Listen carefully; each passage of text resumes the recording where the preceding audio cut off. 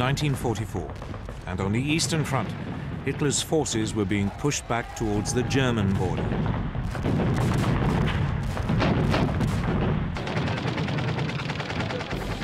But Germany was about to face a new threat. In the West, Allied forces had been preparing for months to open a new front in northwest France.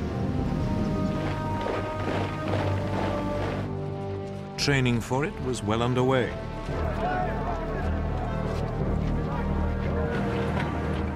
But it was an attack Hitler had long been expecting. His problem was knowing when, and above all where, it would come. The stage was set for one of the greatest battles of World War II, D-Day, the Allied landings along the Normandy coast of France.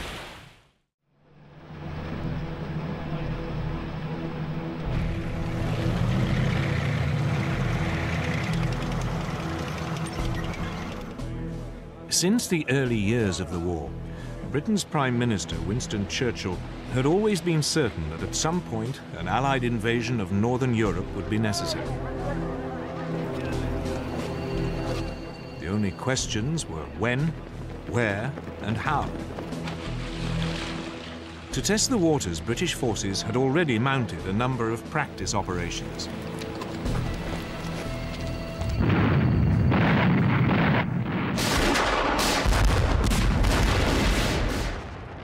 In December 1941, British commandos raided the Vargso Islands off the coast of Nazi-occupied Norway.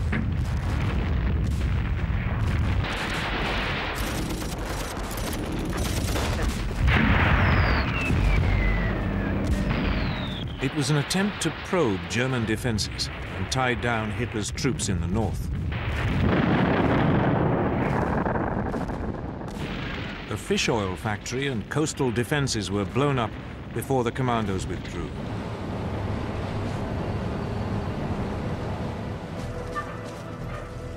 Eight months later, Canadian and British troops were sent in to mount a more ambitious raid on the French port of Dieppe.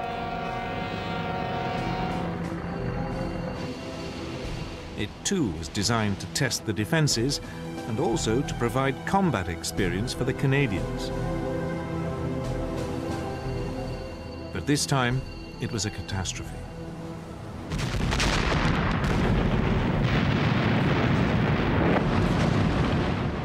As landing craft approached the main beach, they were met by withering fire.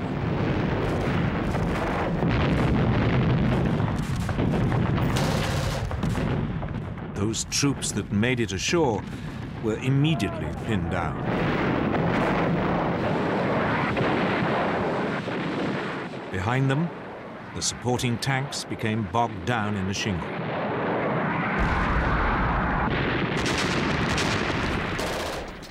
Few managed to scale the sea wall.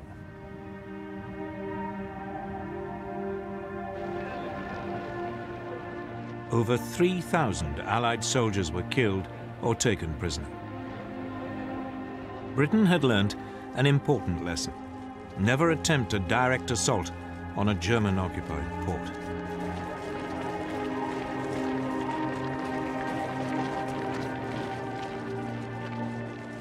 Equally importantly, the Dieppe disaster reinforced the British view that an invasion of Europe could not be rushed. Churchill understood it would require careful planning. Eventually, in April 1943, at an Allied conference in Washington, Churchill and the US President Franklin Roosevelt agreed upon a date.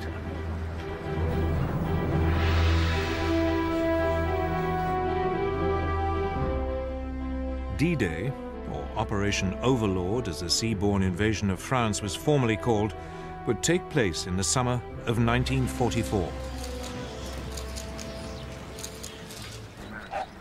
But by now, the Germans were preparing for it in earnest. Since the winter of 1941, they had been building an Atlantic wall. It was a massive series of fortifications running along the European coast from Denmark to the Spanish border. gun emplacements had been constructed at likely landing sites. Beaches had been mined and covered in barbed wire. Obstacles had been placed in strategic places to block landing craft. Hitler had boasted, "I am the greatest builder of fortifications of all time."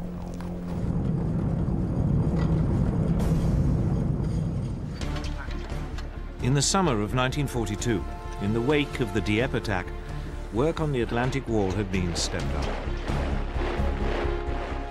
Hitler had also ordered an increase in troop numbers in the region. The German overall commander in the West, Field Marshal Gerd von Rundstedt, had been given 15 further divisions.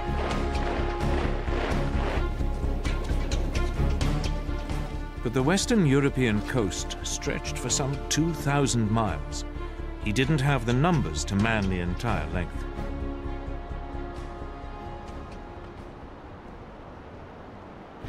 Von Rundstedt faced a difficult decision. Where should he position his overstretched forces to maximize their effect? The question led to bitter arguments inside the German leadership. Von Rundstedt proposed holding a large force of panzers in reserve northwest of Paris.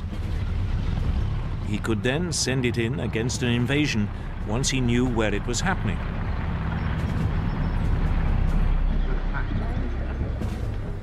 But the hugely respected Field Marshal Erwin Rommel, commander of the troops covering the sector from Holland along the French coast to the Loire, had a different view.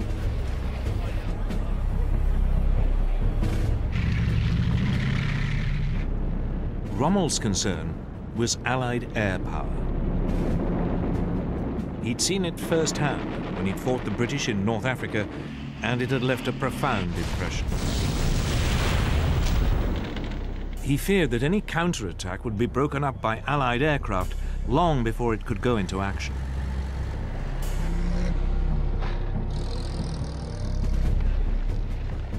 Rommel had also inspected Hitler's Atlantic Wall and found much of it wanting. It had forced him to the conclusion that the best place to position the panzers was as close as possible to the most likely landing sites. That way, an invasion could be immediately pushed back before it got a foothold. Hitler compromised. Rundstedt was given a small force he could hold in reserve, though Hitler himself would have the final say as to when it could be used. The rest of the additional troops was scattered along the entire Atlantic seaboard, in accordance with Rommel's wishes.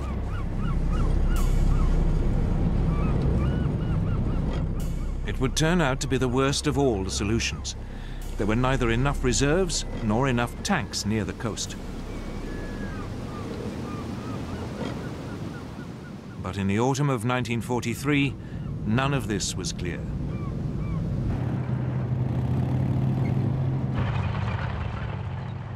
In Britain, the Allied planners were also grappling with the problem of location. Where was the best place to land? Their chief planner, General Frederick Morgan, quickly realized there were two principal options, the Pas-de-Calais and Normandy. The Pas-de-Calais was clearly the favorite. It offered the shortest sea crossing, and it offered the shortest and most direct way to Germany. But it was also the most obvious route, and Morgan was sure the Germans were expecting it. So he decided to wrong-foot them. Morgan would land in Normandy. It was the beginning of a huge gamble on which the fate of hundreds of thousands of soldiers would depend.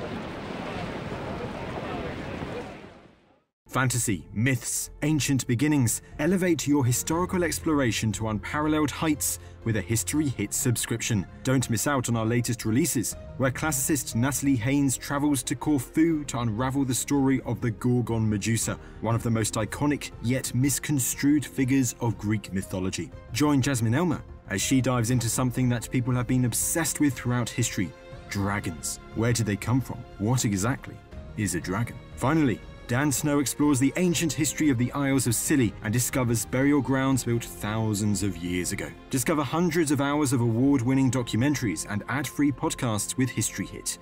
Sign up for a special offer via the link in the description.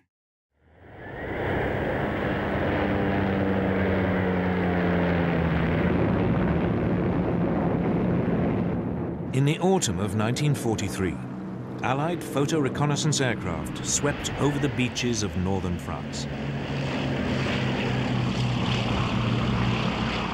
It was part of a huge planning operation for the seaborne invasion of Europe. The fortifications of the Atlantic Wall were monitored by the French resistance. Men crept ashore to collect sand samples to test whether armored vehicles could be landed.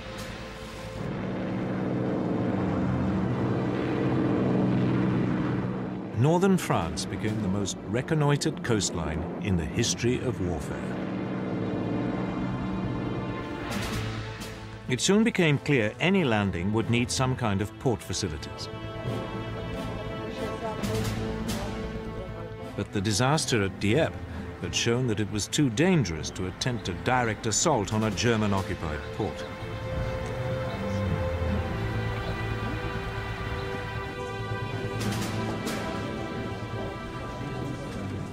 Britain's planners were forced to come up with an ingenious alternative.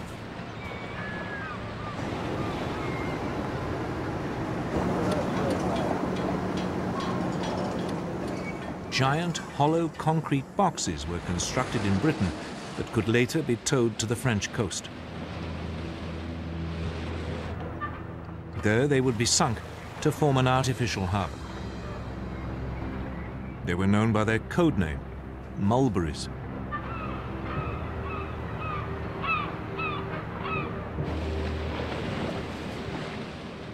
The mulberries would be supplied with fuel by a pipeline unwound from giant reels and dropped on the seabed. It would run for 100 miles.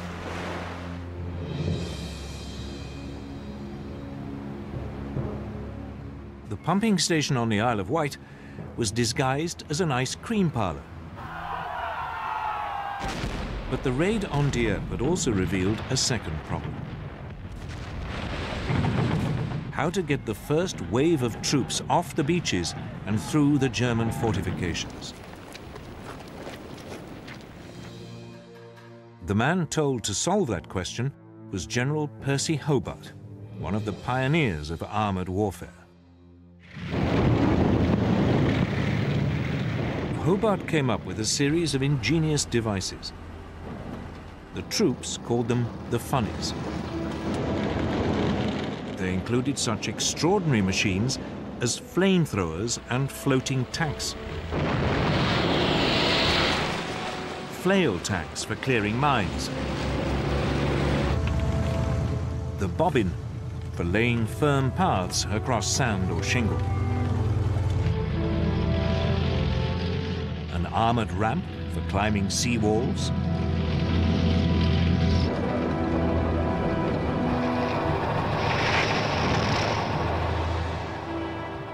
The fascine carrier for tackling ditches.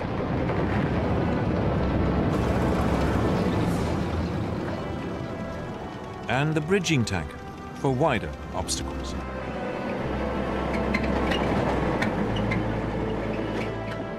That left just one problem: how to stop the Germans rushing in overwhelming reinforcements before the Allies had established a foothold.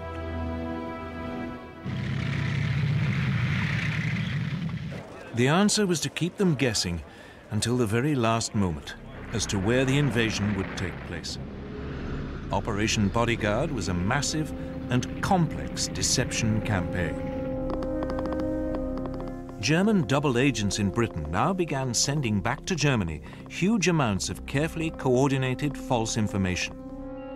This emphasized that the main landings would be in the Pas-de-Calais, although a feint attack might be launched in Normandy.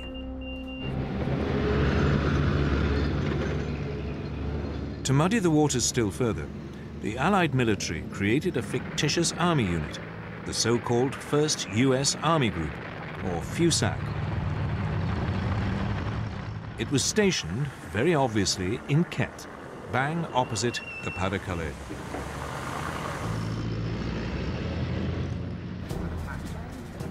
The man in charge of it was the pistol-toting US General George Patton, who'd been removed from action in Sicily after slapping shell-shocked soldiers.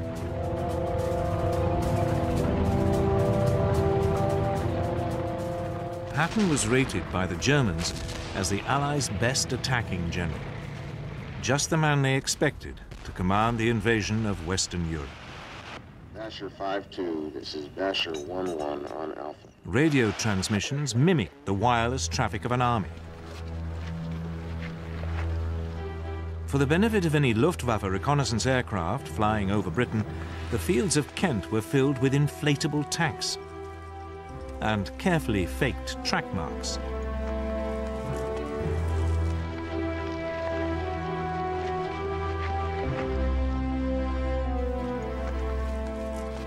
There were dummy aircraft made of wood and canvas. Harbors along the Kent coast were filled with dummy landing craft.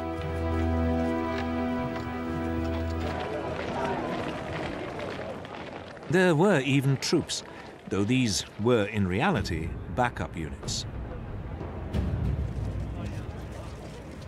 In late 1943, the Allies appointed US General Dwight Eisenhower as Supreme Allied Commander for the invasion of Europe.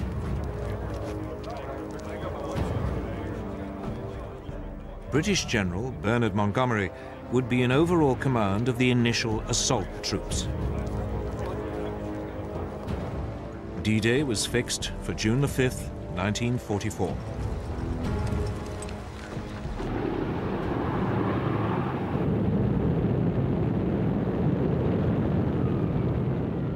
Two months before the landing, Eisenhower launched an elaborate air offensive to disrupt German links to the coast.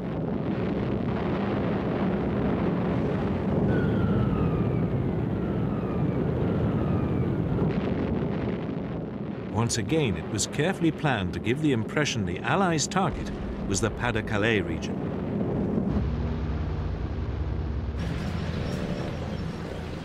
As the date of the invasion approached, Allied troop numbers in England reached over 2 million. They were supported by more than 3,000 tanks and 12,000 aircraft. The Germans were well aware an invasion was imminent. But they had been completely taken in by the Allies' phony preparations in Kent and were convinced the most likely landing spot was the Pas-de-Calais.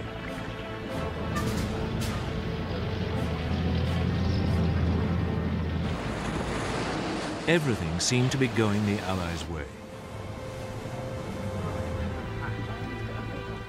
The troops were briefed. Then the weather turned against them. Rain lashed down, visibility was poor, and the channel was stormy.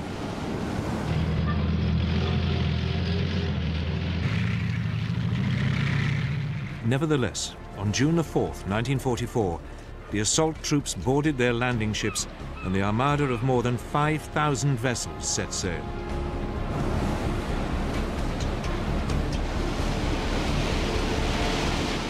But the rain continued to lash down, and later that day the invasion had to be postponed. The ships returned to port, and the assault troops faced a nerve-shredding wait.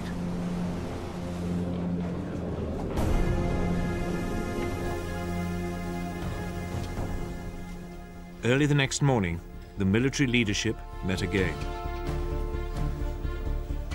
The naval commanders were keen to go ahead. But the air chiefs were doubtful.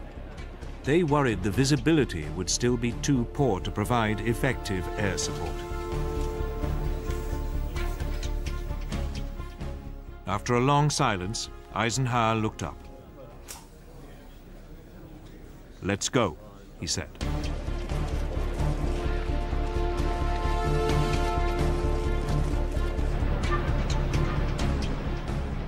Operation Overlord, the greatest seaborne invasion ever, was underway.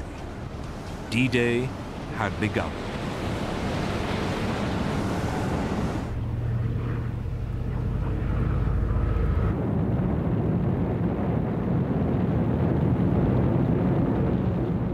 At 1:15 in the morning of June the 6th, 1944, British aircraft towing gliders arrived over the coast of northern France. Then the gliders were released and plunged down to capture vital bridges over the Caen Canal in eastern Normandy. The Allies had launched their great gamble to invade Hitler's empire in Western Europe.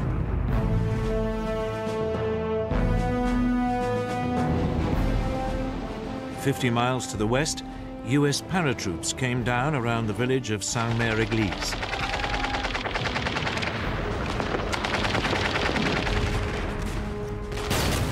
There was a fierce firefight.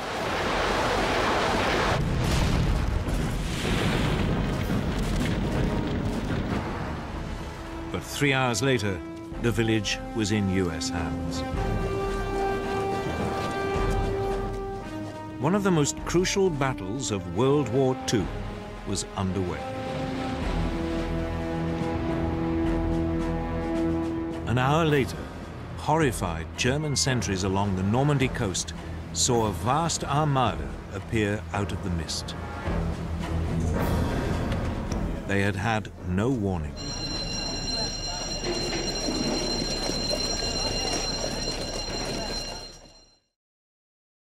The Allied fleet had sailed under cover of darkness. Moreover, Allied countermeasures had confused the German radar into believing the main weight of the attack was approaching the French coast further east at the Pas-de-Calais.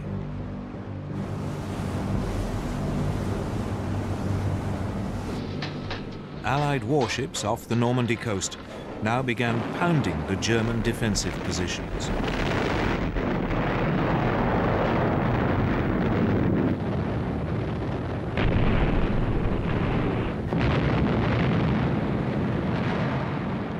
Wave after wave of aircraft swept overhead.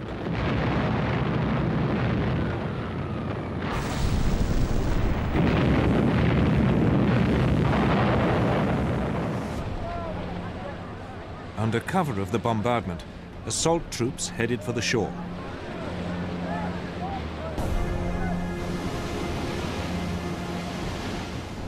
But as they closed in, German artillery and machine guns opened fire.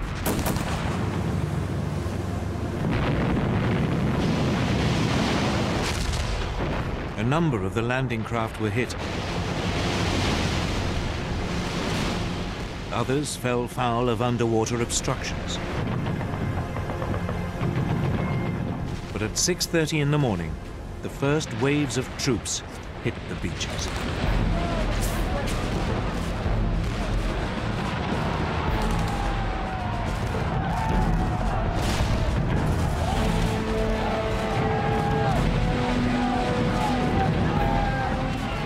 At the far western end, the US 4th Infantry Division came ashore near at what they called Utah Beach.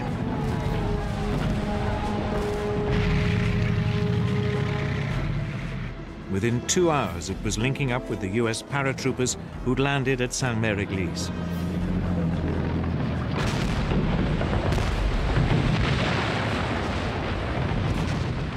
Next door, at Omaha Beach, it was more difficult. The beach was a defender's dream, with high cliffs and few ways inland.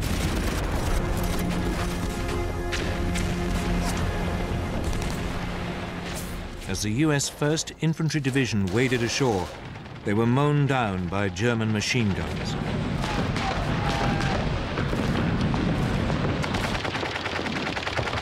To make matters worse, the Americans' amphibious tanks were swamped.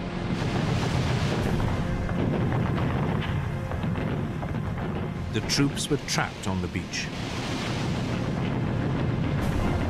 Disaster was looming.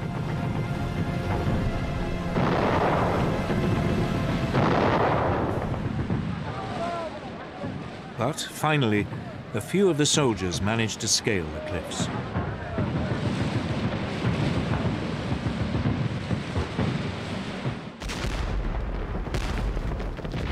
Against all the odds, the Americans hung on to the beachhead.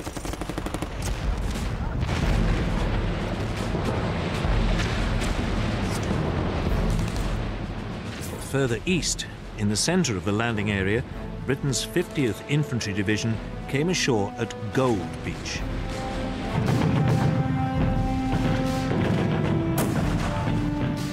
They too met savage fire.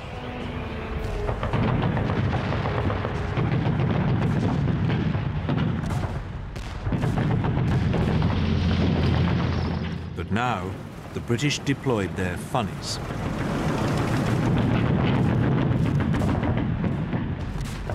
The troops were soon moving inland. At the adjoining landing spot, Juno Beach, the Canadian 3rd Infantry Division faced a similar situation.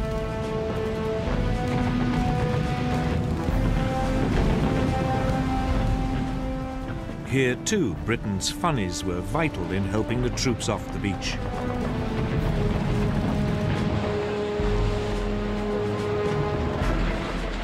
Finally, on the far left flank, at Sword Beach, the British 3rd Infantry Division met only patchy resistance.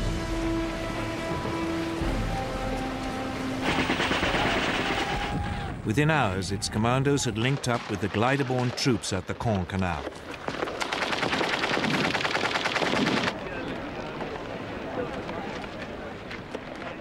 By early afternoon, the Allies had successfully established all of the beachheads.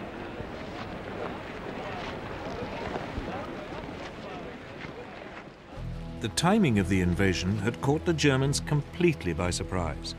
They'd expected the Allies to wait until the weather had cleared. Rommel, the operational German commander for the whole of the northwest French coast, had taken the opportunity of bad weather to visit his family in Germany. His immediate subordinate in Normandy and Brittany, General Friedrich Dollmann, was over 100 miles away, taking part in a war game exercise. Only the overall German commander for the whole of Western Europe, Field Marshal Gerd von Rundstedt, was at his HQ. But he needed Hitler's permission to move his panzer reserves to the battlefield. However, Hitler was asleep, and his aides wouldn't wake him.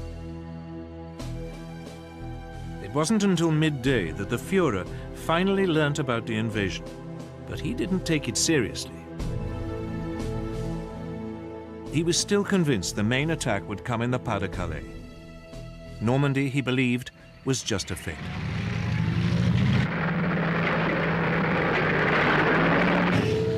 Finally, in the late afternoon, when the scale of the invasion was becoming all too clear, Hitler unleashed his reserves.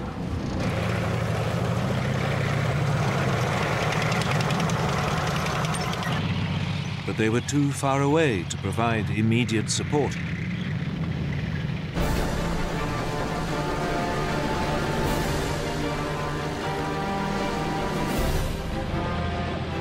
Despite stubborn German resistance, the beachheads around Utah, Gold and Juno and Sword were secure. Only at Omaha was the situation more precarious.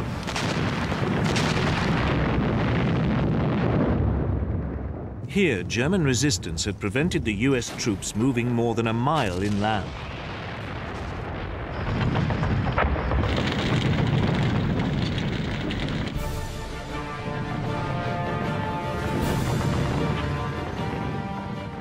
By nightfall on June the 6th, over 100,000 Allied troops had been landed in Normandy.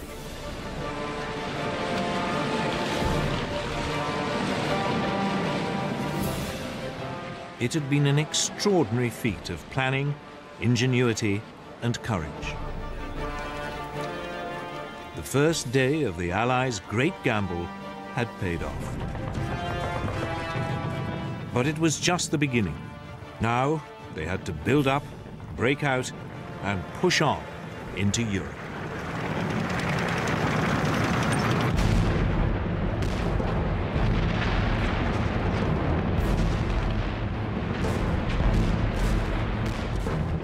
As the second day dawned on the greatest seaborne invasion ever attempted, thousands of Allied troops had broken out of their beachheads and were moving inland.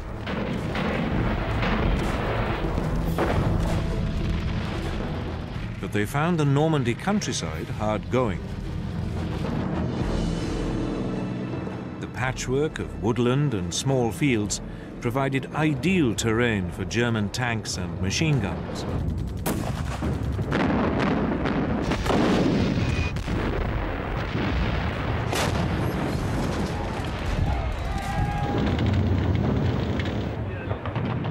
The Allies suffered heavy casualties.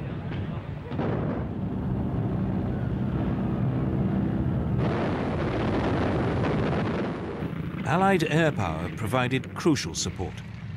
When von Rundstedt's panzer reinforcements arrived, they'd been so depleted by the air attacks that they were unable to mount a major counterattack. The German reinforcements were also hampered by French resistance fighters operating behind German lines.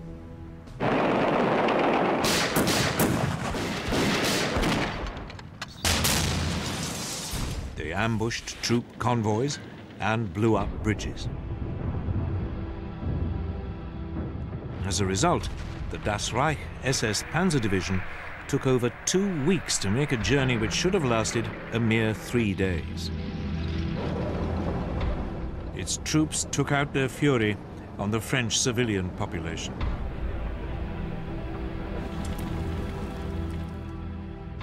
The village of Oradour-sur-Glane and its 642 inhabitants were wiped out.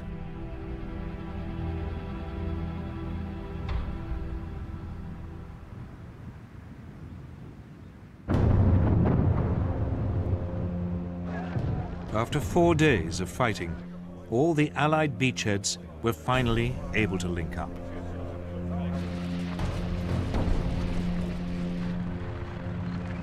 But they'd still only managed to penetrate 10 miles inland.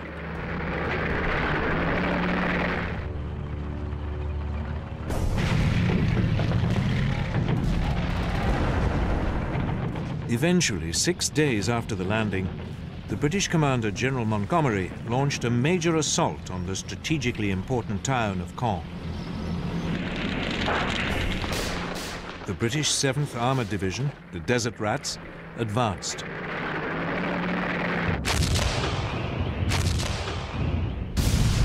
But its spearhead ran into 4 German Tiger tanks.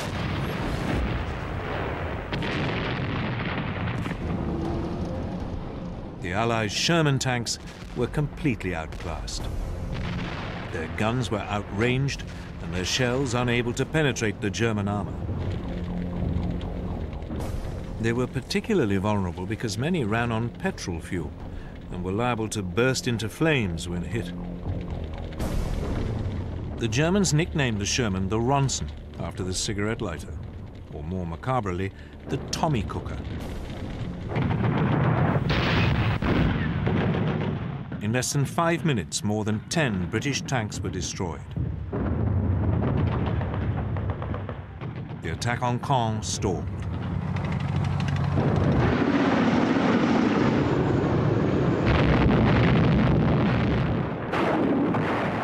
Outmatched by the German tanks, the Allies relied on air power and artillery.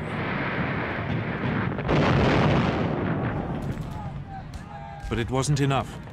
The Desert Rats retreated. Caen remained in German hands.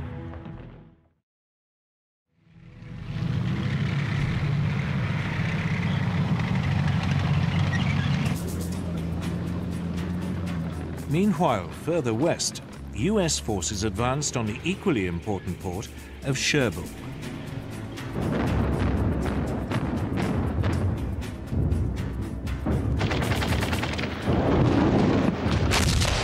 It would take them nearly 10 days to get close to it.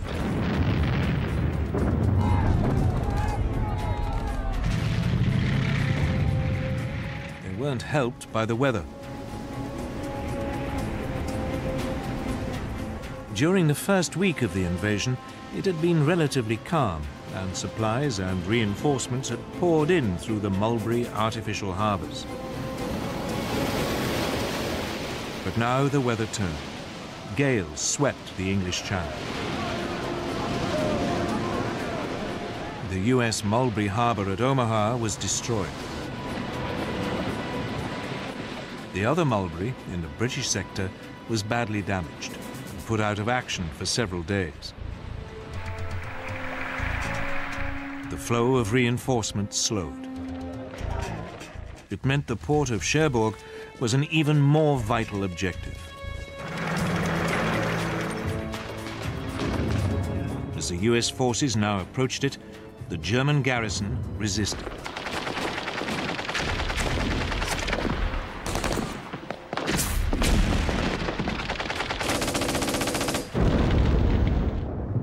There was fierce house-to-house fighting.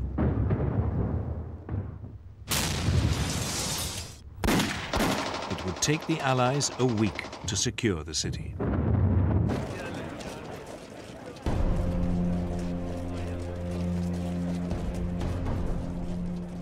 But the port had been trashed by the fleeing Germans.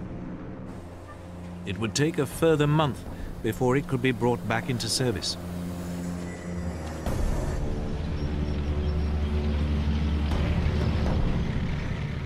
Meanwhile, Montgomery launched another assault on Caen.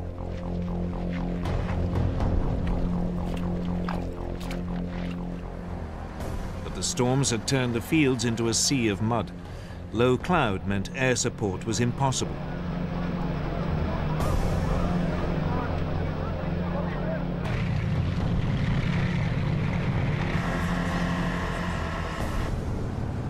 To make matters worse, the newly arrived elite German 2nd SS Panzer Corps was thrown into the defense of the city.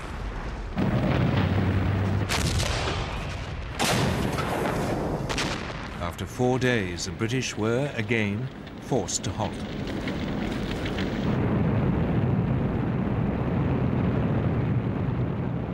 Then, as the clouds cleared, nearly 500 Allied bombers devastated Caen.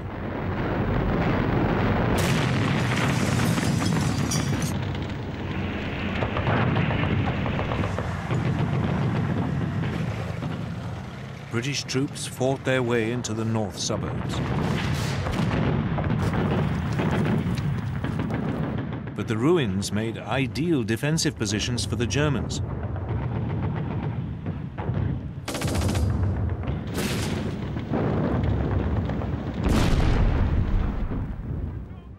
Allied casualties mounted.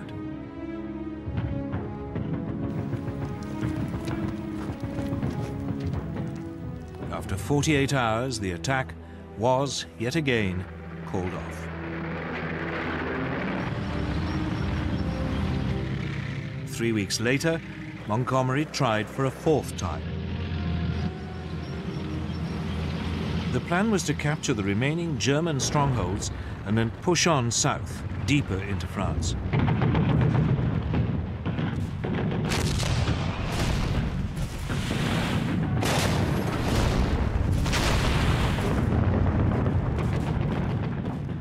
After 2 more days of fighting, the city was finally won. The way now seemed open for the British tanks to move south, deeper into France.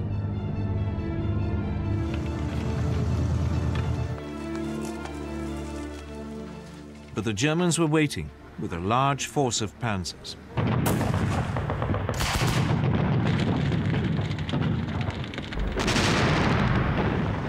The British advance stopped again.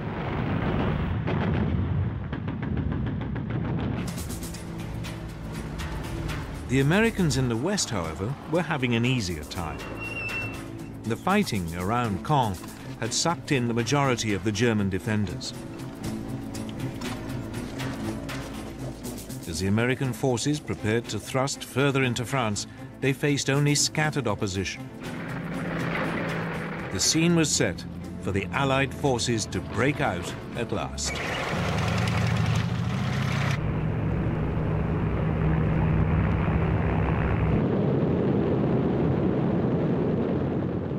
At 9:30 in the morning of July the 25th, 1944, over 1,800 Allied aircraft carpet-bombed a 4-mile stretch of the German front line south of Cherbourg. It was the beginning of Operation Cobra, the US breakout into France.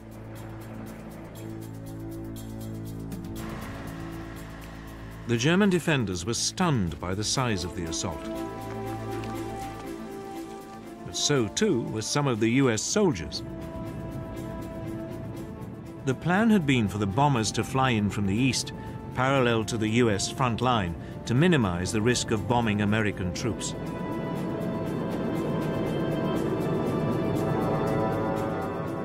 But most of the aircraft came in over the top of the US lines.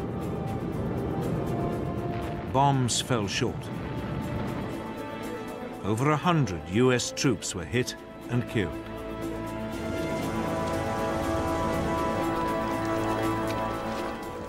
Yet despite the ferocity of the bombardment, when the US forces later picked themselves up and moved forward, they found to their astonishment substantial numbers of German troops had survived. The survivors mounted a stubborn resistance.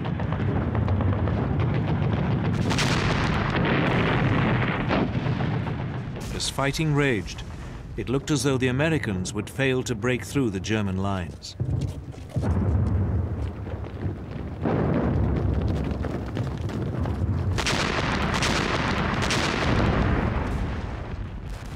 But then, the German defenses crumbled.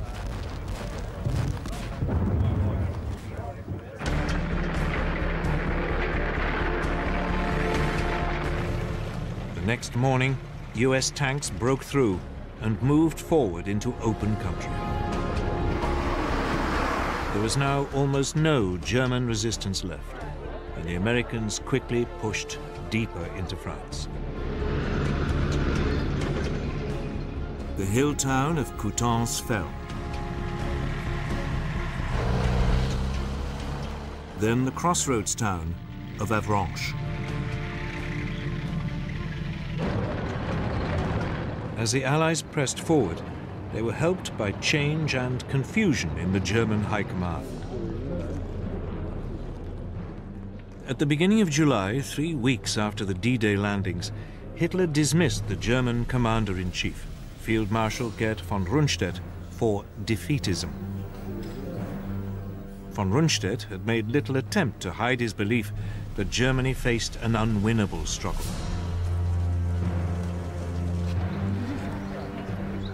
He was replaced by Field Marshal Gunther von Kluge, fresh from the Eastern Front, but with little knowledge of northwestern France.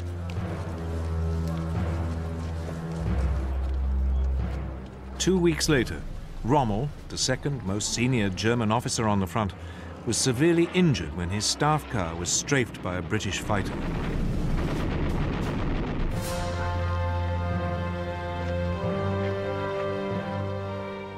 Then, with the Nazi command already in confusion, there was an assassination attempt on Hitler's life. On July the 20th, 1944, a disillusioned aristocratic war hero, Colonel Klaus Schenk Graf von Stauffenberg, planted a bomb in the planning hut at Hitler's headquarters in East Prussia.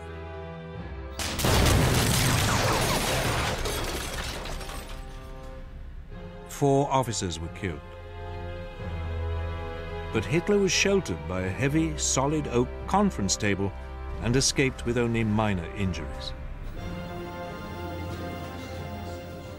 The plot was swiftly and brutally put down. Von Stauffenberg was shot, and his principal collaborators put on trial. They would later be hanged.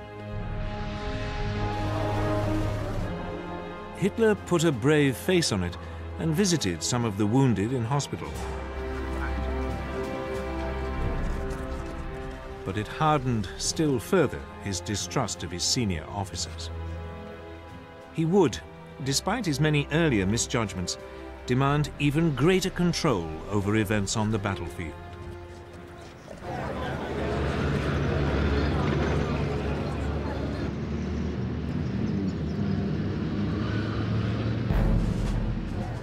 Back in France, General George Patton, back in charge of a real fighting force, ordered his troops to fan out. They took Rennes, Mayenne, and headed for Le Mans. They were now moving round behind the German forces, still battling it out with the British and Canadians near Caen.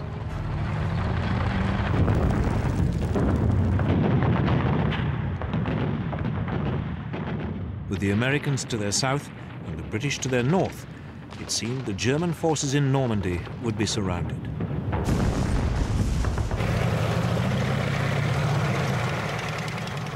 Hitler issued his usual order that there should be no retreat, but as the Allies squeezed in on them, the Germans began to flee.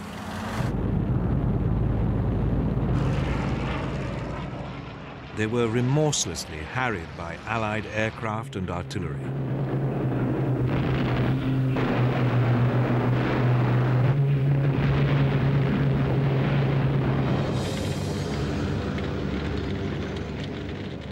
The casualties were appalling.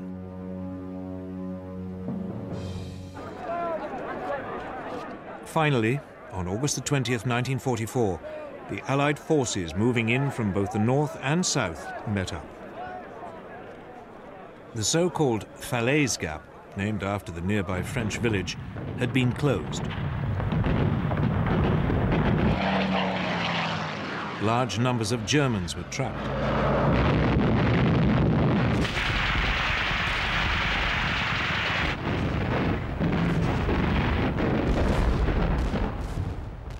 Over 10,000 more Germans, caught in the Allied pincer, died. A further 50,000 were taken prisoner.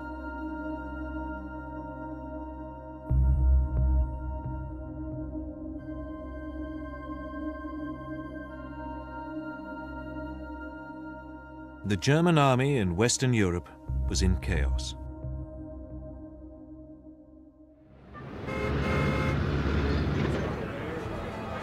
Meanwhile, far to the south, on the French Mediterranean coast near Cannes, there was a second Allied seaborne invasion.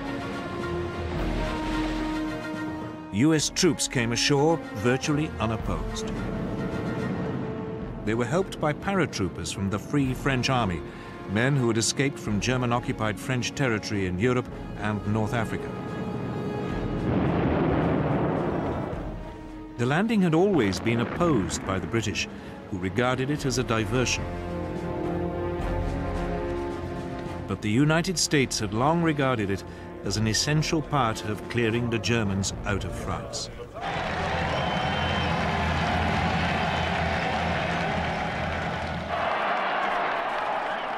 The troops were greeted by an ecstatic civilian population.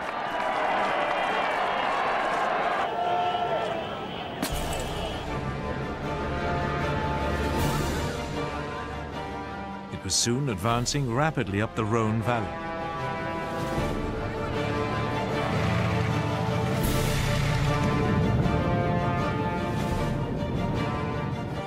Lyon was liberated on September the 3rd, 1944.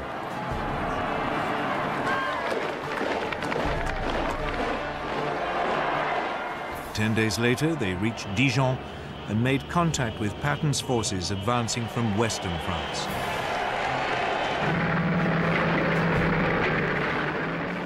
German units stationed across the region fled.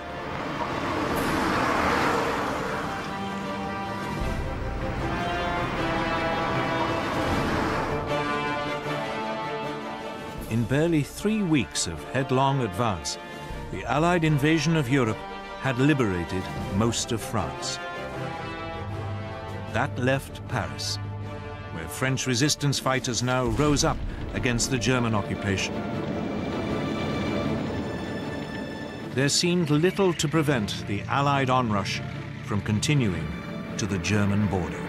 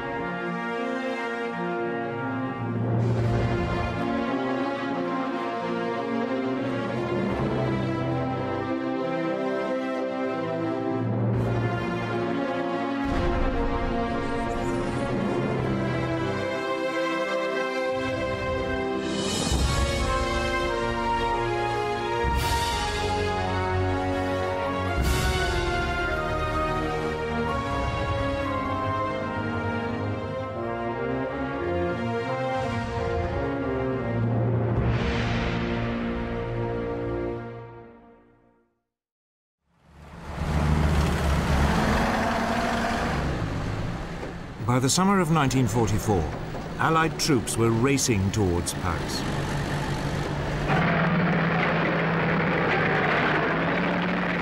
The final phase of the war in Europe was about to be played out. The Western Allies were squeezing in on Germany through France. The Soviet Union was approaching from the east. Hitler, caught in the middle, made a last, desperate attempt to break out of the Allied stranglehold.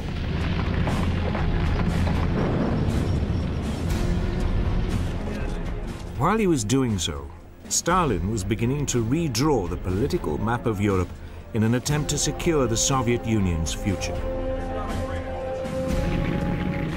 But as the Russians now advanced into German-occupied territory, they came across the most shocking discovery in modern history. A series of camps that would call into question the very nature of humanity. The world was about to discover the true horror of the Nazi regime.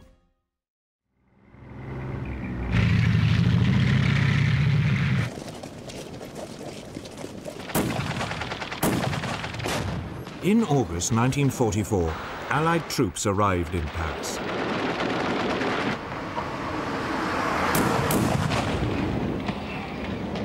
Even as Hitler desperately signaled to his generals, "Is Paris burning?" the German forces occupying the city surrendered.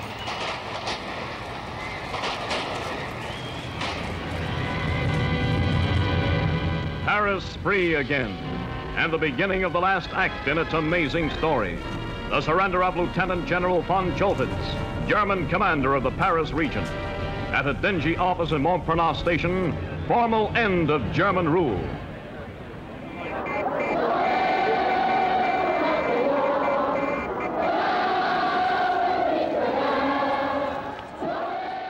Paris threw itself into an orgy of celebration.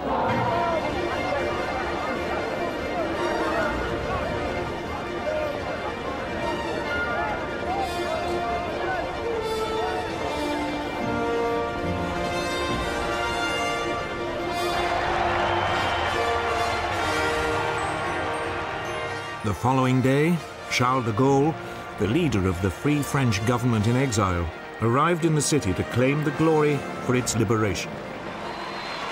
Paris, Paris outragé, Paris brisé, Paris martyrisé, mais Paris libéré, libéré par lui-même.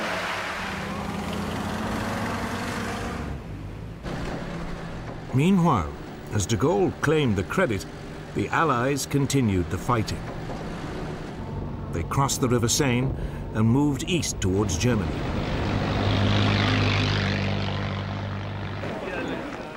As they did so, the German army was retreating in confusion. But the Allies were running into severe logistical problems.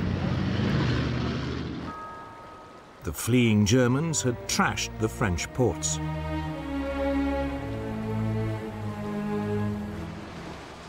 That meant Allied supplies had to be brought in from Britain across the beaches of Normandy and then transported several hundreds of miles along tortuous roads. Truck convoys, nicknamed the Red Ball Express from their identification sign, rolled forward day and night.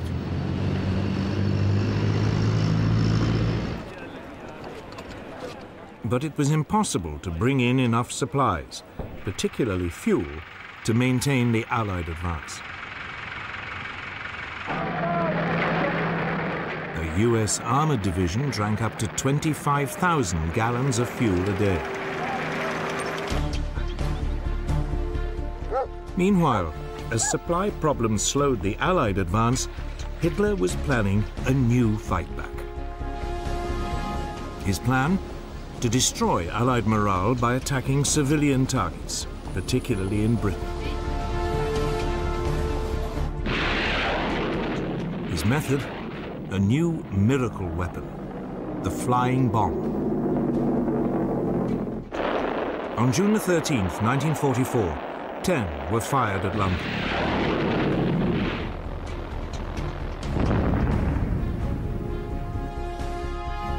6 struck home. The Germans called it Vengeance Weapon 1, the V1. The British simply called it the Doodlebuck.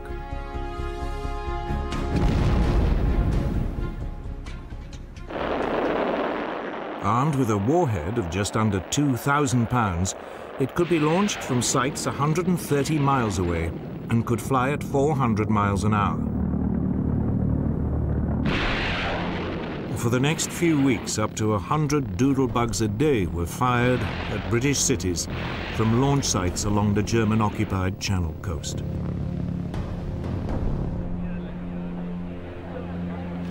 They caused panic and confusion.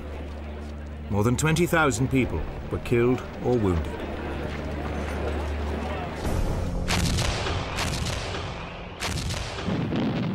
The British set up a screen of anti-aircraft guns around the capital. Many flying bombs were shot down.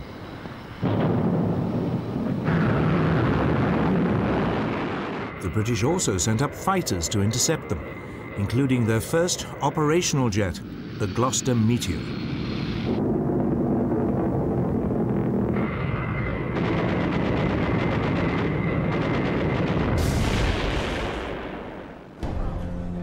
But still, the V-1s kept arriving.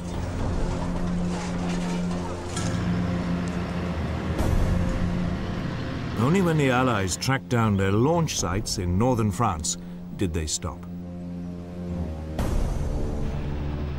But the reprieve was only temporary. The Germans had a second miracle weapon up their sleeves.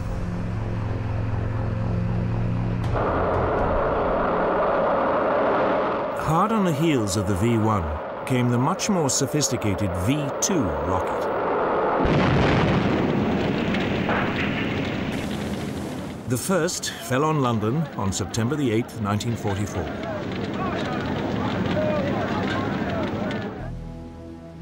The V-2s were launched from easily concealed mobile launchers 200 miles away. They traveled at 3,500 miles an hour and carried a 1-ton warhead.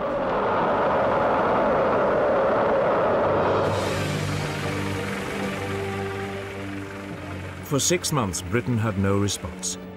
Over 1,100 V-2s landed on defenseless British cities. They only stopped when the German positions in Europe were pushed so far back the launch sites were once again out of range of Britain. Yet, despite the horror and damage the V2s caused, British morale remained unbroken.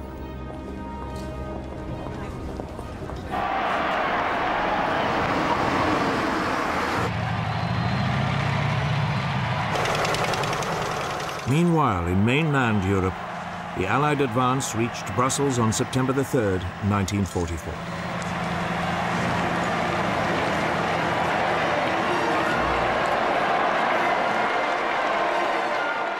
The next day, British forces took the huge Belgian port of Antwerp.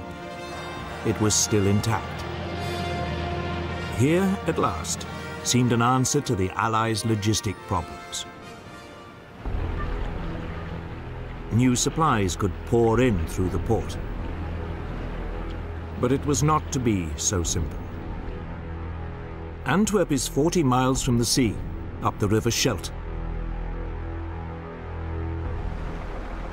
As the Germans pulled out of the city, they dug in along the waterway, turning it into a corridor of death.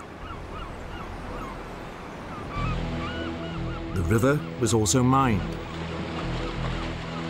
It meant the port was unreachable from the sea. The Allied advance, now desperately low on supplies, was in danger of grinding to a halt.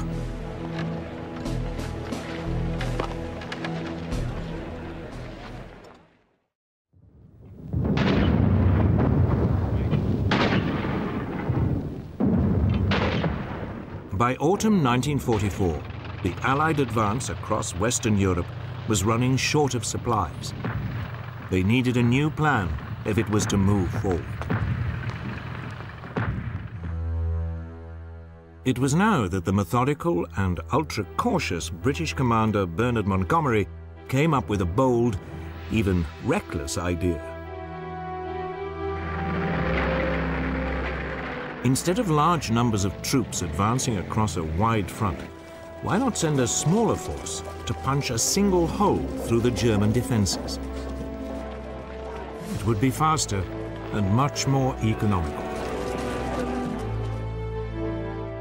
The idea was to drive a narrow corridor from east of Antwerp across southern Holland to the Dutch town of Arnhem, near the German border. The Allies would then push across the Rhine into Germany, outflanking the huge German defensive positions of the so-called Siegfried Line, and drive deep into the heart of Hitler's Reich. Montgomery's boss, General Dwight Eisenhower, the supreme Allied commander in the West, had until now favored a broad, steady advance. But he unexpectedly agreed. However, it was never going to be easy. The route went over a mass of waterways.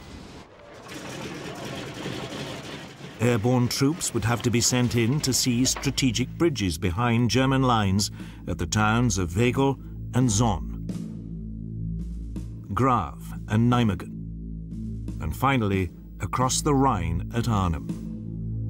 Their task would be to hold the bridges while the main attack, led by a column of tanks, drove up from Belgium. Timing was critical. If the tank column took too long, the airborne troops holding the bridges would be overwhelmed.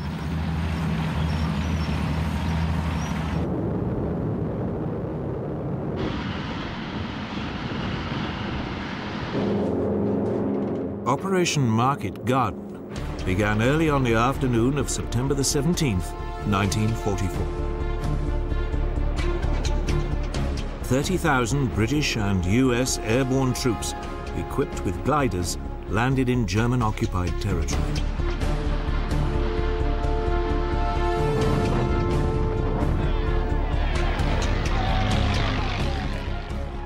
The US 101st Airborne, the Screaming Eagles, swiftly captured the bridge at Wegel.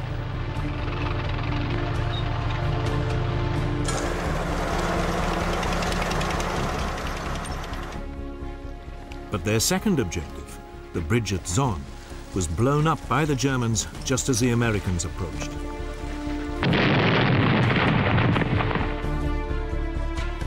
Further north, the US 82nd Airborne, the All-Americans, successfully seized the bridge at Graf.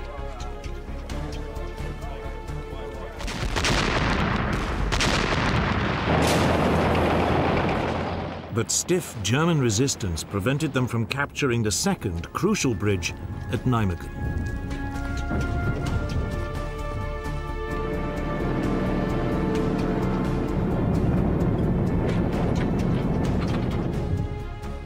Meanwhile, at Arnhem, 2 brigades of the British 1st Airborne Division landed safely about 8 miles west of the town. But as the paratroops advanced towards Arnhem's vital bridge across the Rhine, they ran into 2 German panzer divisions.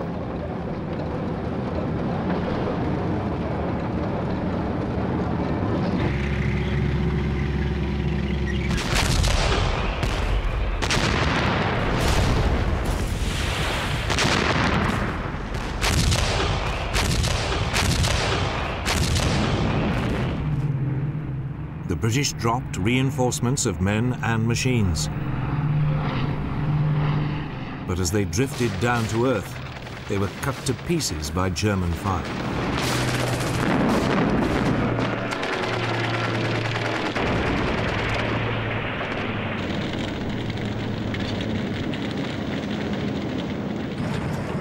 Finally, by 8 in the evening, after a day of fierce fighting, an Allied battalion reached the northern end of the bridge.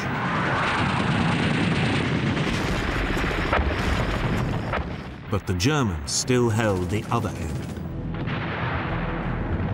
Operation Market Garden was in trouble.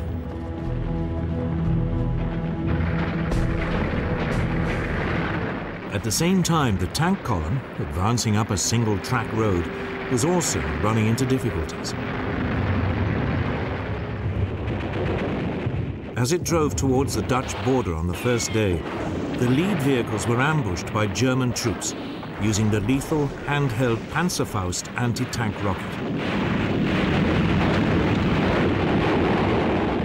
The advance was halted, while infantry was brought in to clear the way.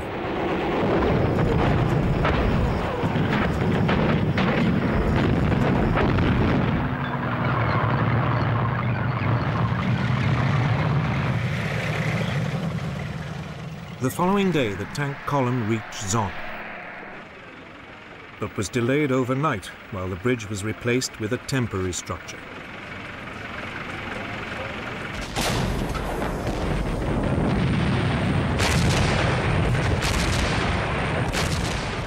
By the third day, it had crossed the bridges at Wegel and Graf, but was held up again by fierce resistance at Nijmegen. Finally, 4 days after starting out, the column was at last within striking distance of Arnhem. But it was too late.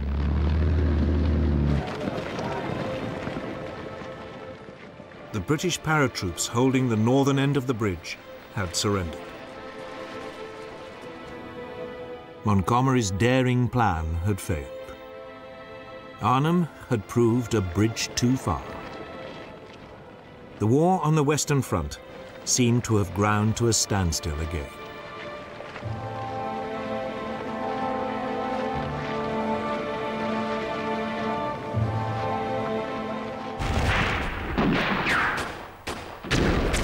Then, 10 days later, the Allies launched a new effort to break the deadlock. The plan was to clear the seaway into Antwerp so that urgently needed supplies could be brought in. It was slow going. The Germans had flooded much of the area.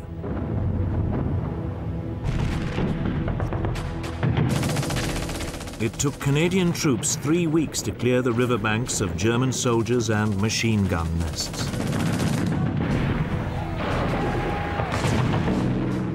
But still, the Germans clung on to the strategically important Walcheren Island. It had massive guns that commanded the river entrance.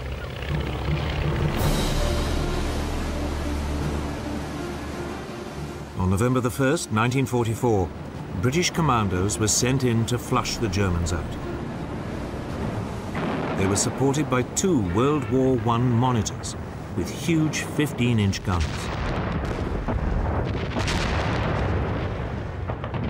The Germans held on for another week before they were finally overwhelmed.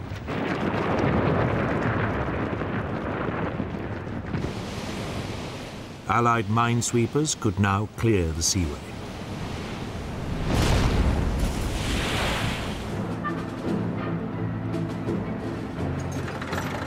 Three weeks later, on November the 28th, 1944, the first supply ships reached Antwerp.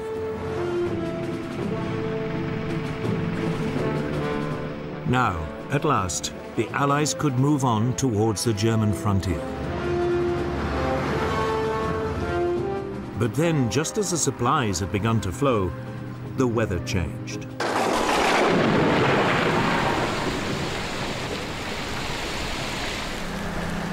Autumn rain turned the battlefield into a swamp. By late 1944, the Allied advance had to stop again.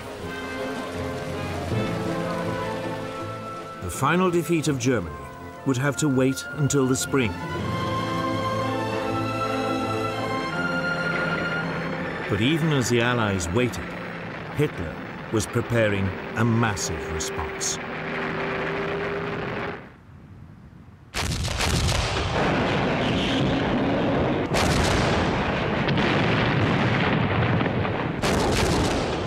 By autumn 1944, the Allied armies were virtually lined up along the Belgian-German frontier, waiting for the winter weather to clear before they pushed on. Germany's situation was disastrous. Her forces were hugely outnumbered. They lacked air support, and they were desperately short of fuel. Nevertheless, Hitler, against the advice of his senior commanders, decided to launch a huge counterattack. It was a desperate gamble, but if it paid off, it might just change Germany's fortunes. His plan was to burst through the Allied lines in the Ardennes Hills and head for Antwerp. If he could retake the port, the Allied supply lines would be cut once again.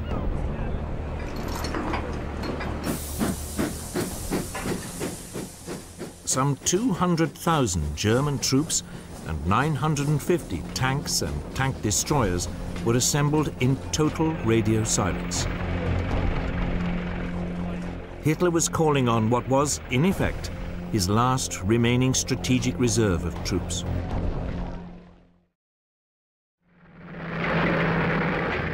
The Allies missed the build-up completely.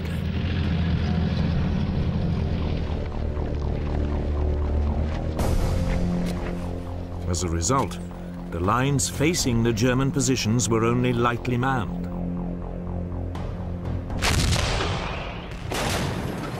On December the 16th, 1944, the Germans opened fire.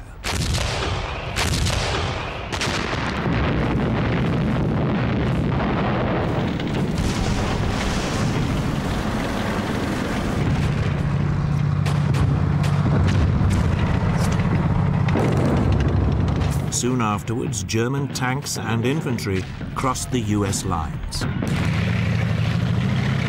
The Americans were caught completely by surprise. In fact, during the first day, General Omar Bradley, commander of US 12th Army Group, even refused to believe a major German assault was underway. American confusion was made worse when the Germans sent in English-speaking special forces in captured US uniforms and jeeps to carry out sabotage behind the US lines. American troops became so nervous that even General Bradley was stopped and asked to produce his identity papers to prove that he was not a German.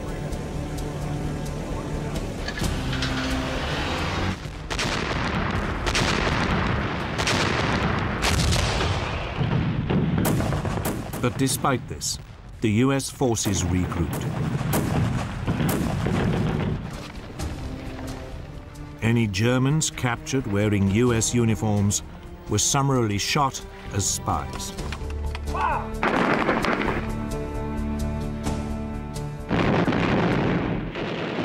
The Americans began to fight back.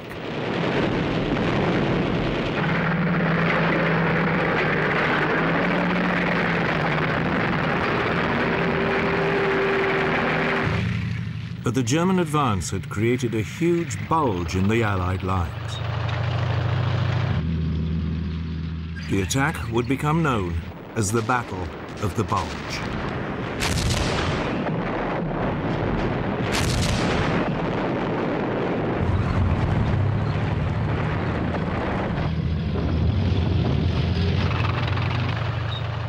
It was now on the northern flank of this bulge that the Germans committed one of the worst atrocities of the war in Northwest Europe.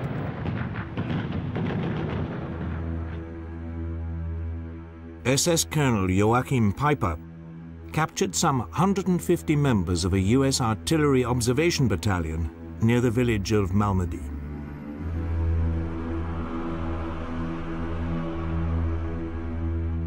When, later, US forces retook the village, they found 85 bodies. Their comrades had been shot by their SS guards. It was a sign of how desperate the fight had become.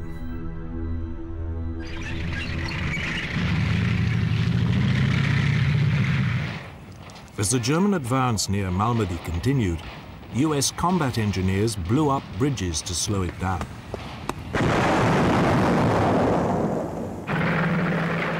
The Germans were forced to use precious supplies of fuel to look for alternative crossings.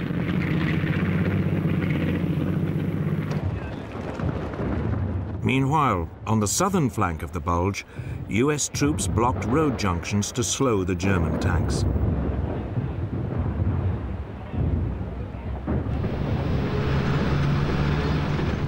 One of the most important crossroads was at the small Belgian town of Bastogne.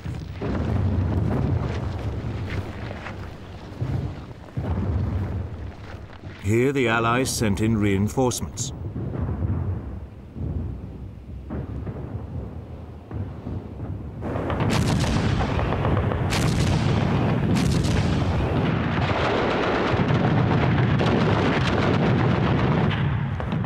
The Germans were forced to bypass it, but the US forces holding Bastogne blocked their supply lines.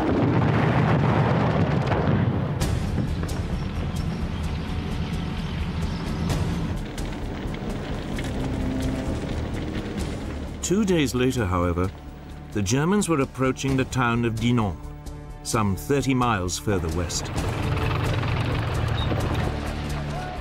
Despite the setbacks, Hitler's gamble appeared to be paying off.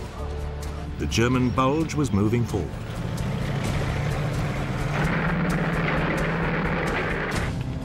But their supply lines were now dangerously overextended, and they were running desperately low on fuel.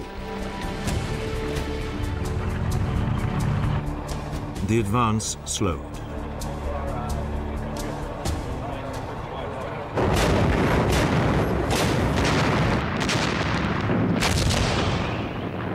For almost a week in the biting cold, the two sides remained deadly. Neither could gain the upper hand.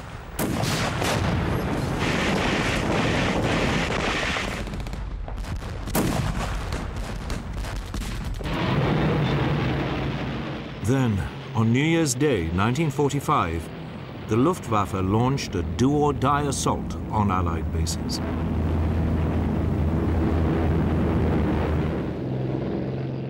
Over 300 Allied planes were destroyed.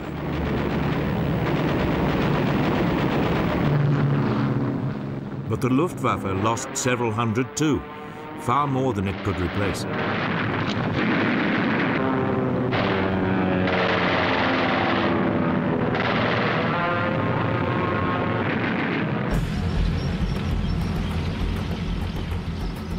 As the weather now improved, the Allies took advantage of their overwhelming air power. US troops, temporarily under Montgomery's command, pushed in from the north. US General George Patton's forces squeezed from the south. Allied air power pummeled the German lines.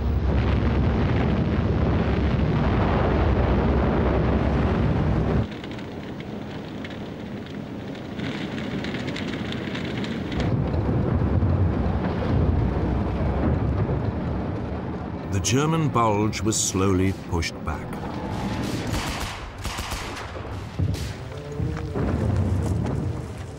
By early February 1945, Hitler's gamble had failed.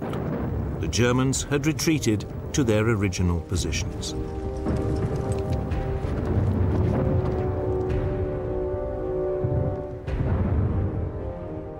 The attack had taken a heavy toll on their already depleted resources.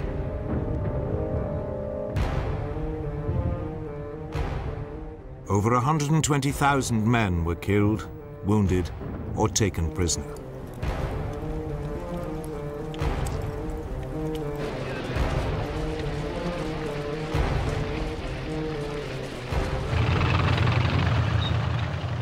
Meanwhile, on the other side of Europe, Stalin now began to move on Germany's eastern border. In doing so, he would begin to redraw the political map of Europe.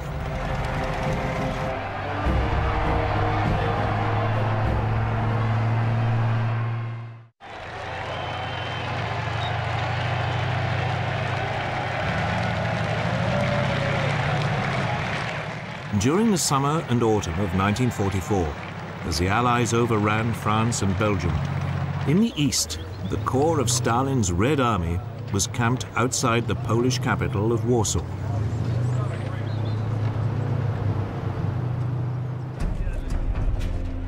For the Russian leader, the aim of the war had by now changed. It was no longer a matter of survival, or even of pushing the enemy out of the Soviet Union. It had become a political affair. Top of Stalin's agenda was building a buffer zone between the Soviet Union and Germany.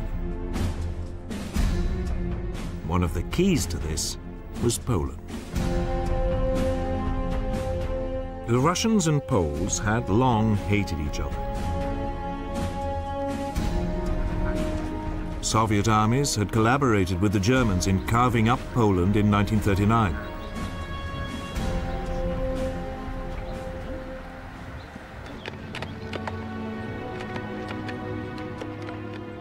Then, in April 1943, German soldiers found the bodies of more than 4,000 Polish army officers in the Katyn woods near Smolensk in the Soviet Union.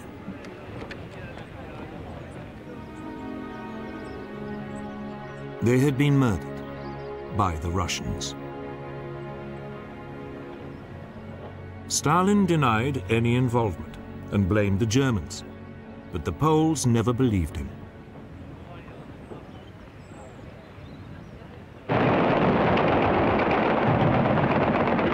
Then, in the summer of 1944, the Polish Home Army in Warsaw rose up against its German occupiers.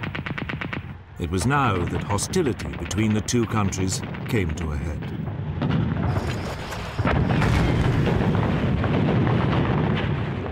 The Home Army had been spurred on by a broadcast from Moscow on July the 29th, urging a popular uprising.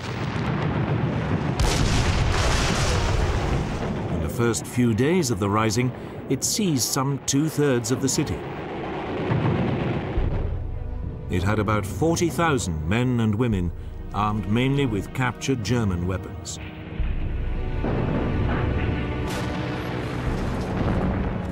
There were also more than 200,000 unarmed helpers.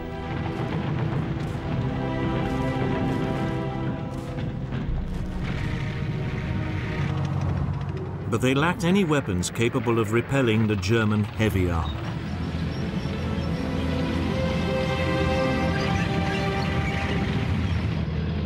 The Poles looked to the Soviet army, still camped just to the south, for help. But Stalin ordered it to do nothing and dismissed the Home Army's leadership as power-seeking criminals.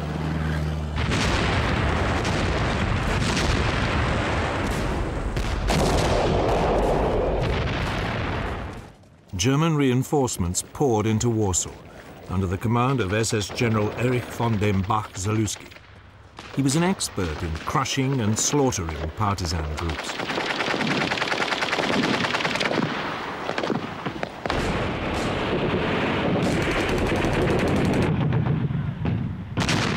The situation in the city became desperate.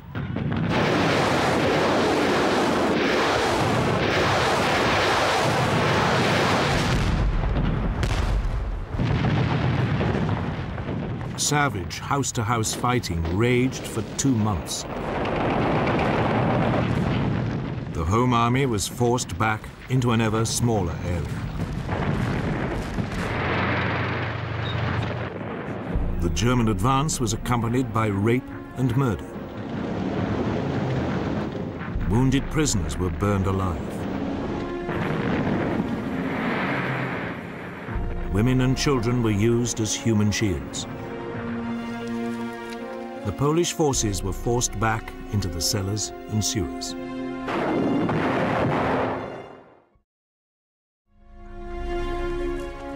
But still, the Red Army sat back.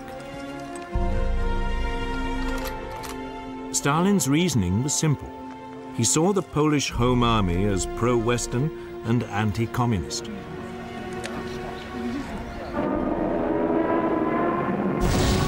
He reasoned that if it and its supporters were destroyed, it would clear the way for the Polish communists to take power.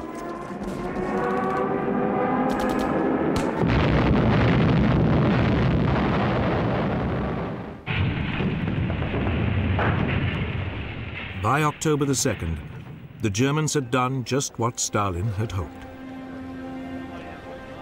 The Home Army and its sympathizers were crushed. Over 15,000 army members and 200,000 civilians died.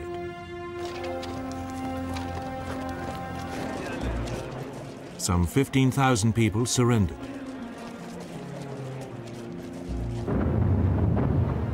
Hitler now set about the complete destruction of the city.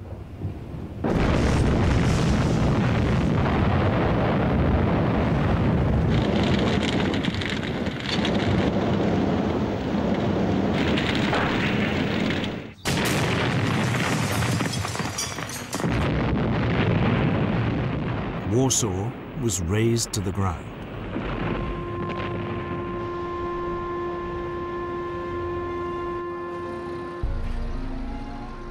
The remnants of the Home Army went underground.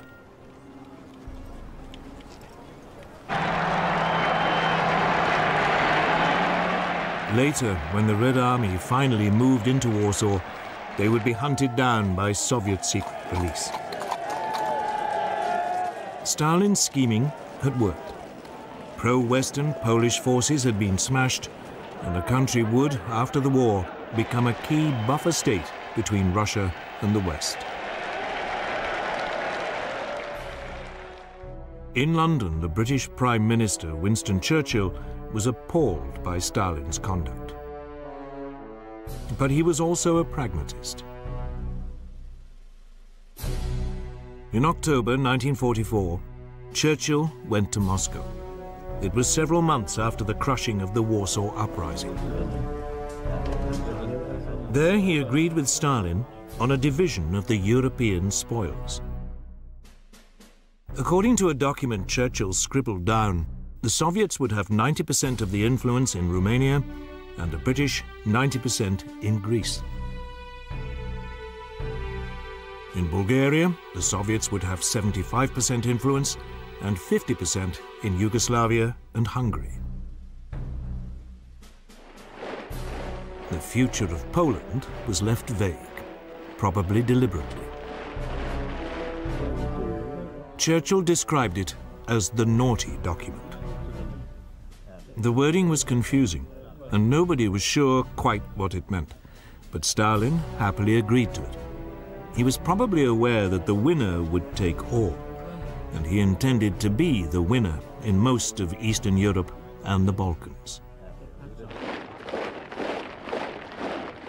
Churchill never told the Americans about the document. He knew that they would be horrified by such old-fashioned imperialism between the European powers. But the US found out soon enough.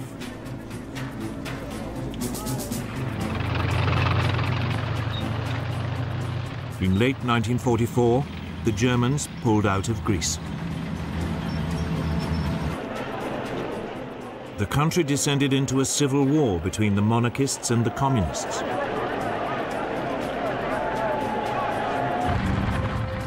Churchill wanted his 90% influence and sent in British troops to support the pro-Western monarchists. Stalin, mindful of the naughty document, did not object.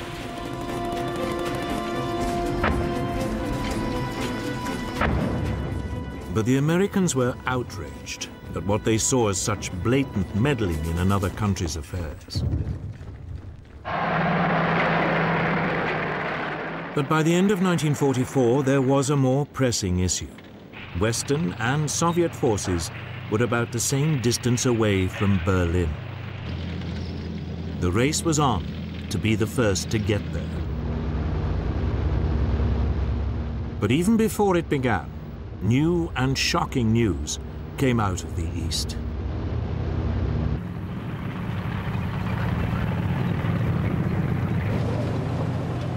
On July the 23rd, 1944, as Soviet forces advanced through eastern Poland, they overran a small village called Majdanek. Nearby, they found a prison compound. They quickly realized it was no ordinary camp.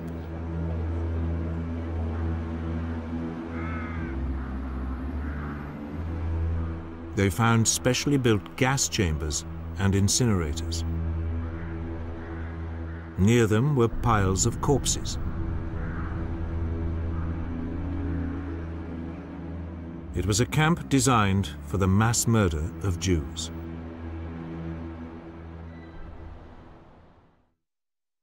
Kann ich nur zur Antwort geben für eine Regierung. Wir wollen nicht lieben. Adolf Hitler had always been anti-Semitic.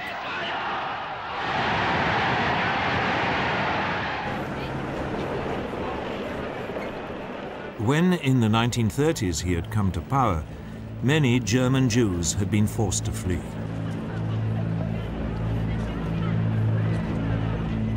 Those who couldn't were persecuted and deprived of their rights.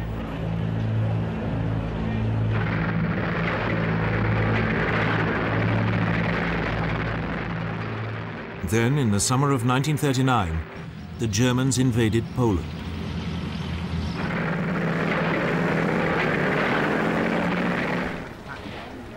Suddenly, the German Reich found itself ruling 2 million more Jews.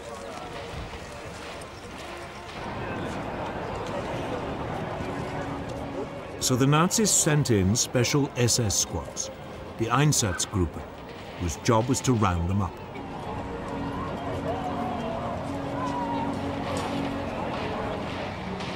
Many Jews were immediately shot.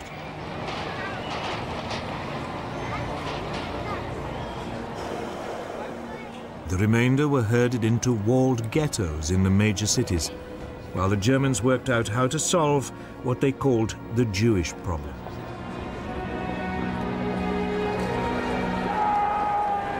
Life in the ghettos was harsh. People were systematically starved and beaten.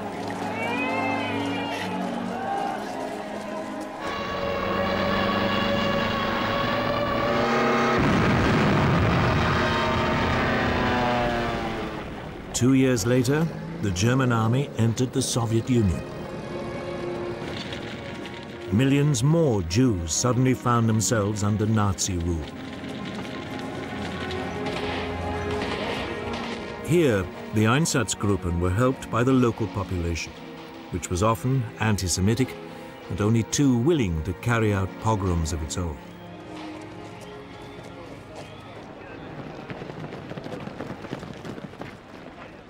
Hundreds of thousands of Jews were rounded up and exterminated.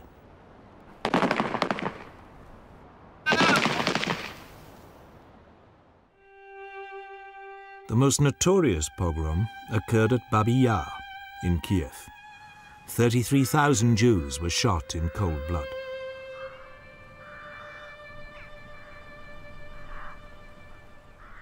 But machine gunning was an expensive way of dealing with the Jewish problem. Nor was it popular with many German soldiers. So, at a conference in January 1942, the SS leadership cast round for more efficient solutions.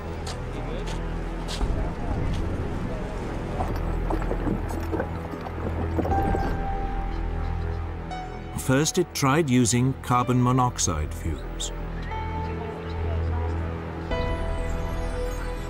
But that didn't kill enough people quickly enough. The conference eventually agreed to set up a series of camps where Europe's Jewish population would be systematically exterminated. There would be 6 of these death camps, all in Poland. They were at Majdanek, Sobibor, Treblinka, Chelmno, Belzec, and Birkenau. As the camps were being built, the Jewish ghettos were liquidated. One notorious example was in Warsaw. Here, as the Germans moved into the ghetto to clear it out, the inhabitants fought back.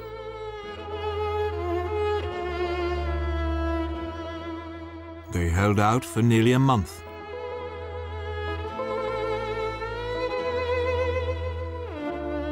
"7,000 died in the fighting before they were overwhelmed.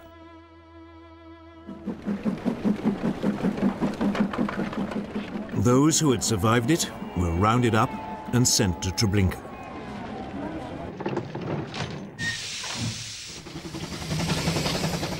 Here they entered what was rapidly becoming a highly organized system of slave labor and extermination. New inhabitants arrived at the camps in cattle trucks from all over Europe. At places like Birkenau, the extermination facilities were next to work camps like Auschwitz. At facilities like this, the new arrivals were sorted. Able-bodied men and a few women went to the work camp to be worked to death as slaves. Children, the old, and most of the women went straight to the gas chambers.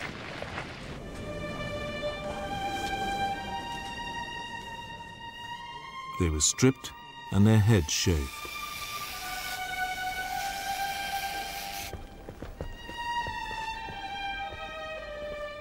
Next, they were herded, up to 2,000 at a time, into sealed rooms disguised as showers.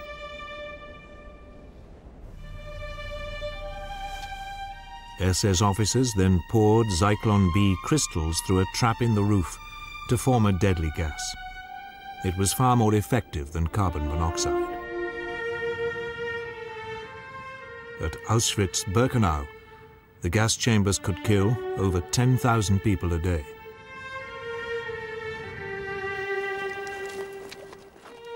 Small groups of prisoners known as Sonderkommandos were used to clear the bodies out of the chambers.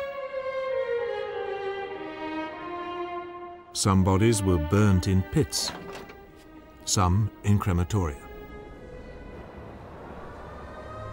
The camps could also be profitable businesses. Major German companies built factories near them and paid the SS, which administered the camps, to hire Jews as slaves.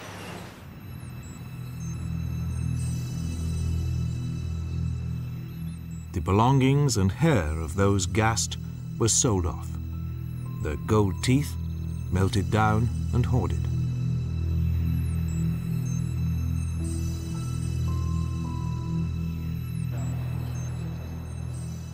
For most Jews, resistance was almost impossible. At Treblinka, Sobibor and Birkenau, however, the Sonderkommandos mounted brief and doomed rebellions.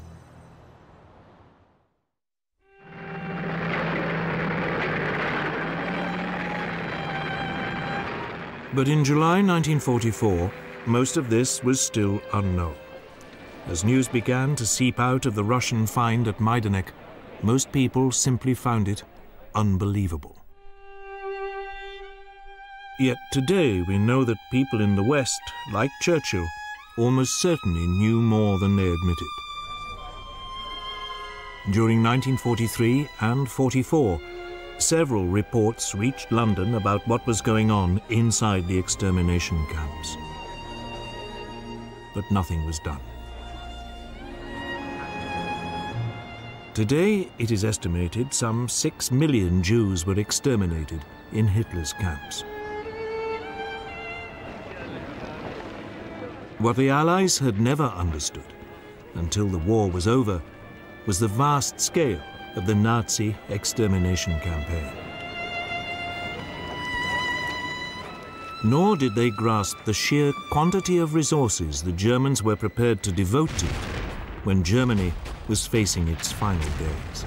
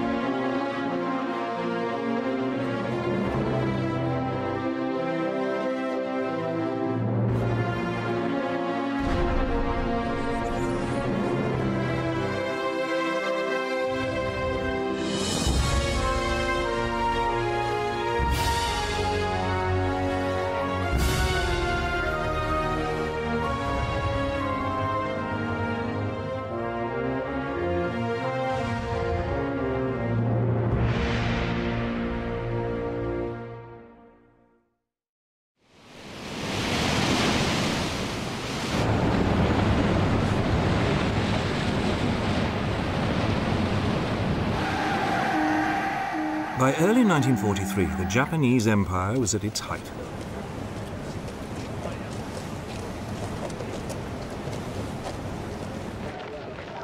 The country had occupied Malaya and Burma, the Philippines, and the Dutch East Indies, Indonesia today.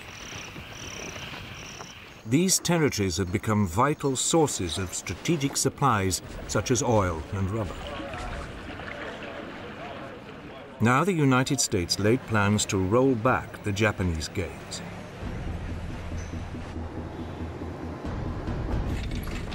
The aim was to cut the country's supply lines by seizing the occupied territories.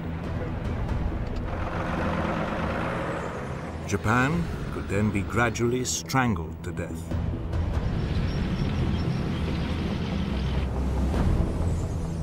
But to win in the vast expanse of the Pacific, the US would need to develop new forms of mobile warfare. They would be based on amphibious landings supported by aircraft flying from carriers.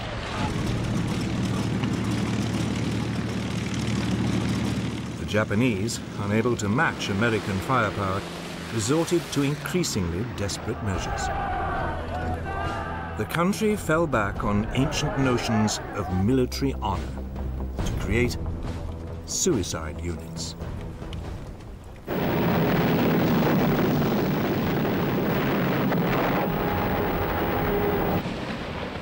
The result would be a terrible loss of life.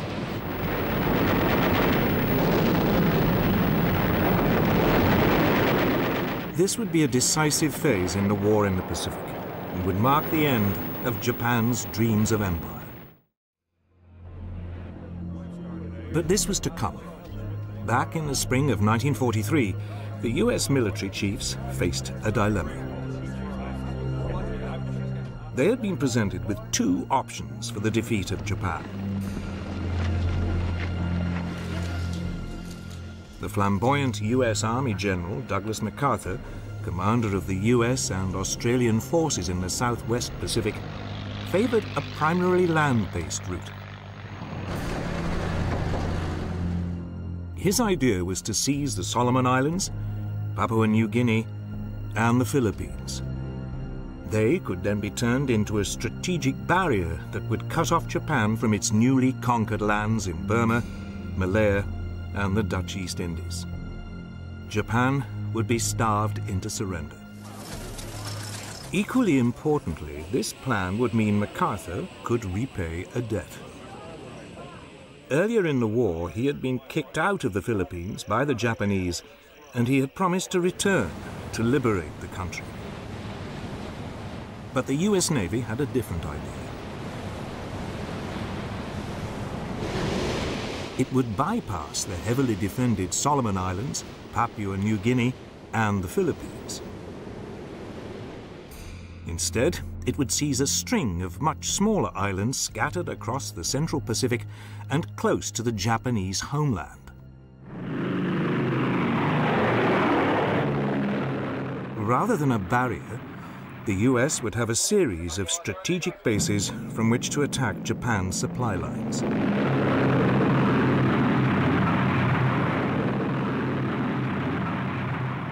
They argued it would be swifter and much more economical. The American military command put off the decision. Both the Army and Navy were told to go ahead.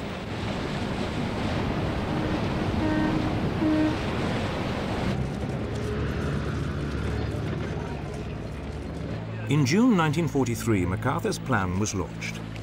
It was called Operation Cartwheel. The first target was the major Japanese military base at Rabaul on New Britain in the Solomon Islands. It would be a two-pronged attack.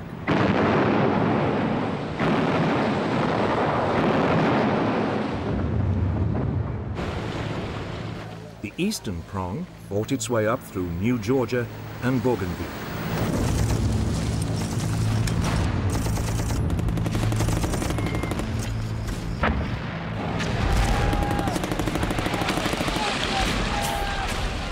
The western prong battled its way through Papua New Guinea. But the virtually impenetrable jungle and unhealthy climate made progress slow.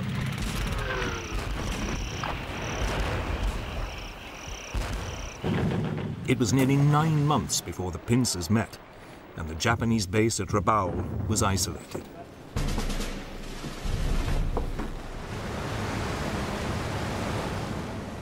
Meanwhile, as the US Army took control of the Solomon Islands, the US Navy mustered a mighty fleet.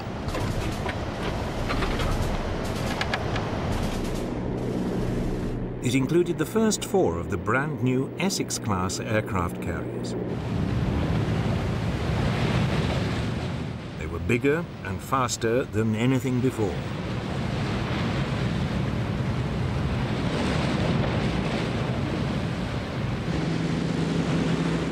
The new carriers were equipped with outstanding new planes like the Hellcat and Corsair fighters, Helldiver dive bombers, and Avenger torpedo bombers. Together, they both outperformed and outnumbered their Japanese opponents.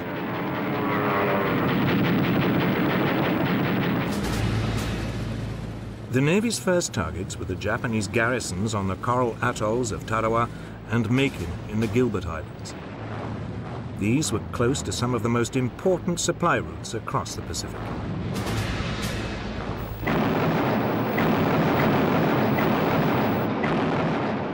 For a week, the atolls were bombed by carrier-based aircraft.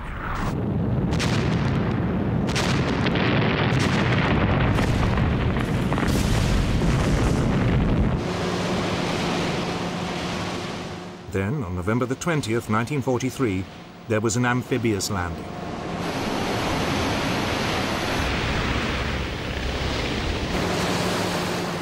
Macon was captured with little difficulty.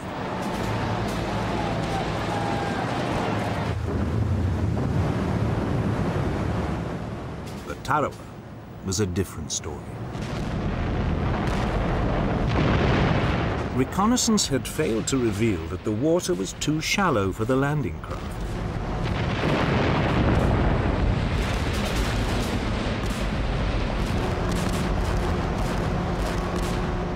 As the Marines waded ashore, they came under intense fire.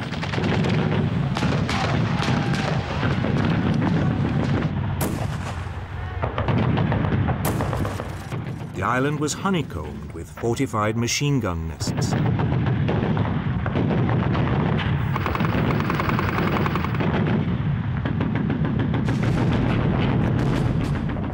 US troops who made it to dry land were pinned down on the beach.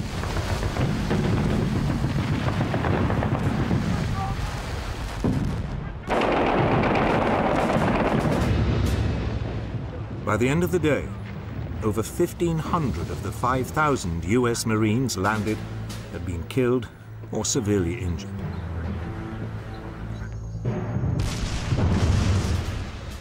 Over the next 2 days, frontal assaults pushed the Japanese back inch by inch. Very often, only flamethrowers could eliminate the Japanese strongpoints.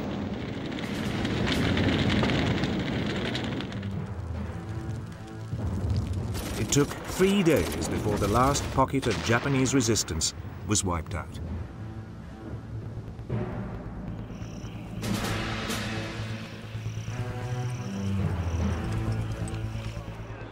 Of the 4,200 Japanese troops on the island, only 17 were captured alive.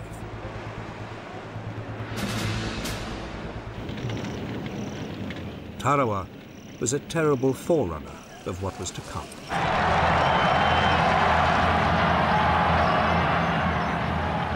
The Japanese had shown that there would be no question of surrender. They would fight to the death. It was a grim prospect.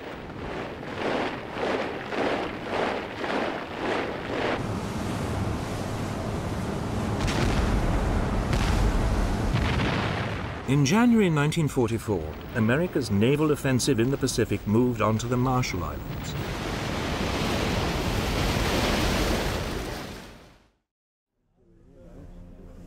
Admiral Chester Nimitz, the US naval commander in the Central Pacific, was anxious to avoid another bloodbath. So, aircraft from his carrier force bombed Japanese airfields on the islands for nearly 2 months.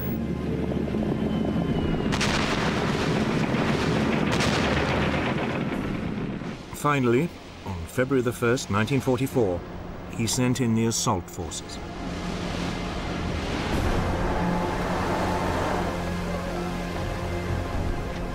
The flat and open island of Roy was quickly overrun.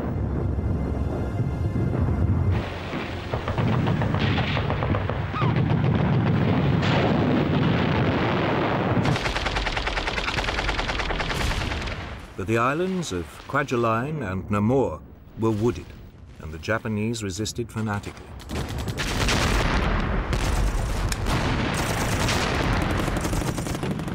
US forces used flamethrowers and explosives.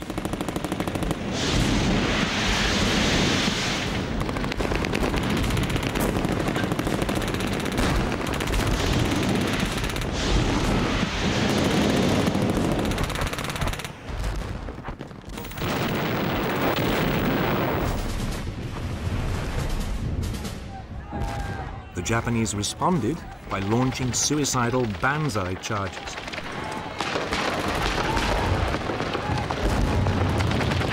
But the US forces now knew what to expect.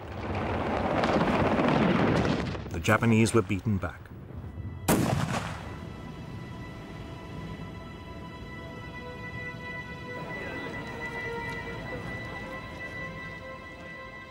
over 8,000 Japanese soldiers died for the loss of less than 400 US lives.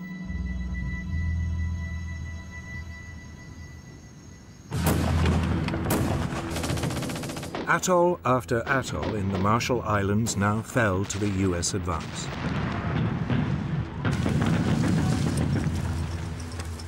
Kwajalein was followed by Atoll. The island of Truk was bypassed and cut off.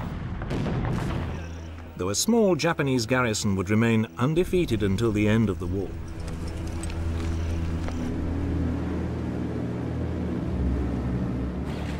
The way was now clear for the next push, 1,000 miles west towards the Mariana Islands. If captured, the islands would put the Japanese mainland within range of US heavy bombers.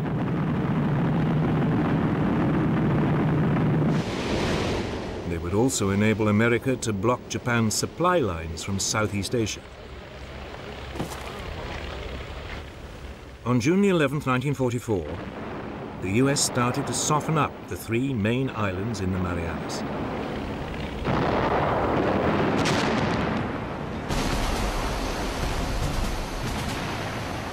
Four days later, Marines stormed the beaches of the northerly island of Saipan.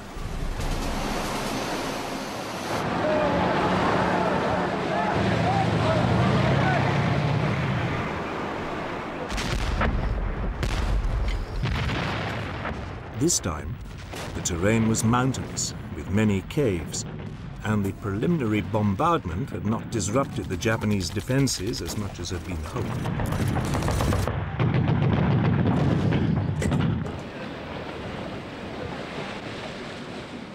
Nevertheless, by the end of the day, the American bridgehead was secure.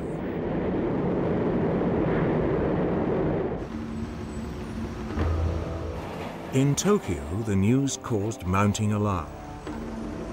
The Japanese High Command now sent a carrier fleet to rescue the situation and save the Marianas.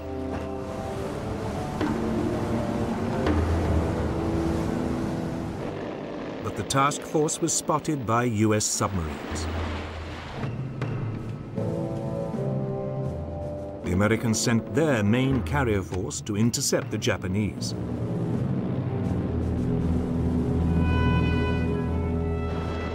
On the morning of June the 19th, 1944, the Japanese launched airstrikes against the US ships.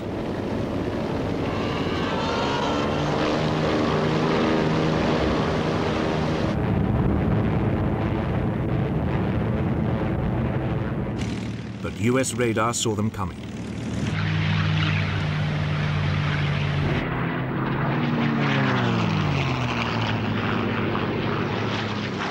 .450 fighters were scrambled to intercept the Japanese planes.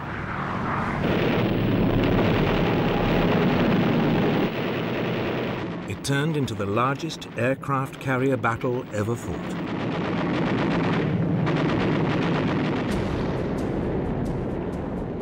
The US task force had 15 aircraft carriers and more than 900 aircraft.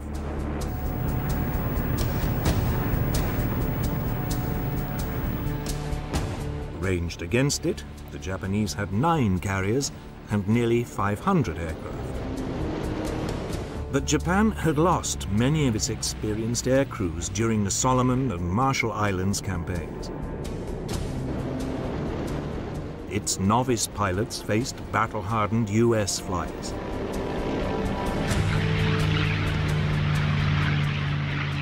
The Japanese were outgunned and outfought.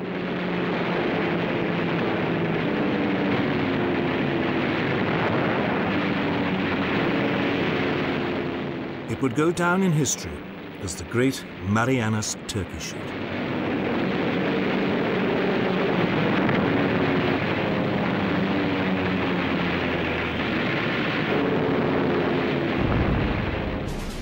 Half an hour into the battle, a torpedo from a US submarine hit the newest and largest Japanese carrier, the Taiho, while she was still launching aircraft.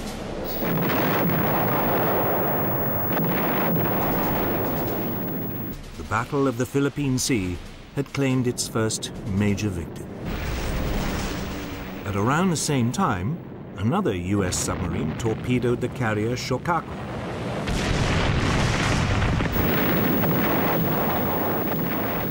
She was completely destroyed. Nevertheless, the Japanese commander decided to continue with the operation, hoping to stop further US landings in the Marianas.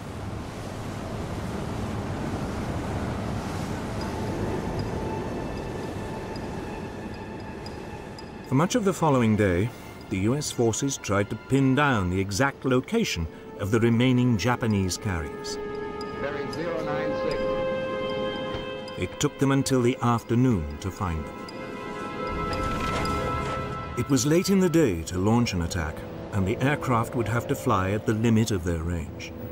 But the US Task Force commander, Admiral Mark Mitcher, decided to gamble and attack.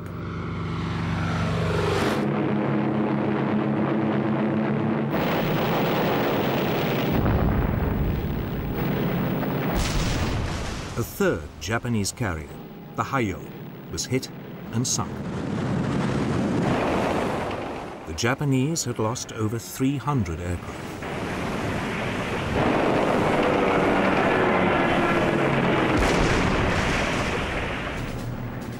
But as the US planes now returned, dangerously short of fuel, they ran into a problem.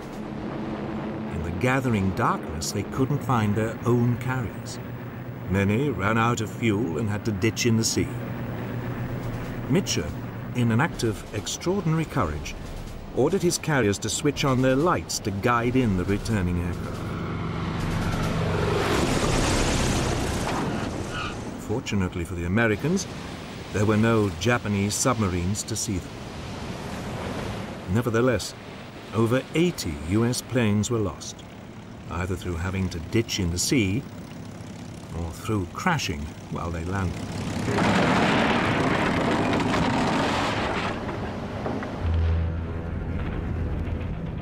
But Japanese losses had been even greater.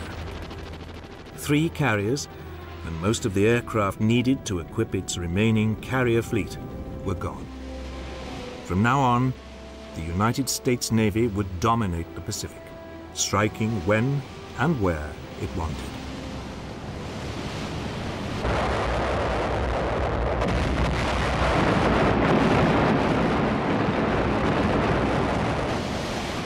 The Japanese naval defeat in the Philippine Sea meant the United States could now press on with its assault on the Marianas.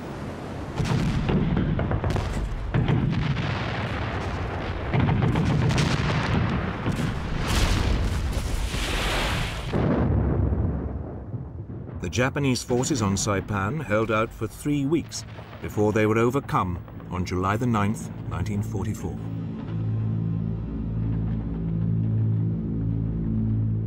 The final horror came when thousands of Japanese civilians were persuaded to jump to their deaths from the cliffs rather than be captured by the Americans.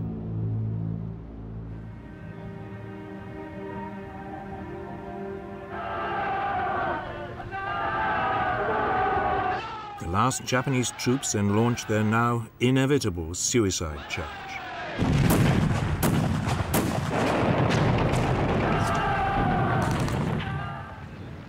Virtually the entire 32,000-strong garrison was killed. Over 3,000 Americans also died.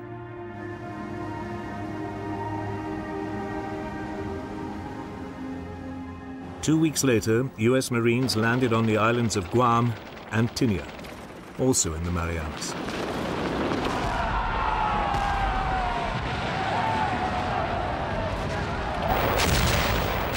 Once again, they faced suicidal Japanese counterattacks.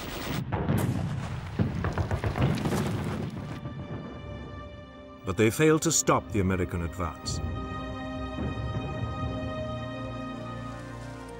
The US Navy had seized the Marianas.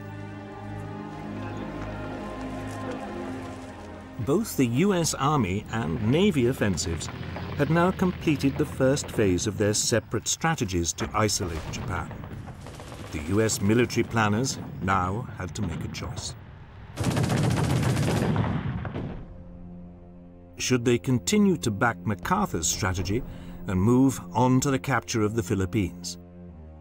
Or should they go with the naval plan and send a fleet across the Pacific to seize Taiwan or the Ryukyu Islands?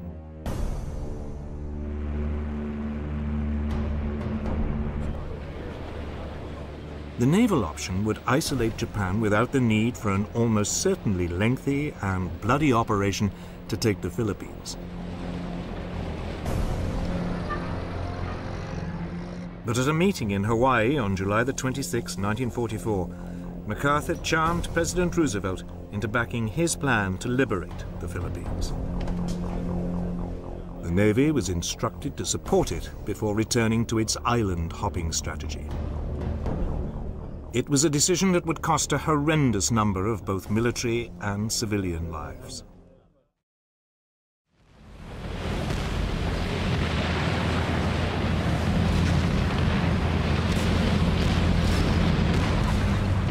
The following month, US forces landed on the Philippine island of Leyte.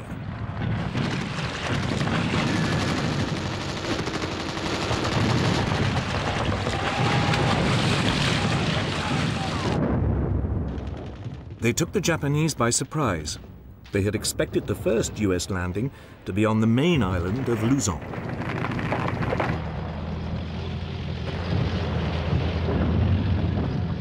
Within hours, MacArthur was striding ashore with press photographers in attendance. He later made a broadcast to the Philippine people. I see that the old flagstaff still stands.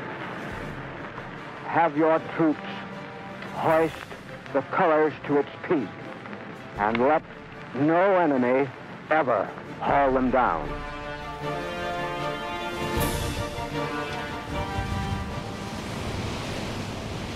But the Japanese soon recovered and launched an ambitious plan to use the remains of their naval power to counterattack. Operation Show, meaning victory, was typically complex. The main strength of the Japanese fleet was divided into two groups to form a pincer. One pincer would approach through the San Bernardino Straits and attack the US landing from the north. The second would come in through the Surigao Straits and attack from the south.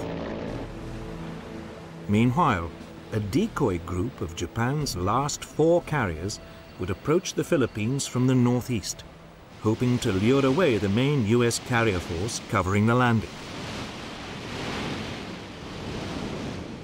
The northern arm of the Japanese pincer came under air attack almost immediately.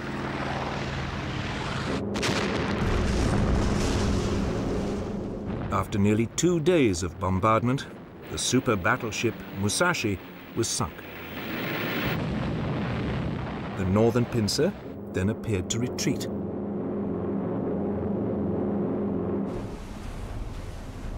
It was now that the US commanders got into a muddle. The man in charge of the main carrier force covering the landings was Admiral William Bull Halsey.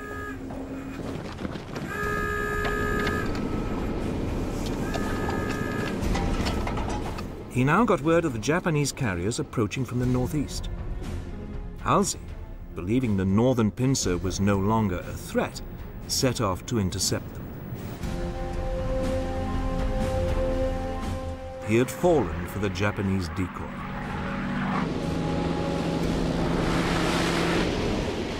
The force protecting the US landing was now severely weakened.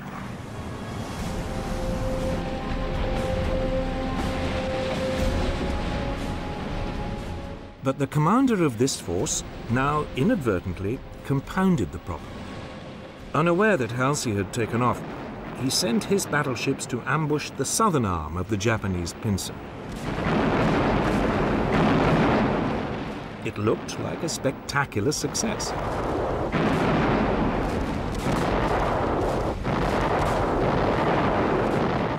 But then disaster struck.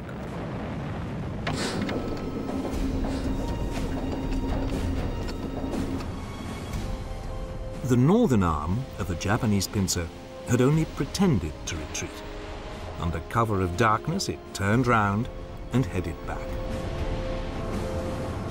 It then attacked the hugely depleted force protecting the US landing. Only a handful of small escort carriers and destroyers faced the Japanese super battleship Yamato and 3 other battleships.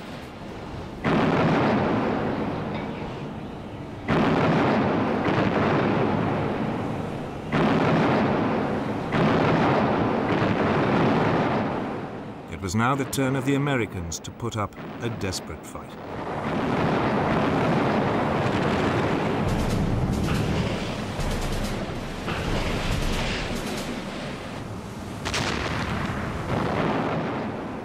The Japanese tactic had caught the US aircraft unprepared.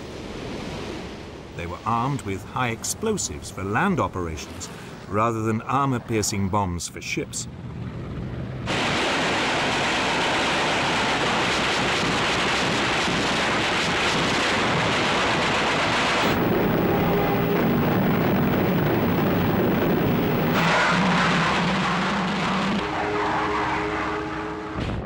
Then, just as it seemed the Japanese must break through, they suddenly turned tail.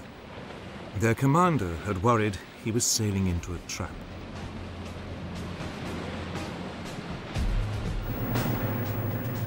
Meanwhile, to the north, Halsey's headlong rush to intercept the Japanese decoy force finally paid off.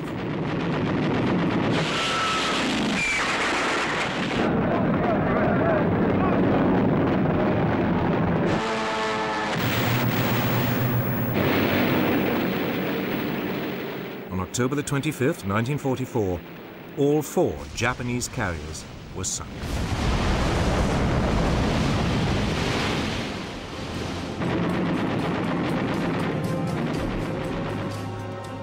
The Battle of Leyte Gulf had completely finished off Japan's once proud navy.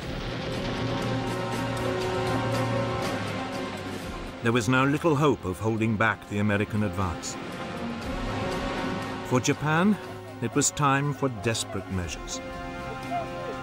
The stage was set for a terrible climax to MacArthur's plan.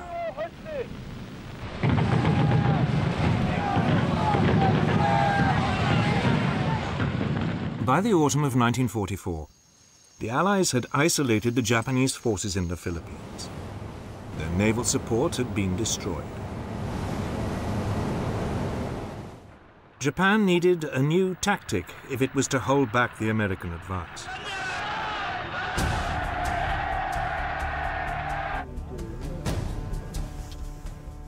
The Japanese commander in the islands called for volunteers to join special units.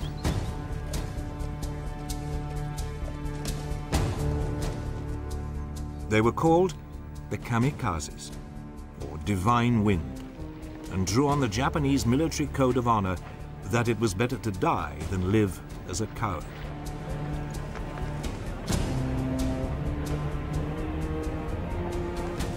They were suicide units.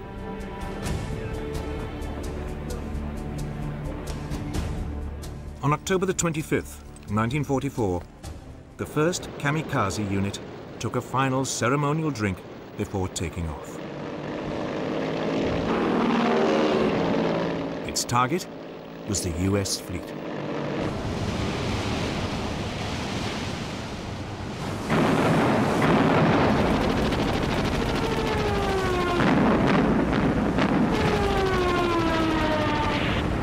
The escort carrier, St. Lo, was sunk, and 2 others badly damaged.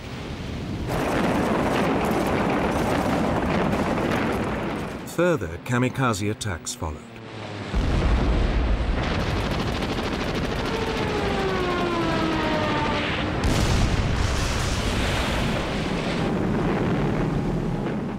Not all were restricted to the air.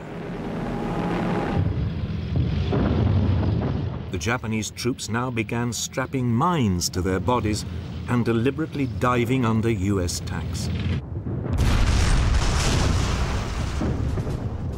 The American advance through the Philippine island of Leyte slowed.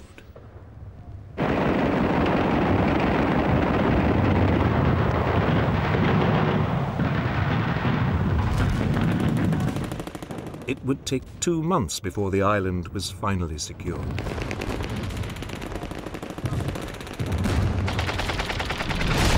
Over 70,000 Japanese troops had lost their lives. The Americans had lost nearly 16,000 men.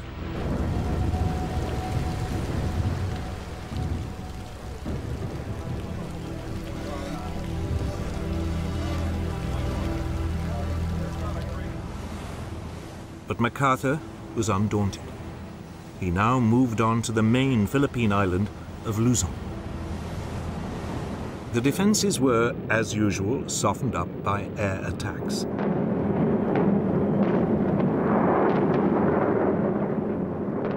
The US troops went ashore virtually unopposed.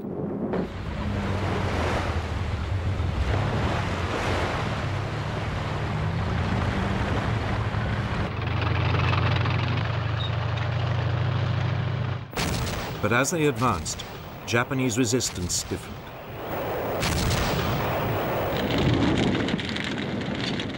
Tanks, artillery, mortars, and flamethrowers were used to destroy a succession of Japanese strongholds.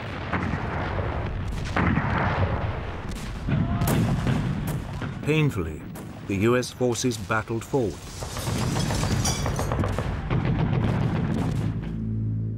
By January the 23rd, 1945, they had reached the major air base of Clark Field, 60 miles from the capital, Manila.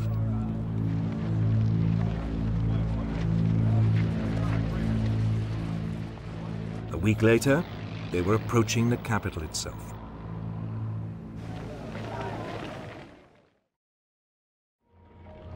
Manila was famous for its architectural beauty.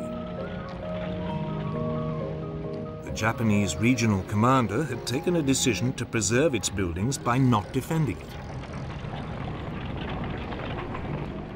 But the junior Japanese garrison commander disobeyed orders and refused to withdraw.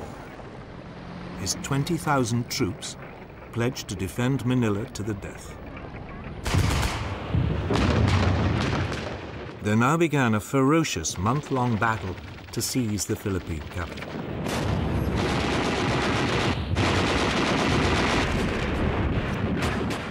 The US troops fought their way into the city.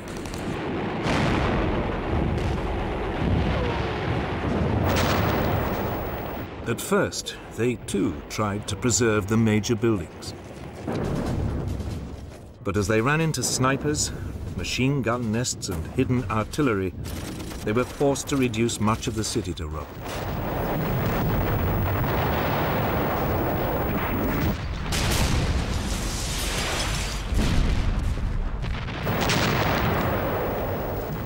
By the end of February, the Japanese defenders had been driven back into the 16th century citadel of Intramuros.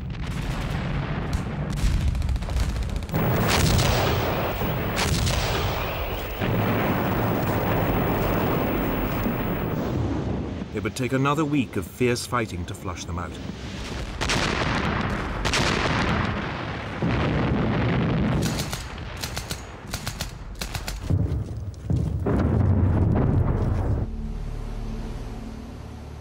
Finally, on April the 13th, 1945, US forces mounted an amphibious attack on Manila Bay's last fortification, Fort Drum, the concrete battleship in the harbor. Its ventilation shafts were packed with kerosene, white phosphorus, and explosives.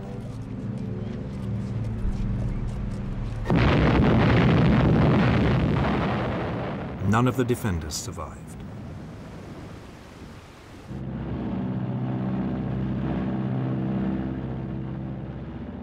The battle for Manila had been an horrific affair.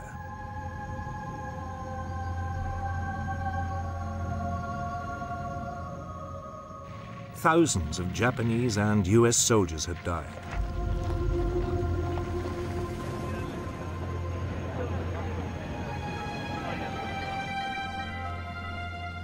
But the real horror was that some 100,000 civilians also lost their lives. Many massacred indiscriminately by the Japanese during the final days of fighting.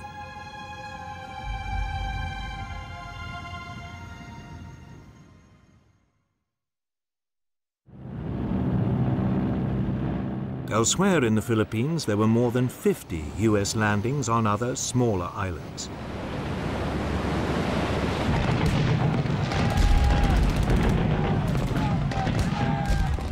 But it would take until the end of the war before the last pockets of Japanese resistance were finally flushed out.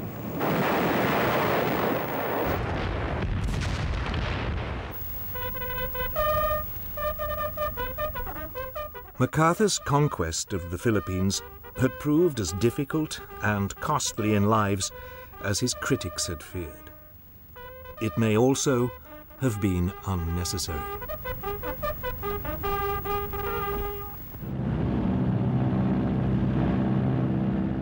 By now, US submarines had virtually cut off Japan from its supply lines, and the Navy was closing in on the homeland itself. The Japanese merchant fleet was particularly vulnerable.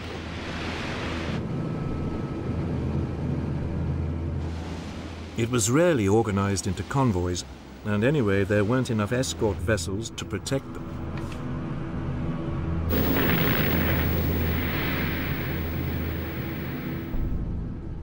By the end of 1944, so many Japanese merchant ships had been sunk, the US Navy was having problems finding new targets.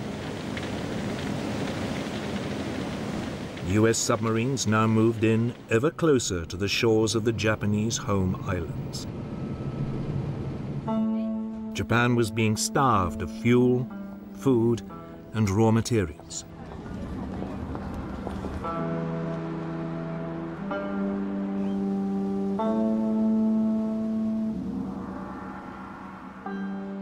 The US Navy's submarines in the Pacific had succeeded, where German U-boats in the Atlantic had failed, in bringing an island nation close to defeat. But now, the US forces faced the daunting prospect of invading its fanatical enemy's homeland.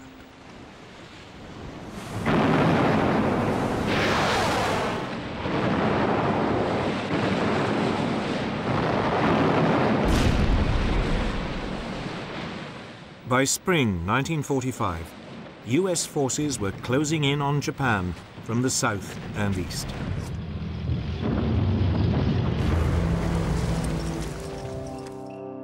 But to the west, in China, Burma, and India, a separate campaign had been unfolding.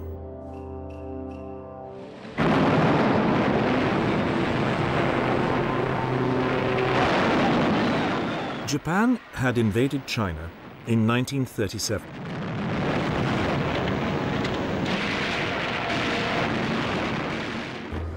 The United States had regarded the Chinese leader, Chiang Kai-shek, as a Western ally and sent aid.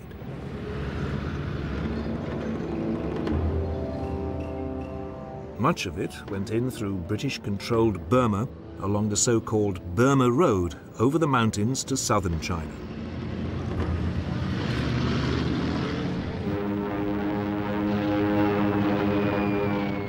Then, in 1942, Japan invaded Burma and kicked out the British.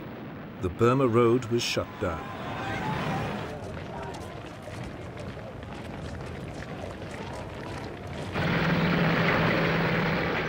Six months later, Britain launched the first of a series of attacks to retake Burma and reopen the road. The first, in late 1942, advanced down the Burmese coast from India. But the Japanese crushed it.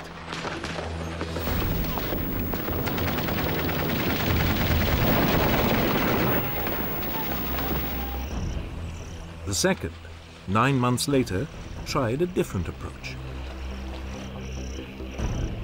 Instead of sending in a conventional force, small groups of soldiers were infiltrated deep behind Japanese lines. They were known as Chindits and were the brainchild of an unconventional officer called Ord Wingate. Their task was to destroy railway lines and disrupt Japanese communications.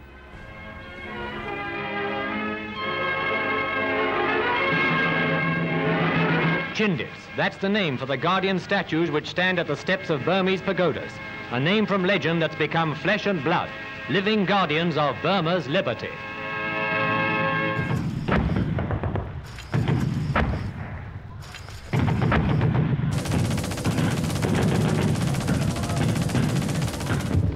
But the Japanese soon began to hunt them down.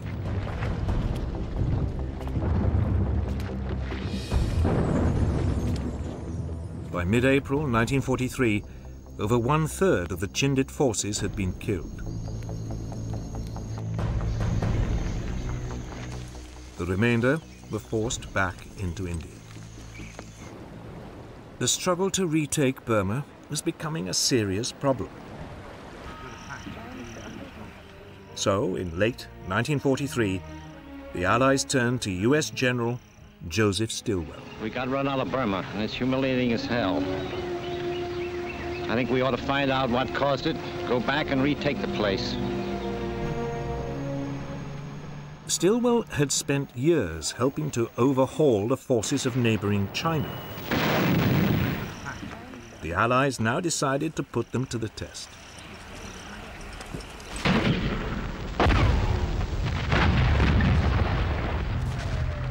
Stilwell's Chinese soldiers, reinforced by an elite US group of jungle fighters known as Merrill's Marauders, would be sent into Burma.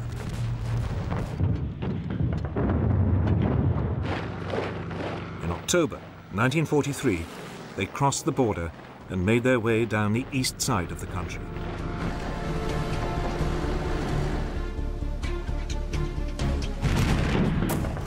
Meanwhile, the British India Army launched a diversionary strike along the Burmese coast.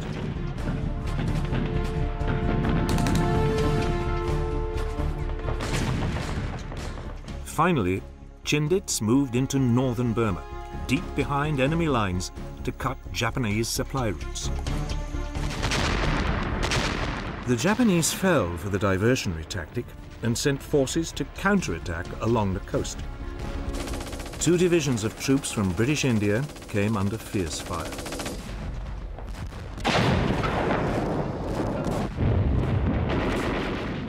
But the Allied forces stood their ground. They were resupplied from the air. They could now fight back, and 2 weeks later, the Japanese withdrew.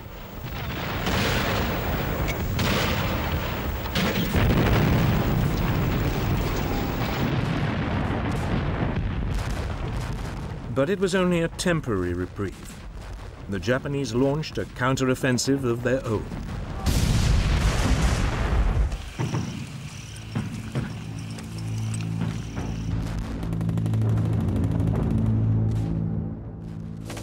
In March 1944, they invaded India in an attempt to disrupt Allied preparations for further attacks. For 2 weeks, there was intense fighting. The towns of Kohima and Imphal were besieged.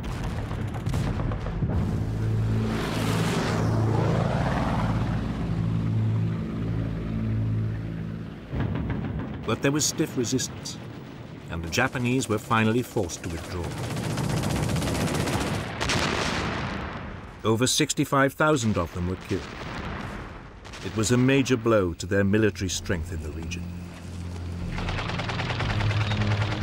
Meanwhile, in Burma, Stilwell's Chinese forces had fought their way down the east side of the country, and by May 1944 had reached the important crossroads town of Michigan on the old Burma Road. For 3 months, the Japanese held them off. But in early August 1944, Myitkyina was overrun. The way was now clear for Stilwell's men to push further on down the east side of the country. They were soon joined by a fresh force of Anglo-Indian troops under British General William Slim. This began advancing into the center of the country.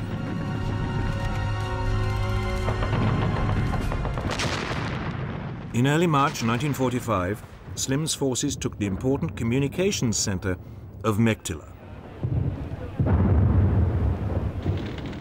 Soon afterwards, they seized Mandalay.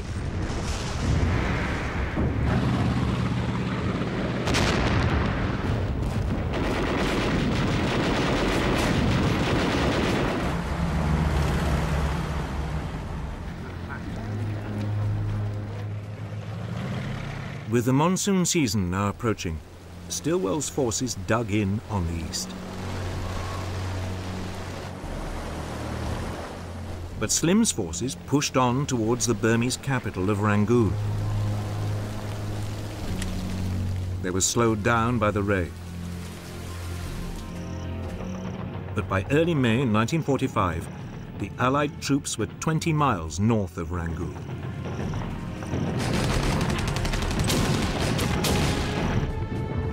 Allied reinforcements were now sent in from the south to support them. Gurkhas parachuted into the Irrawaddy Delta. An Indian division came in by sea.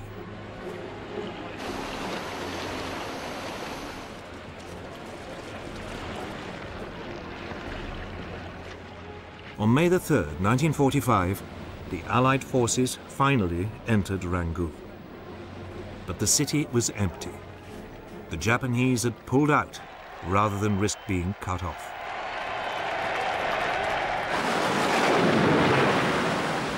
The monsoon was now in full flow. But the campaign to clear the Japanese out of Burma was effectively over. The next stop in the war in Southeast Asia would be Malaya. But for all the success, Allied losses in the war against the Japanese had been terrible. The Americans were desperate to find a way to bring the war to an end without having to invade the Japanese homeland.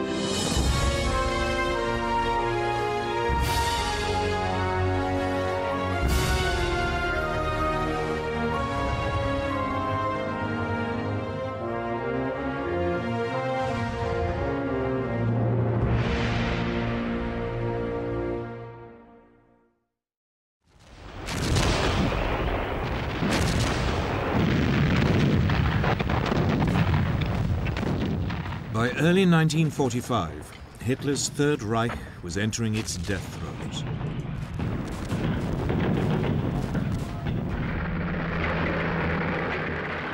In the west, Allied forces had pushed to within striking distance of the Rhine. In the east, the Red Army was crossing the Polish border into Germany.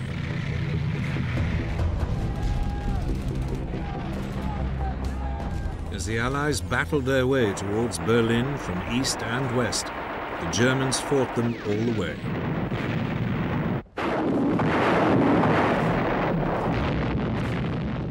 But it was a hopeless task. By May 1945, Hitler would be dead and Germany finally defeated.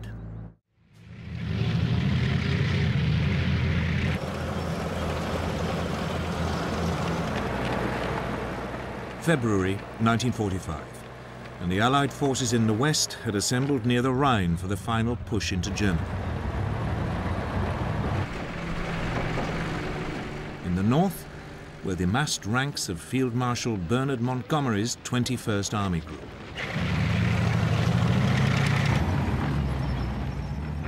To its south was General Omar Bradley's 12th Army Group. It included the US Third Army, commanded by General George Patton.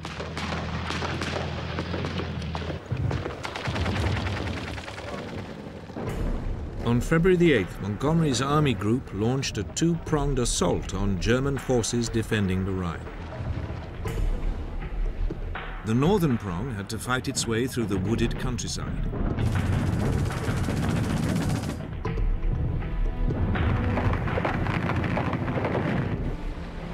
The southern prong was delayed when the Germans released water from a series of dams, flooding the surrounding area.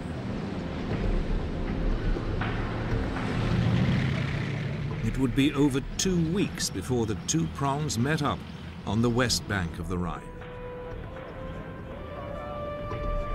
By early March 1945, Montgomery's forces were in control of some 60 miles of the west bank of the river. The next task was to cross it.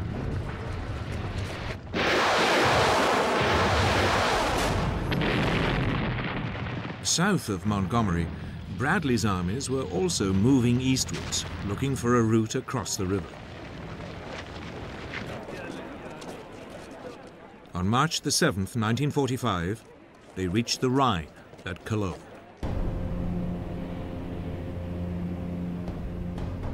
But Hitler had ordered all the bridges to be destroyed.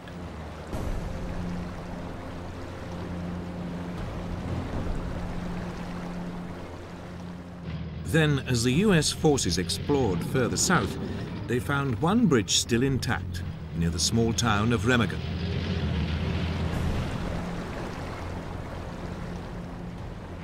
They made a dash for it, brushing aside German resistance.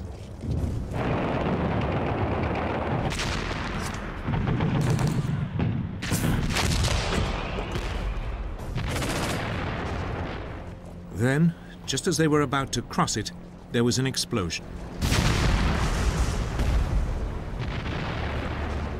But against the odds, the bridge remained standing. A small group of Americans raced across it, desperately cutting any wires that looked like demolition cables. US commanders began to push men across as fast as possible.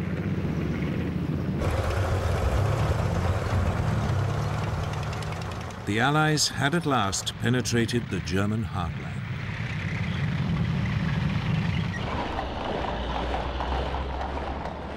In Berlin, news of the capture of the bridge at Remagen infuriated Hitler. 5 junior officers were court-martialed. 4 were shot. In addition, the long-suffering German commander in the west, Field Marshal Gerd von Rundstedt, was sacked. It was the second time it had happened to him in less than a year. He was replaced by veteran commander Field Marshal Albert Kesselring, who'd been in overall charge in North Africa and Italy.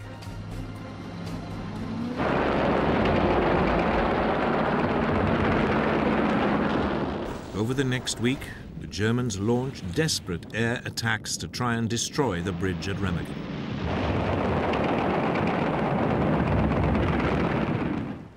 None of them succeeded. Then, suddenly, on March the 17th, while combat engineers were repairing it, the bridge unexpectedly collapsed.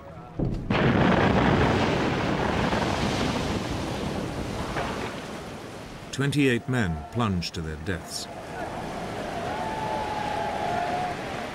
The first Allied thrust into Germany had been blocked.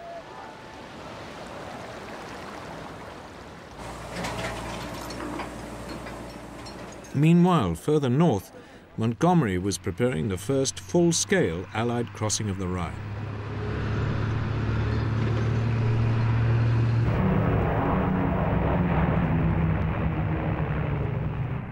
On March the 23rd, 1945, he launched an aerial bombardment on German forces defending the east bank of the river. Some 200 RAF Lancaster bombers virtually flattened the town of Wesel. Then British commandos in Buffalo amphibious vehicles crossed.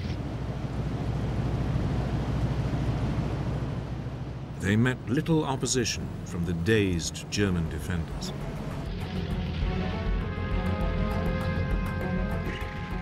Other divisions followed.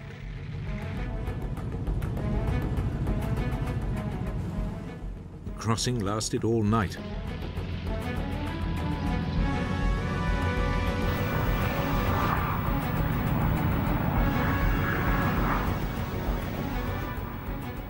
The following day, in the largest airborne operation of the war, 17,000 men of British 6th and US 17th Airborne Divisions were dropped to seize key positions east of the river.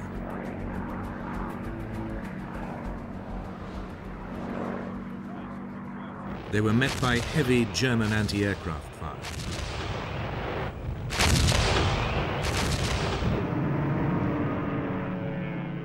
A newsreel report told the story. In a short time, hundreds of gliders make their hazardous landings, their men beginning the fight as soon as they land. One glider has its wing shot away when only 50 feet from the ground.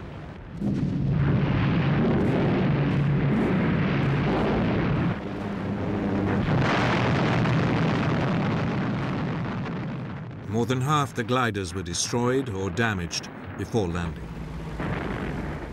But within hours, the paratroopers linked up with Montgomery's land forces and the Allied bridgehead was secured.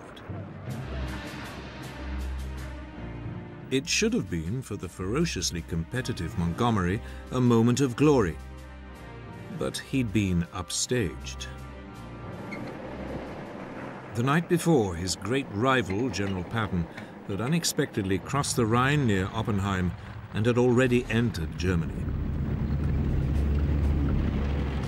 It was a sign of the intense rivalry between Montgomery and American commanders as they competed to be the first into Germany. Over the next few days, there were more Allied crossings. German defenses along the Rhine collapsed.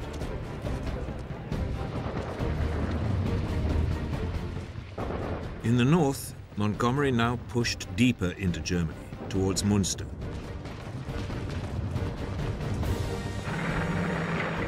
In the south, Bradley's forces, including Patton's Third Army, pushed east towards Marburg and Lauterbach.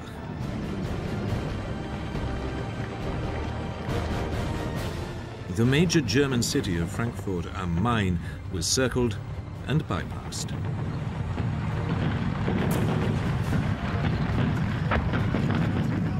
Die-hard German troops fought back ferociously.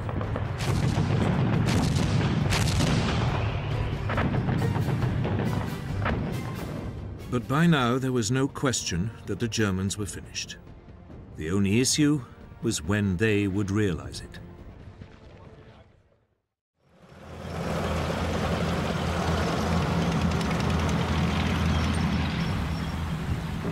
As the Western Allies battled their way across West Germany, Stalin's Red Army in Poland prepared to launch a major offensive on Germany's eastern border.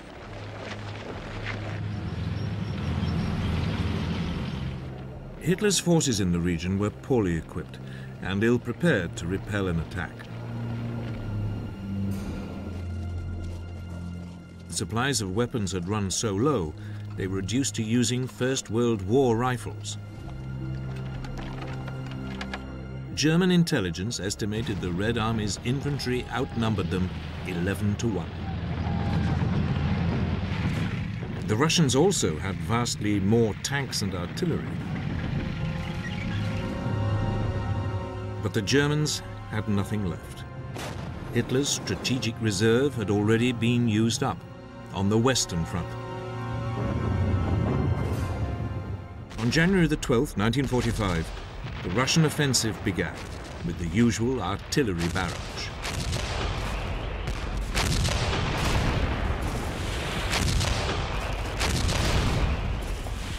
It stretched along a 300-mile front.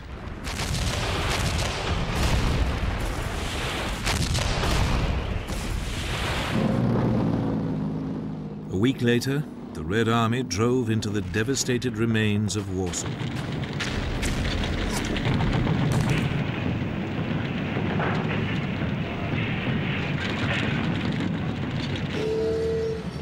They then pushed westwards towards the German border, 300 miles away.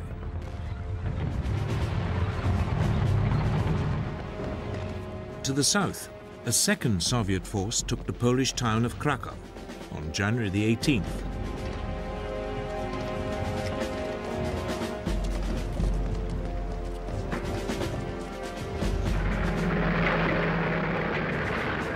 As the Soviet forces now raced westwards on a broad front across Poland, they left behind pockets of German resistance in cities like Poznan and Breslau.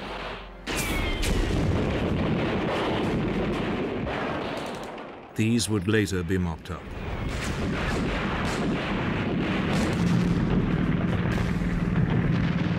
By the end of January 1945, Soviet troops had crossed the German border and reached the river Oder. The Russians were now just an hour's drive east of Berlin.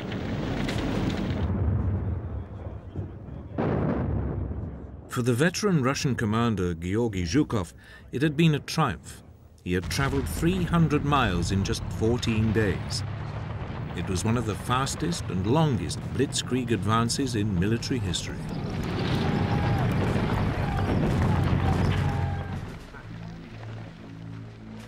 Zhukov's troops now paused to catch their breath and bring up supplies.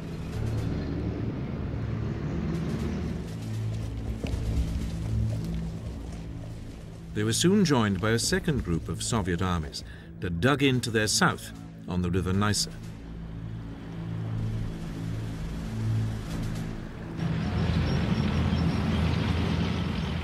Meanwhile, a third Russian force penned the remnants of the German armies in East Prussia into the Baltic port of Königsberg, Kaliningrad today.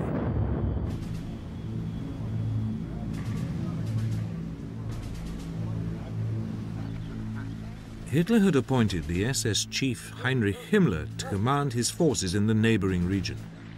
It was a sign of how deeply he had come to distrust his army generals.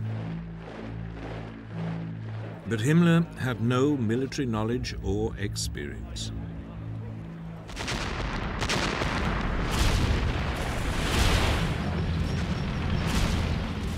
During February 1945, troops under Himmler's command were torn apart by Russian forces moving west.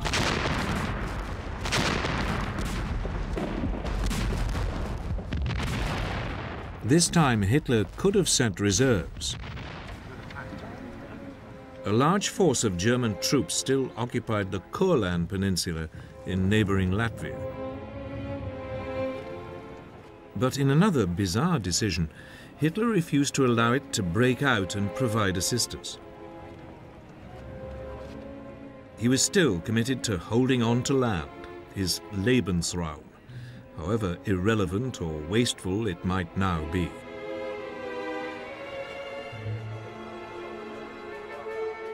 It meant some 200,000 German troops spent the final months of the war doing nothing.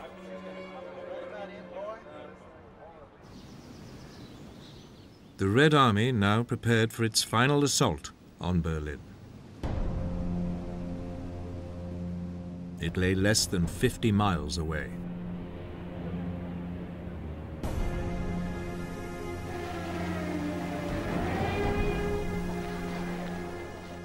In Germany, the imminent Soviet invasion caused mass panic among the civilian population. The Russians had seen firsthand the horrors perpetrated by the Germans in the Soviet Union. They'd witnessed whole towns and villages destroyed, their inhabitants massacred. They were now very clearly looking for revenge. There were horrific tales of Russian rape, murder, and pillage. In snow and bitter sub-zero temperatures, more than 5 million German civilians on the Eastern Front fled their homes and flooded west to seek refuge. 2 million people were evacuated by sea from German-held ports along the Baltic coast.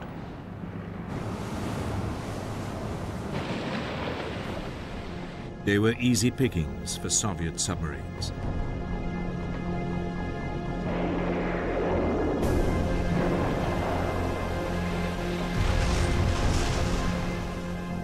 "24 German passenger ships were torpedoed.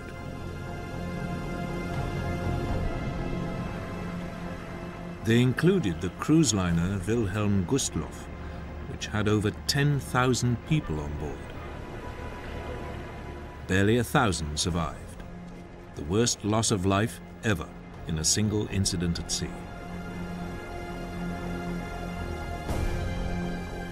Hitler's acting Chief of Staff, General Heinz Guderian, now urged the Führer to bring back any units that could be spared from the Western Front to defend Berlin. Hitler agreed and brought back the elite 6th SS Panzer Army. But he didn't send it to Berlin, he sent it to Hungary. He had become obsessed with defending Germany's last remaining source of oil, the Hungarian oil field west of Lake Balaton. It was an ill-considered decision.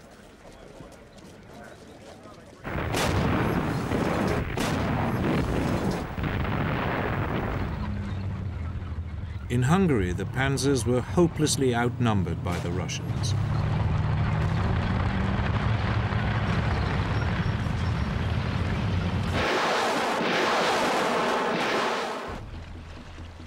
To make matters worse, the weather conspired against them.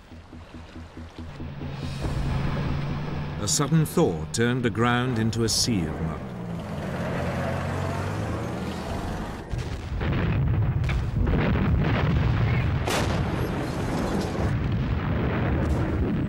For several days, the panzers struggled to hold back the advancing Russians.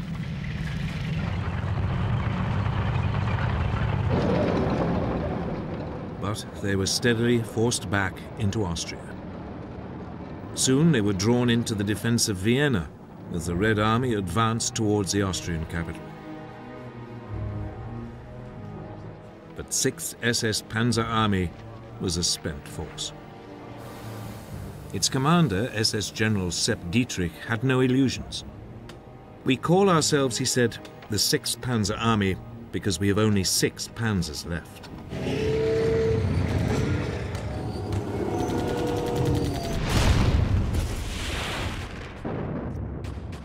On April the 10th, the Red Army swept them aside and took Vienna. As they did so, the question now became, who would be the first to reach Berlin? Would it be the Red Army or the Western Allies? The race for Berlin had become not just a military, but a political issue.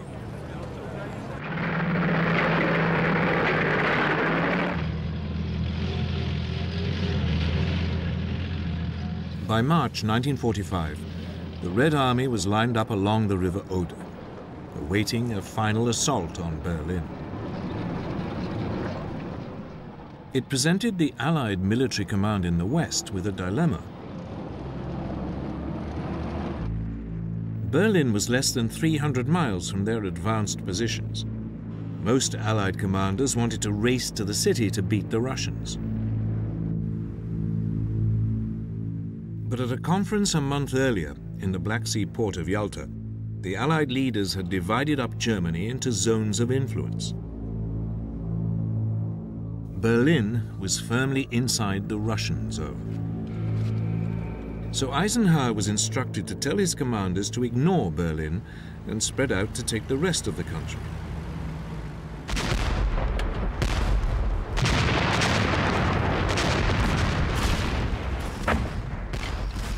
On April the 1st, US troops surrounded the German industrial cities in the Ruhr.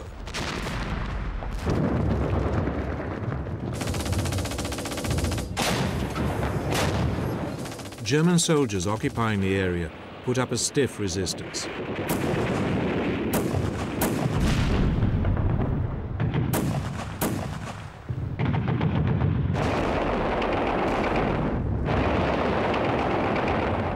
When, 2 weeks later, the area fell, more than 325,000 troops were taken prisoner. It was one of the largest number of German prisoners taken in the war so far. The German commander, the die-hard Nazi Field Marshal Walter Model, committed suicide.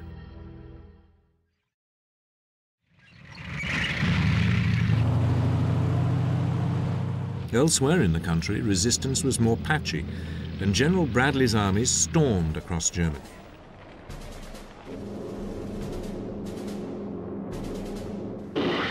By April the 18th, 1945, the US forces had punched a corridor through to the Czech border, splitting Germany in two.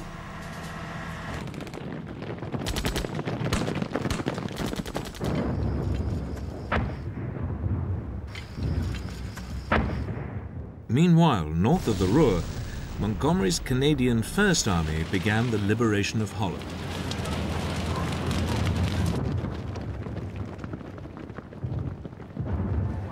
The Dutch had suffered horrendously during the bitter winter of 1944-1945.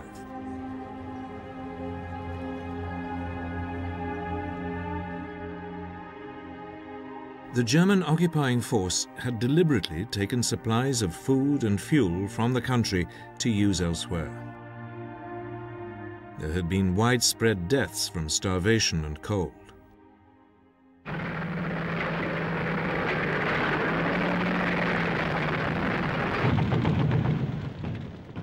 The Dutch town of Arnhem was seized on April the 15th, 1945. Progress was rapid, and on the following day the Canadians had liberated Groningen, close to the Dutch north coast.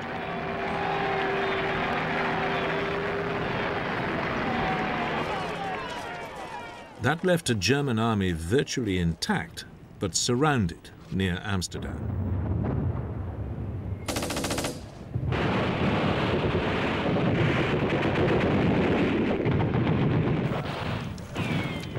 Soon afterwards, a ceasefire was negotiated.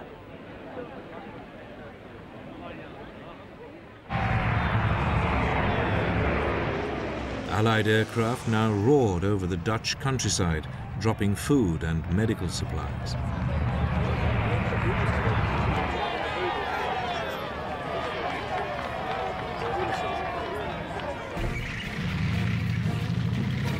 At the same time, the British Second Army, also under Montgomery's command, pushed fast across the North German plain.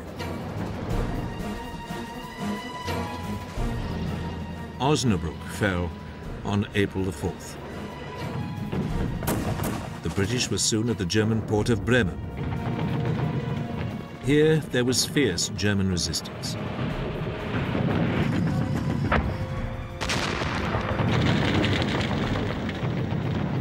It took 9 days of house-to-house fighting before the port was secured.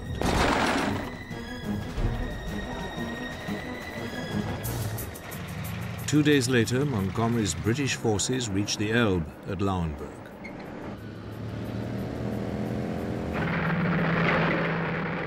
As the Allies advanced across Germany, they now came across horrific new evidence of the Nazis' final solution. In early April 1945, US troops overran a concentration camp at Ohrdruf, near Weimar, in central Germany.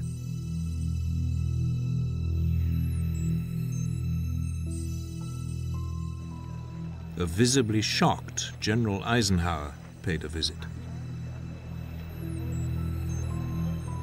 The SS had evacuated most of the prisoners, but they had left behind piles of bodies.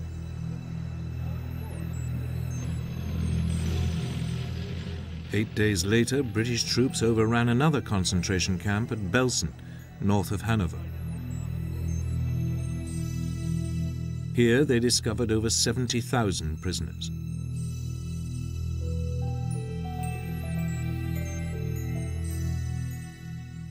Thousands were already dead.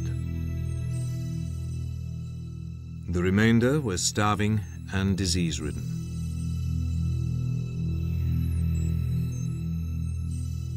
A radio broadcast by the BBC correspondent Richard Dimbleby gave the horrific details. I passed through the barrier and found myself in the world of a nightmare. The living lay with their heads against the corpses, and around them moved the awful ghostly procession of emaciated, aimless people, with nothing to do and no hope of life, unable to move out of your way, unable to look at the terrible sights around them. It was as though they were waiting their turn. This is what the Germans did. Let there be no mistake about it, did deliberately and slowly.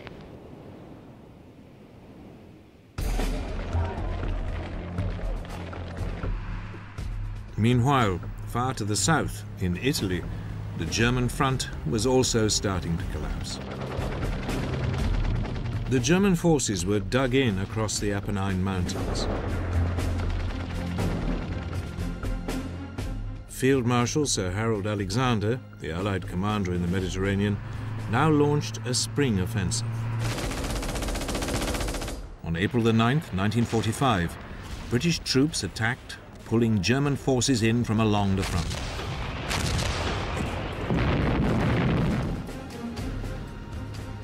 Five days later, US troops also moved forward and swiftly reached the south bank of the River Po. The Germans retreated to the north bank. But Hitler's commander in Italy, General Heinrich von Wittinghoff, had no illusions that he could hold back the Allied advance for long. So he now made approaches to the Allies, and on April the 29th surrendered unconditionally. It would take effect from May the 2nd, 1945. This was the first formal surrender of German forces anywhere in Europe.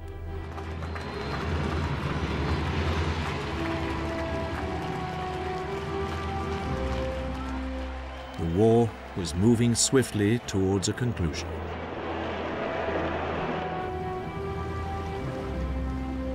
Back in Germany, American and Russian forces had by now met up on the Elbe near Leipzig. The moment the world has been awaiting so long, when a lie from west meets a lie from east. The meeting was achieved on April 26, when a detachment of the American 69th Infantry Division, under Major General Reinhardt, was rowed across the Elbe to the Russians assembled on the far bank. The stage was set for the final assault on Berlin. Hitler was desperate. He now turned to the old and very young for help in defending the city. His 1,000-year Reich was preparing for its final, apocalyptic struggle to survive.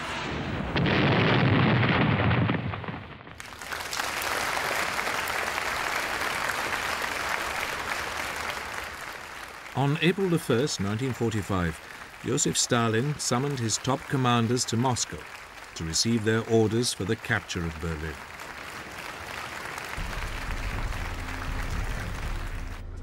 Marshal Georgy Zhukov, Russia's most successful commander, would make the main assault from his bridgehead on the Oder River.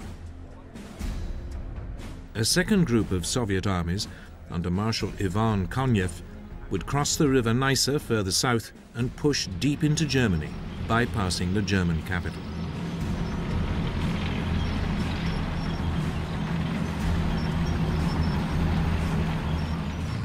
Between them, they represented a massive Soviet force of over 2.5 million men.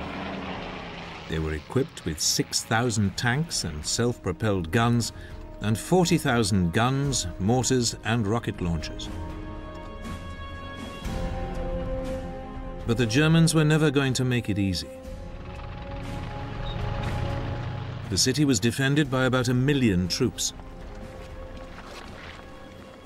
Many were dug into strong defensive positions, particularly along the Silo Heights, a steep escarpment rising out of the Oder Valley and slap in front of Zhukov's point of assault. The defenders were a mixed bunch of combat veterans, SS fanatics, and inexperienced conscripts, some as young as 14, as well as elderly members of the Volkssturm, or People's Army.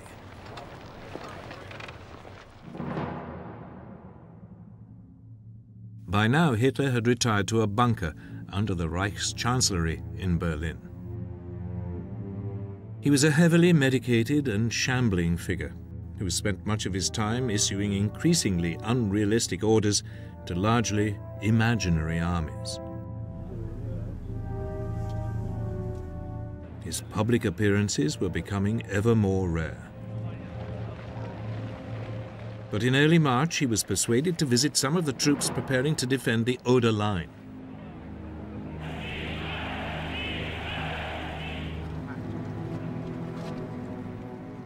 Later in the same month, he emerged to inspect a small group of Hitler Youth soldiers.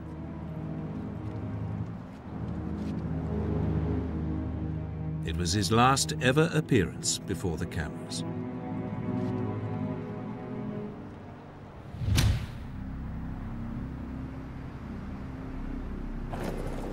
Then, on April the 13th, 1945, the US President, Franklin Roosevelt, died of a heart attack.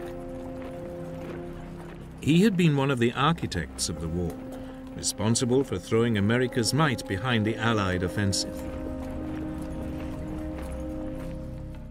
The Nazi propaganda minister, Joseph Goebbels, seized on the event to encourage his increasingly befuddled Führer to believe the Allied alliance would collapse. A German victory could still be snatched from the jaws of defeat.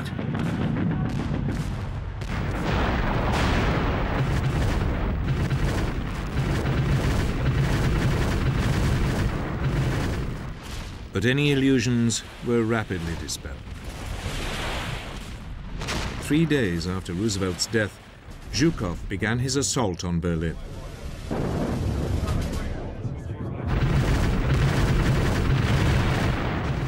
He had 1 gun for every 13 feet of the front.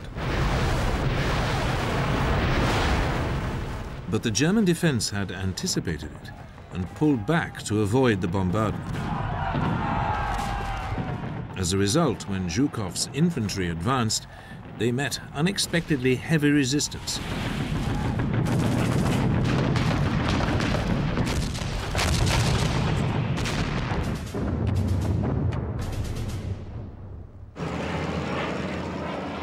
Desperate to retrieve the situation, Zhukov threw in his tanks. But they too were soon bogged down.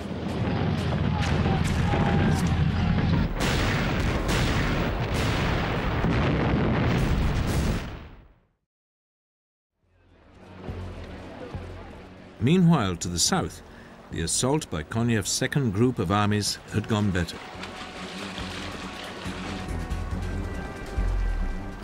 His troops had crossed the Neisse River and were well on their way to the next obstacle, the River Spree.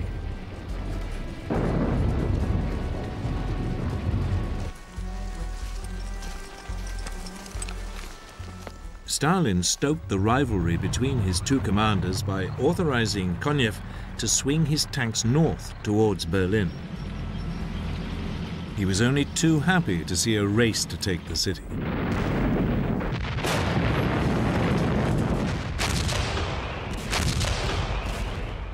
After 3 days of savage fighting, Zhukov's troops managed to enter the eastern suburbs of Berlin. At the same time, Konyev was approaching the city from the south. There was desperate German resistance.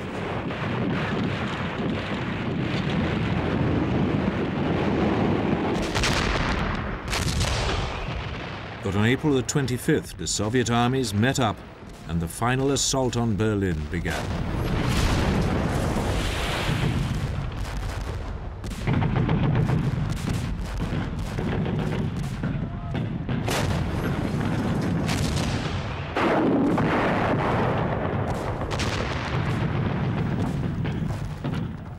As the fighting moved on from district to district, civilians began to emerge from the cellars.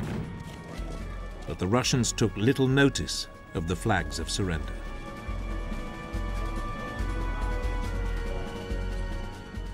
The rape of German women and girls was widespread.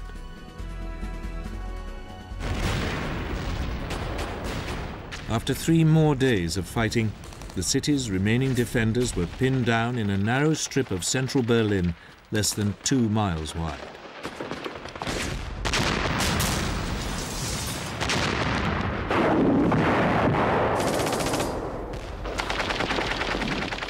Every street and house was contested.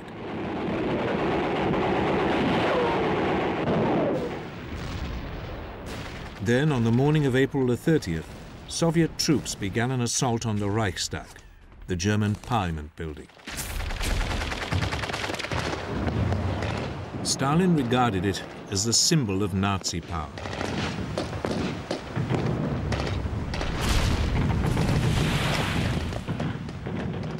They were stopped by heavy fire. So they blasted the building at point-blank range with heavy artillery.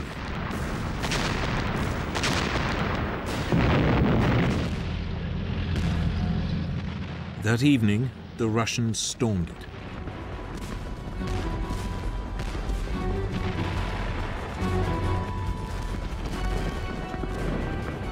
Fighting raged from room to room and up and down corridors and staircases.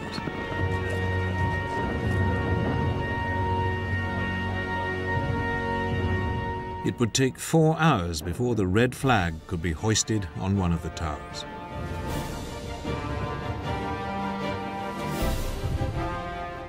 The next morning, on May the 1st, 1945, the event was restaged for the cameras.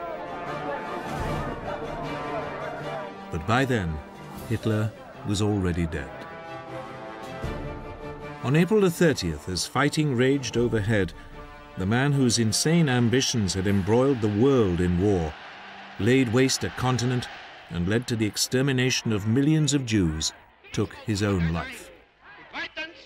Sie wollten, Herr, kompromisslos die einzige Macht und alleinige Macht in Deutschland. Wir können glücklich sein zu wissen, dass diese Zukunft restlos... His longtime mistress, Eva Braun, who he'd married the day before, died with him.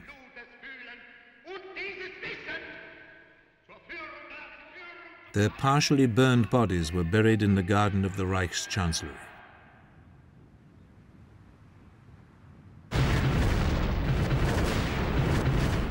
But the fighting continued.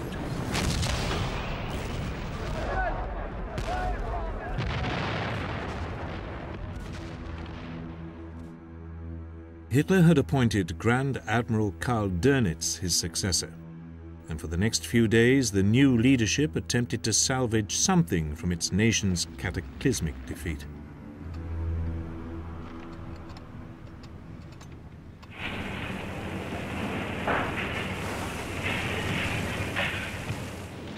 On May the 1st, 1945, the day after his death, German people were told that their Führer had fallen in battle. But they were told to continue the fight against the Bolshevik menace.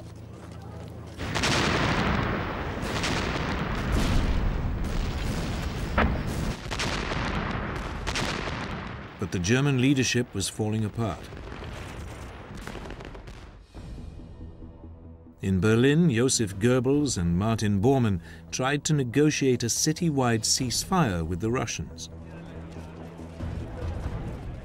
But the Russian commander, Marshal Zhukov, demanded unconditional surrender of all German forces everywhere. It was more than Goebbels and Bormann could deliver. Fighting in Berlin continued.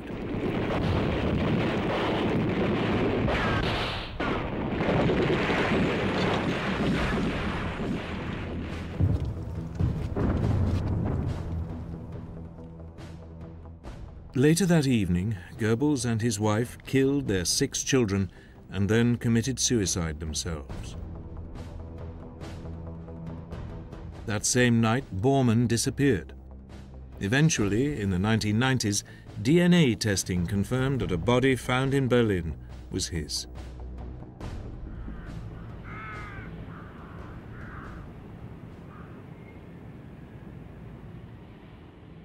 The next morning, Berlin surrendered.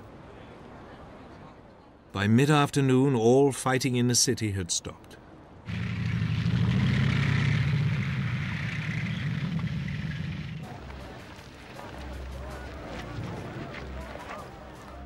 Across the country, the pace of the German surrender now gathered momentum.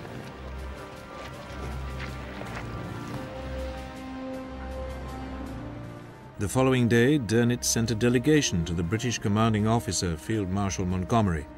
He offered to surrender all German forces in northern Germany.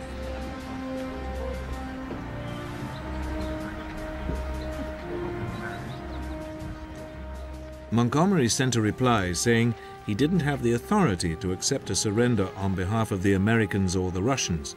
He could only accept the surrender of those troops fighting him. Dönitz had no choice but to agree to Montgomery's terms. But that left Germany still fighting in the rest of the country.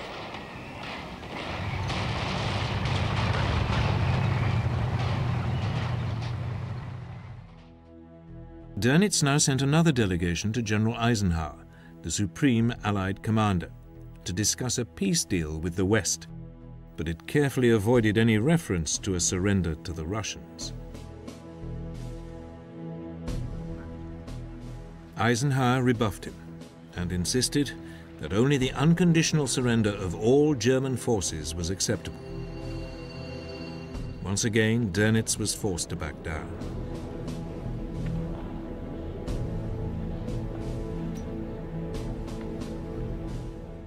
At 2:41 in the morning of May the 7th, 1945, at Eisenhower's headquarters in France, General Alfred Jodl, Hitler's chief of operations throughout the 6 years of war, signed a document of unconditional surrender.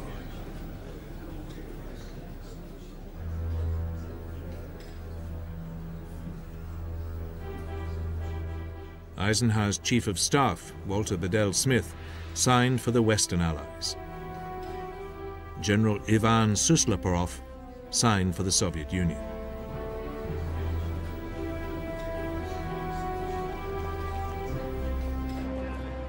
The only member of the Allies' side not happy with the arrangement was Stalin. The Soviet Union had suffered too much to miss out on its own humiliation of the Germans. So Stalin countermanded Suslopurov and declared Russia would only accept a surrender in Berlin.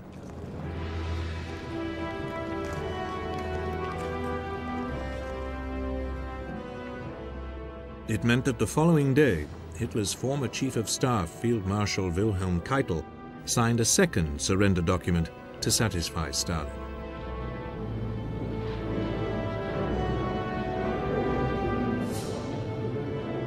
Marshal Zhukov signed for the Soviet Union, with Air Chief Marshal Sir Arthur Tedder signing on behalf of the Western Allies.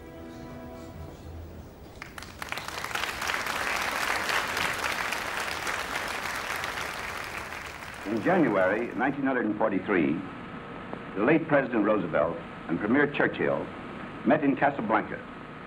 There they pronounced the formula of unconditional surrender for the Axis powers. In Europe, that formula has now been fulfilled.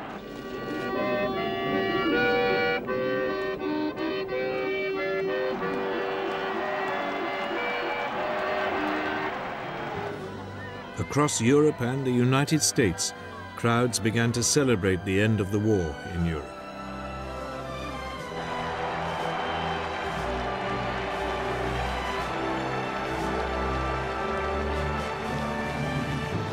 From now on, the day after the German surrender, May the 8th, would be known as VE Day, Victory in Europe.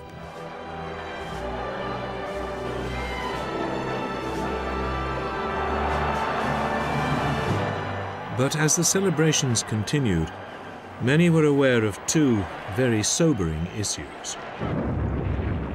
In the East, Japan was still fighting.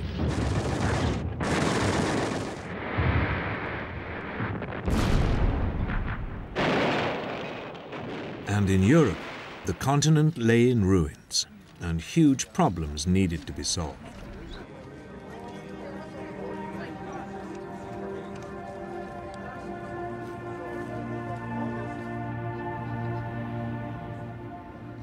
Millions of Germany's concentration camp victims and slave laborers would need help to rebuild their lives.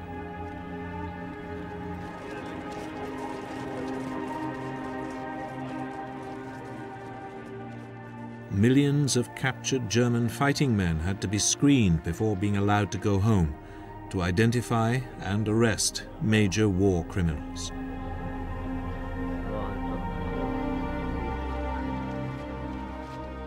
The SS was a particular target. It had been responsible for some of the worst atrocities of the war.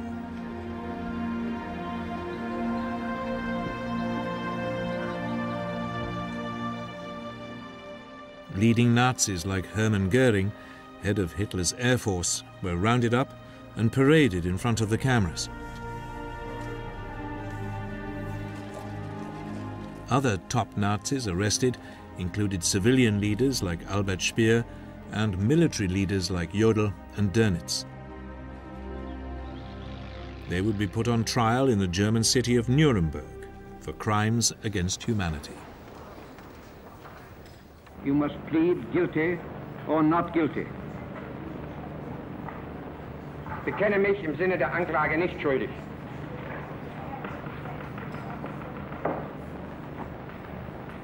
Rudolf Hess, you must plead guilty or not guilty. Nein.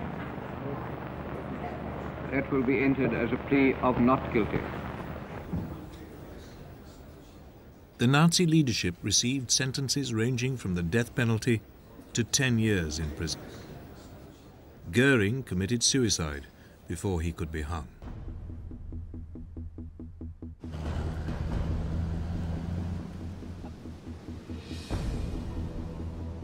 Two months after the German surrender, the Allies met in the Berlin suburb of Potsdam. Germany was divided into 4 zones of occupation: Soviet, British, American, and French. Berlin, although deep in the Soviet zone, was parceled up between the Allies in the same way. The peoples of Europe would also find themselves divided. Some would now live under the control of the Western Allies, some under Communist Russia.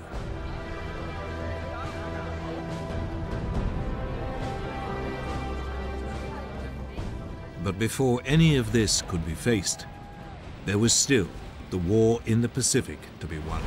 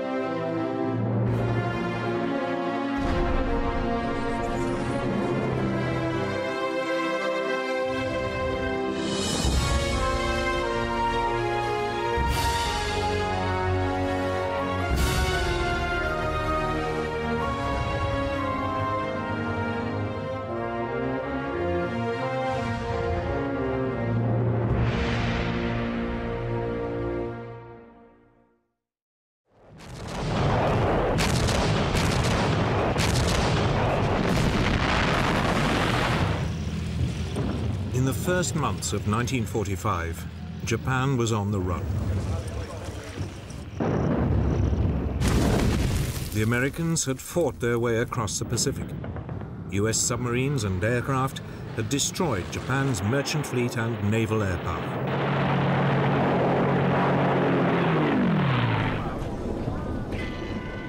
The main Japanese home islands had been cut off from vital supplies of fuel and raw materials. The Japanese were facing defeat. Yet they refused to surrender, convinced that if they fought back with sufficient brutality, the Americans wouldn't have the stomach for the fight and would give in.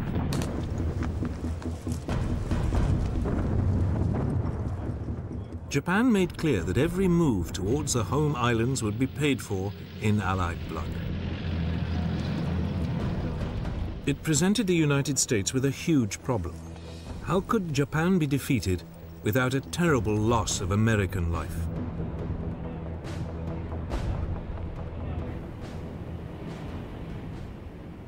The country would eventually turn to the most powerful and dreadful weapon ever seen.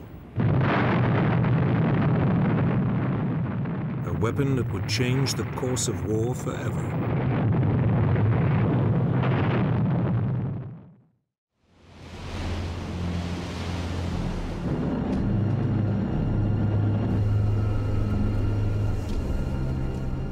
In early 1945, as US military planners considered the next move against Japan, their gaze fell on the Japanese-occupied island of Iwo Jima. It lay a mere 800 miles from the Japanese mainland and would be a valuable base for attacking the country. The US commander in the Central Pacific, Admiral Chester Nimitz, assembled the largest landing fleet ever brought together in the Pacific campaign and prepared to invade the island.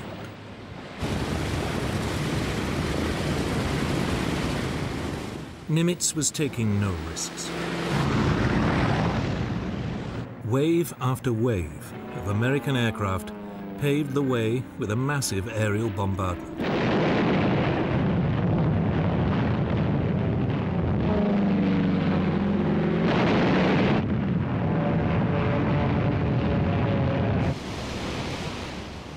Then, on the morning of February the 19th, 1945, the guns of the Naval Task Force began one of the most prolonged bombardments of the war.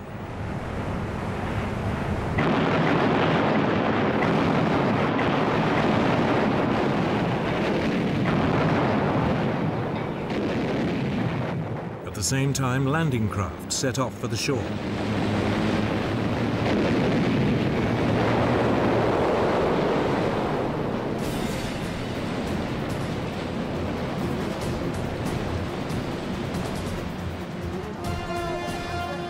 The Marines hit the beaches of Iwo Jima along the southwestern shore just after 9 o'clock in the morning. For a few moments there was an eerie calm. The massive naval and aerial bombardment appeared to have overwhelmed the Japanese garrison. Then a hurricane of Japanese fire swept over them.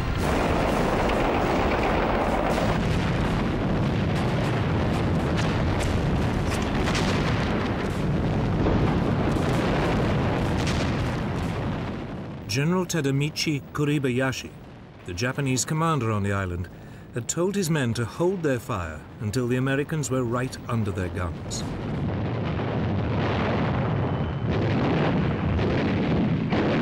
Now the Japanese opened up from a network of tunnels, caves, and bunkers.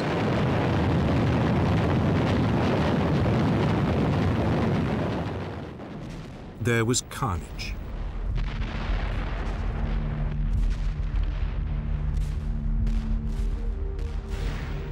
But gradually, small groups of US troops inched their way forward.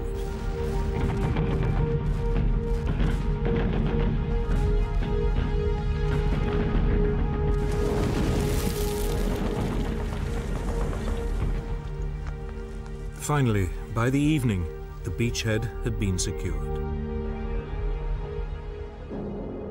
The task now was to capture the 550-foot-high Mount Suribachi, the heavily defended volcano that dominates Iwo Jima.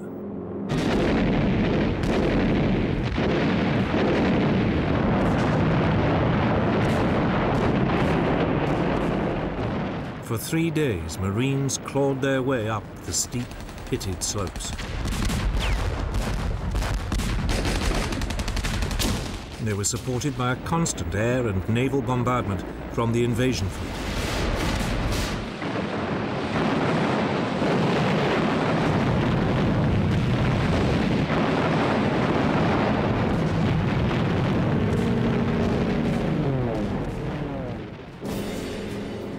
Finally, on February the 23rd, 1945, a US platoon led by First Lieutenant Harold Schreier began the final assault, carrying with them a small US flag.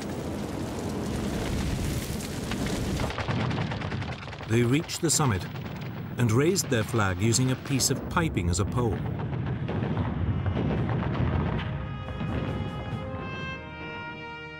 Marine Corps photographer Staff Sergeant Louis Lowery captured the scene with a few precious photographs.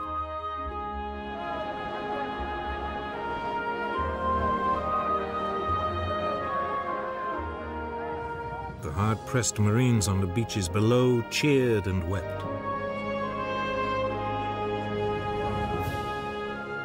Ships sounded their whistles.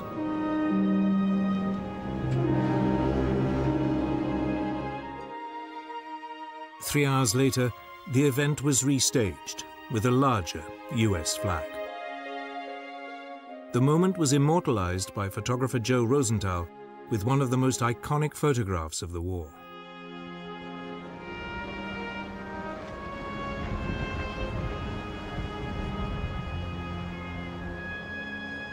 But the battle for Iwo Jima was far from over.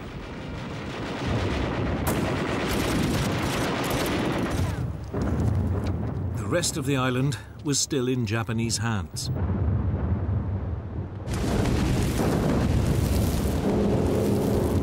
The next day, the Marines captured the first of the island's strategically vital airfields.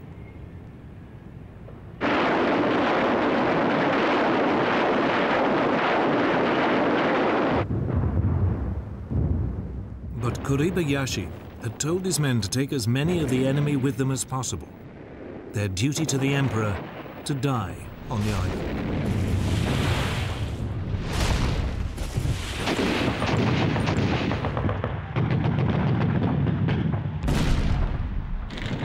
It meant each assault became a bloody frontal affair.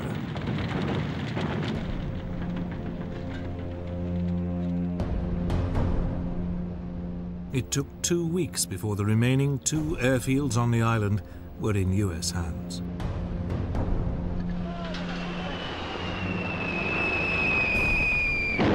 Even as the fighting continued, the US Air Force began to make use of Iwo Jima's airfields.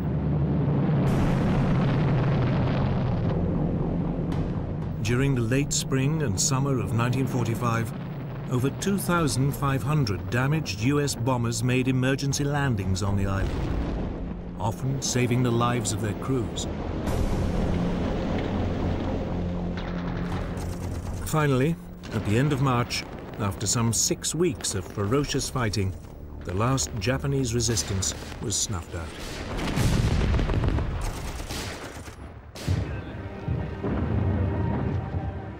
But the capture of Iwo Jima had come at a terrible price.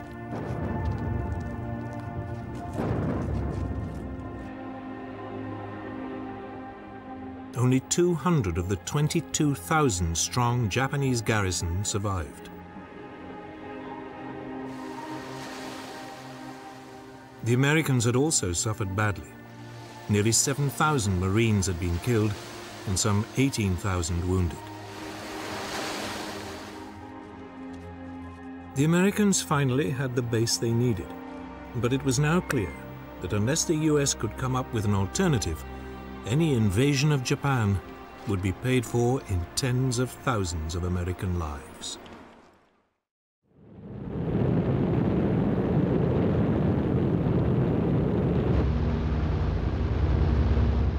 In the United States, one group of military planners had long believed there was an alternative to invading Japan. It was called strategic bombing.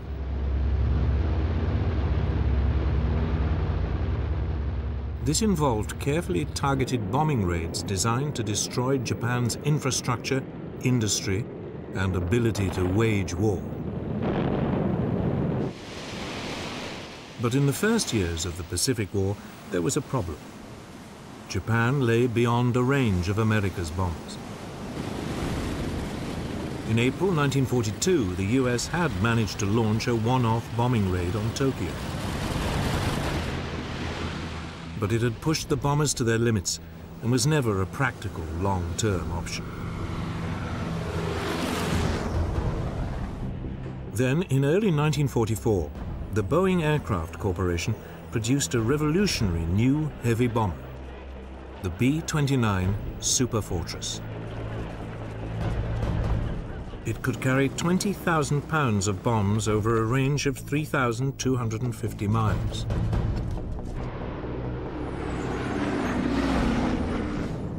Suddenly, Japan was just about in reach of America's forward bases in the Pacific.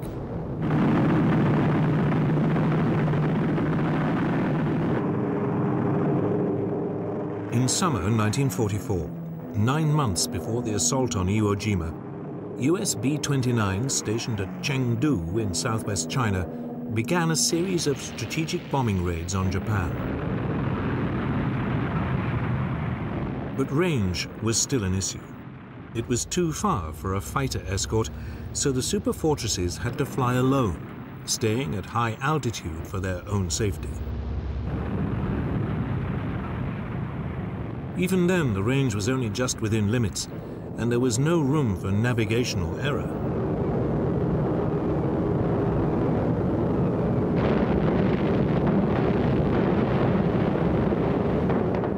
Many of the bombs missed their targets.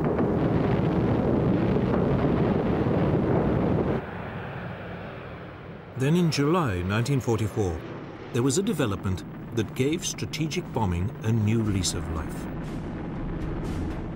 The US Navy captured the Mariana Islands in the Central Pacific. They were only 1,500 miles from the Japanese homeland. This was well within the B-29's operating range. The odds for a successful bombing campaign on Japan had dramatically improved.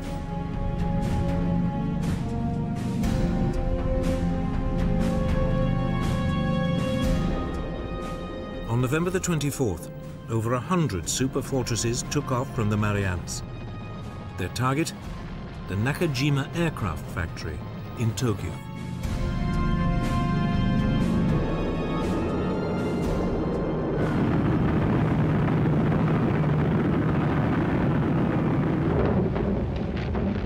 But only 48 bombs struck anywhere near the target. For 3 months, more raids targeted other industrial sites. But the B-29s were still flying without a fighter escort and still dropping their bombs from high altitude. The targets were often obscured by cloud, and jet stream winds made accurate bomb aiming impossible.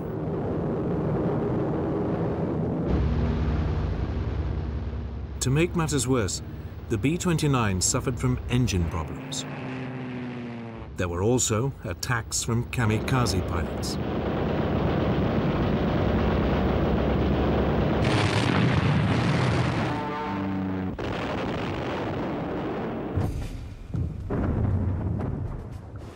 By the winter of 1944, it was clear that strategic bombing was just not working.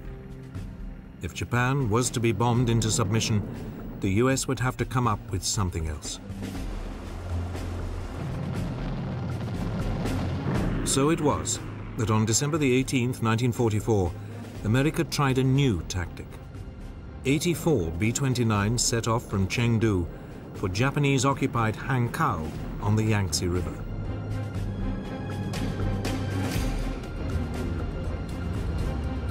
They flew much lower than usual and carried mostly incendiary rather than high-explosive bombs.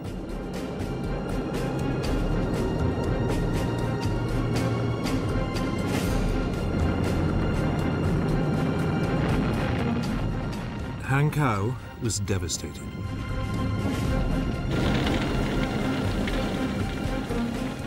The raid was more effective than almost any of the previous strategic bombing raids. The US appeared to have found a way forward, firebombing at low altitude. The US bomber commander in the Marianas, General Curtis LeMay, now ordered the systematic firebombing of Japan. It was the same tactic that Britain had employed in Germany.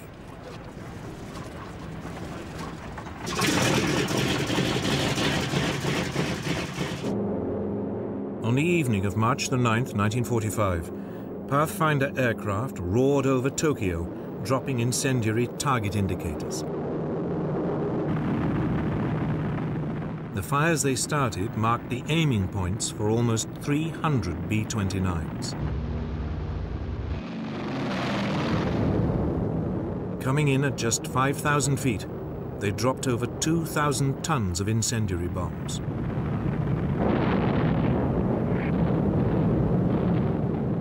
The flimsy wooden houses stood no chance. Air was sucked in, creating towering firestorms which raced faster than people could run.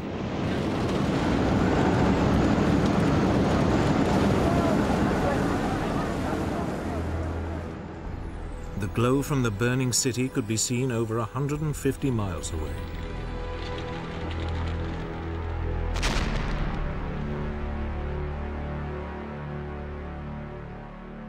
When the all clear finally sounded the following morning, 16 square miles of Tokyo had been obliterated. Over 100,000 of its citizens were killed and 1 million made homeless.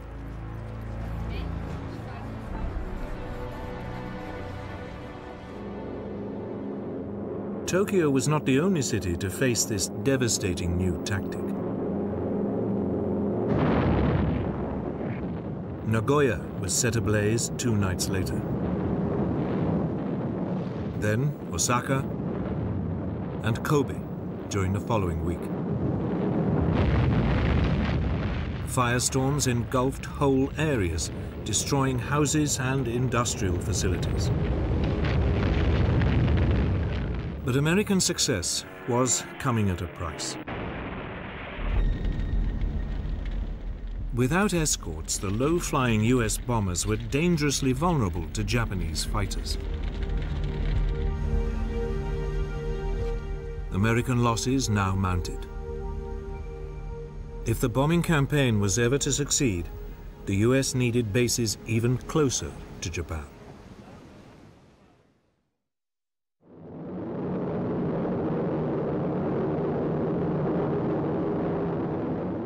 Within weeks, Iwo Jima fell. Now, at last, the US Air Force not only had a base for its bombers within easy striking distance of Japan, it could finally use its Mustang fighters to escort them.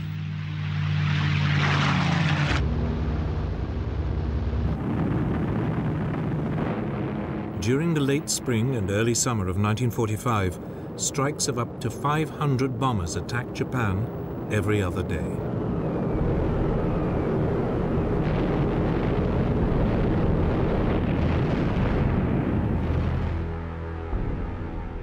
Once the largest industrial areas had been crippled, LeMay moved on to lesser targets.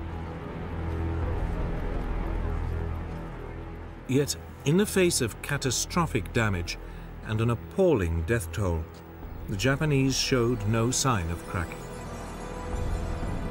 It finally dawned on the Americans that strategic bombing alone was never going to defeat Japan.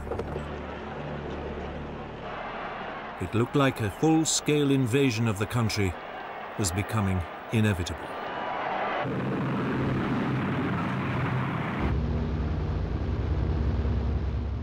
For For the US battle planners, the next logical step in the land campaign was the Japanese island of Okinawa. It lay a mere 350 miles from the Japanese homeland islands.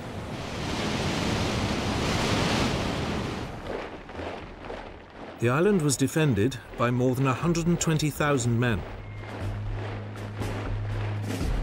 The Japanese commander, General Mitsuru Ishijima, was determined to turn it into an American graveyard.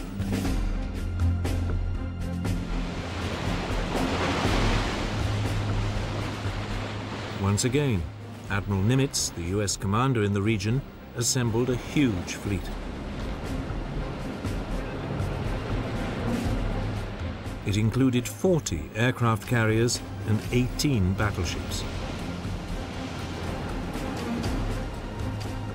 The opening bombardment of Okinawa began on March the 23rd, 1945. It lasted for a whole week.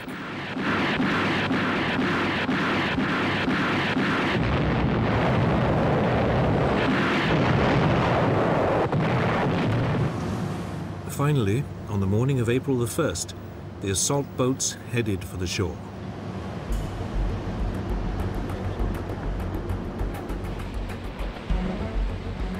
To their surprise, they met almost no opposition.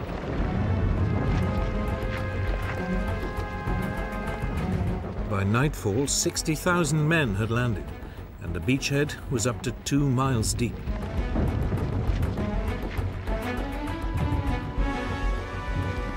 For the next 2 days, the US forces built up their strength and pushed across the island.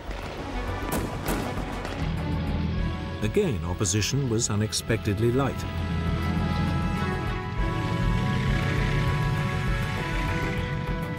By April the 4th, the Japanese defenders had been split in two.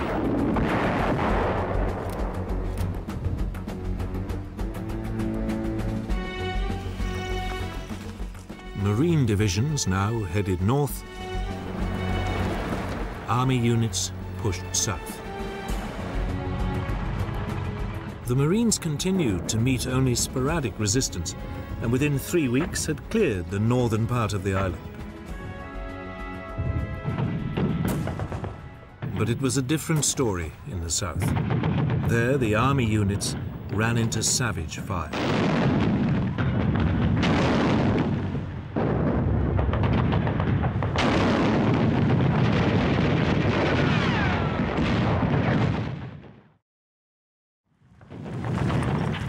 For 10 days, the Japanese held their defensive line.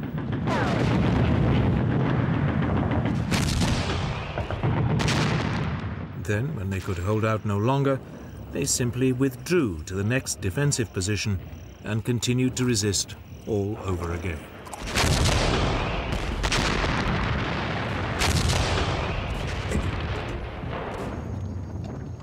Meanwhile, the Japanese also prepared to launch an air assault on the invasion fleet.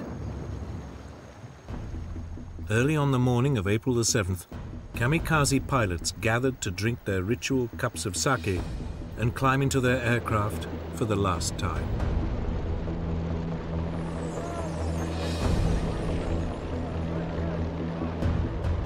Over 700 aircraft, half of them kamikazes, took off and approached the US landing fleet.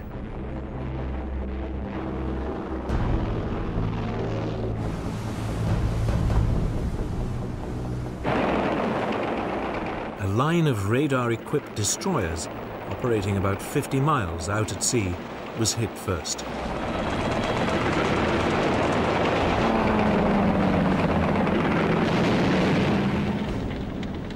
By the end of the first day of the attack, 2 US destroyers had been sunk.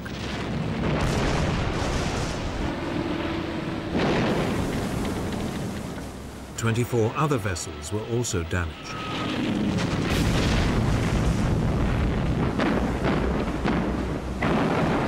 But the Japanese had lost over 300 planes.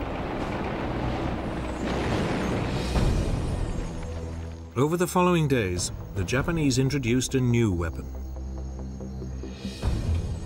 The Oka, or cherry blossom, was a rocket-powered suicide missile driven by a kamikaze pilot.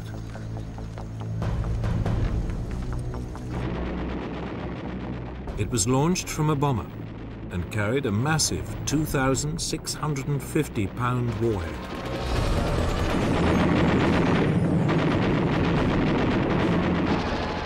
On April the 12th, another US destroyer was hit and sunk.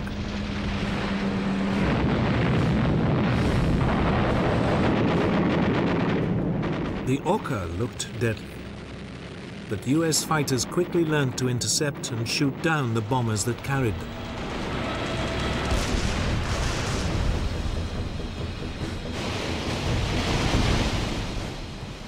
In desperation, the Japanese Navy now sent a suicide mission of its own. The Yamato, Japan's largest battleship, was loaded with just enough fuel to reach Okinawa and ordered to fight to the death, sinking as many US ships as possible in the process. But as the giant ship approached Okinawa, it was spotted. Some 400 US aircraft descended on it.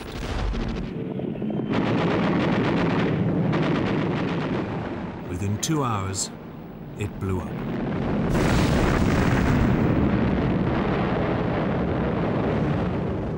The fireball could be seen for over 100 miles.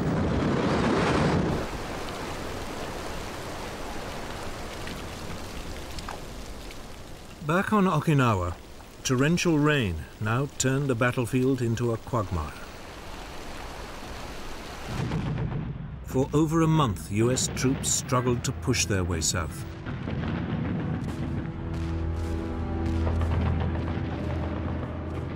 Every cave or dugout entrance had to be blasted by flamethrowers, grenades, and explosives. As before, as one defensive line was overrun, the Japanese slipped back to another, and the whole grim business would start again.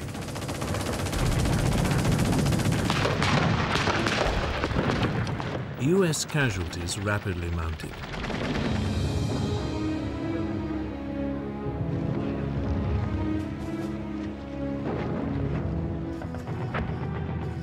Finally, on June the 1st, the town of Shuri was captured. Then, on June the 4th, a new contingent of Marines landed to the south of Naha, the island's capital, and linked up with troops pushing down from the north.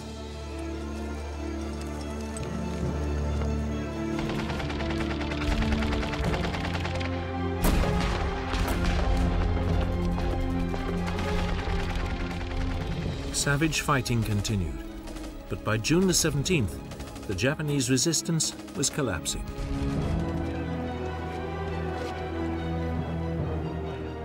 Five days later, the Americans finally secured Okinawa.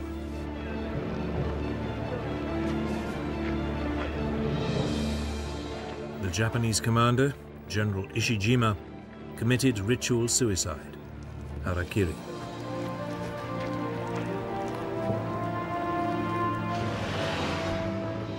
Over 7,000 prisoners were taken, the first time ever that such large numbers of Japanese troops had surrendered. It had been a bloody and exhausting campaign. 100,000 Japanese soldiers and some 40,000 civilians had been killed.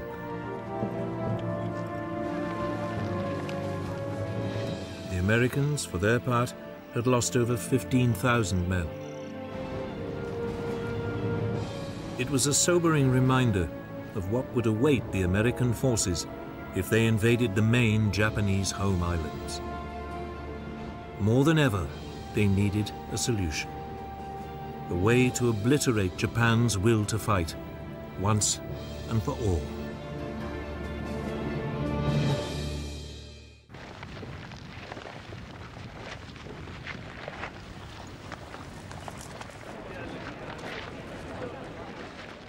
The victory at Okinawa meant America's military planners now had to decide what to do next. Despite shattering defeats, the Japanese still showed no sign of surrendering. Some US commanders argued for a continuation of the firebombing campaign. But by the summer of 1945, it was clear that bombing alone would never defeat Japan. An invasion seemed unavoidable. But the question was, at what price?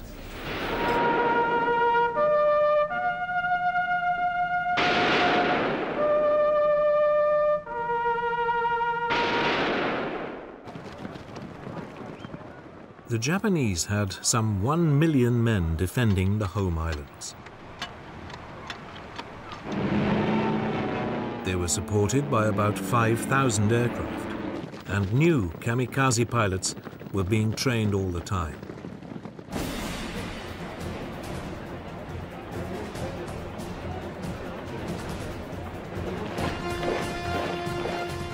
Mass suicide attacks by civilian volunteers could also be expected. A bloodbath seemed inevitable. It was estimated that over 250,000 American lives might be lost. Then, in July 1945, the new US President, Harry S. Truman, heard about the results of a top-secret Allied scientific research program. It was called the Manhattan Project. For 3 years, Allied scientists had been working on an atom bomb, a weapon that draws on the vast quantities of energy released when an atom is split. It would have an unimaginable destructive force.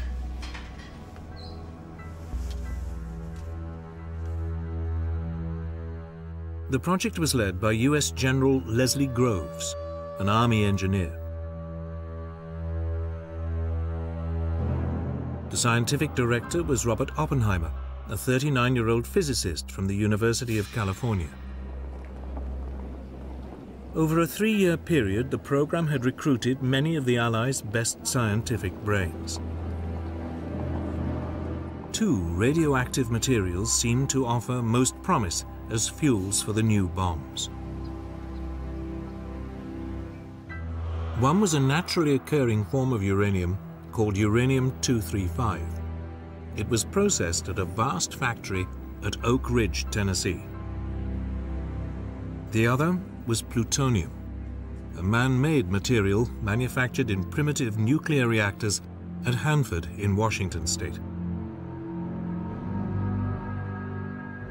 The research was coordinated and conducted by a team of scientists at Los Alamos, a specially built laboratory complex in the New Mexico desert.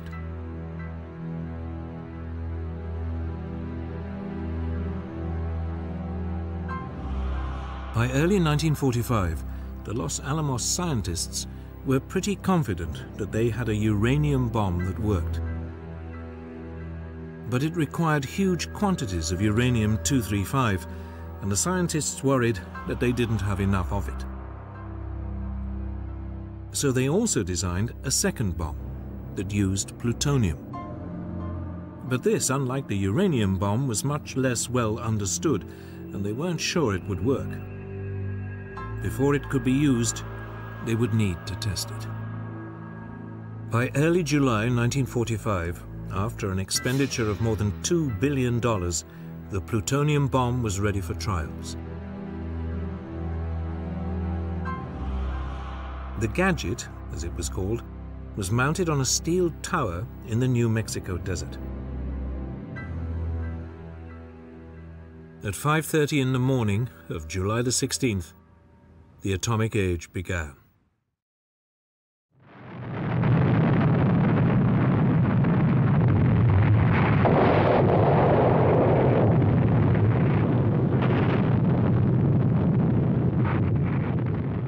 News that Operation Trinity had been successful was swiftly passed to President Truman. He had recently arrived at a conference in the Berlin suburb of Potsdam, meeting with Stalin and Churchill, discussing the future of Europe. Truman didn't hesitate. He ordered his commanders to prepare to drop the new bombs on Japan as soon as possible.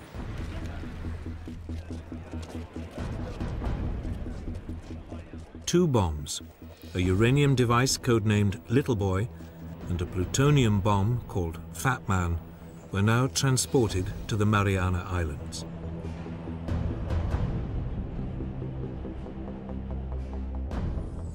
There, the immensely experienced Colonel Paul Tibbets, leader of the specially trained 509th Composite Group, prepared his B-29.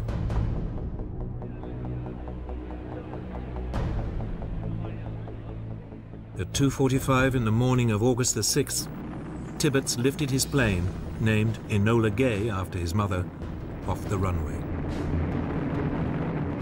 On board, he was carrying Little Boy.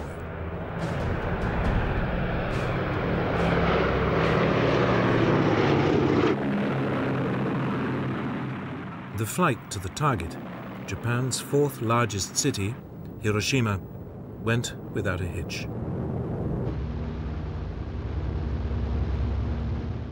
At 8 a.m. on a bright sunny morning, Enola Gay approached the city at 33,000 feet.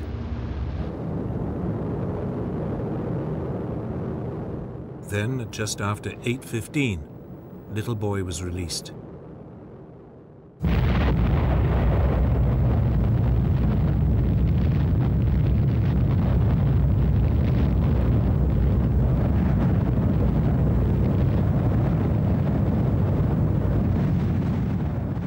The uranium bomb had the power of nearly 13,000 tons of TNT. The temperature beneath the mushroom cloud reached 5,000 degrees centigrade. Thousands of people were instantly vaporized.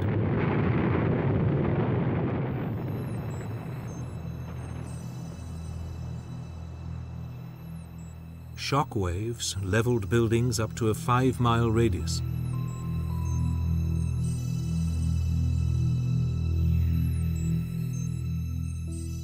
Estimates of the death toll vary hugely. Some put it at 40,000 people, others at 100,000.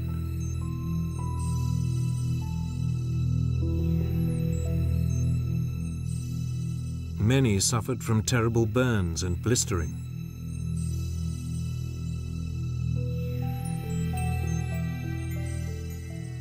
Over the course of the following weeks, thousands more people died from radiation poisoning.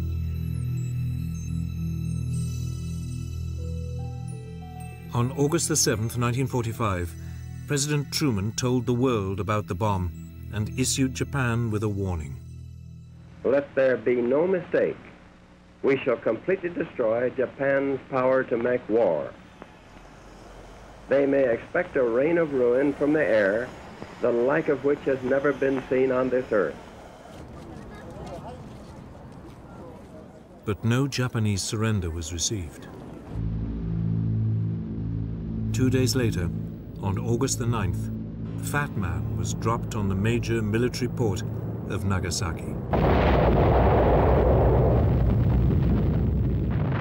The plutonium bomb was even more powerful.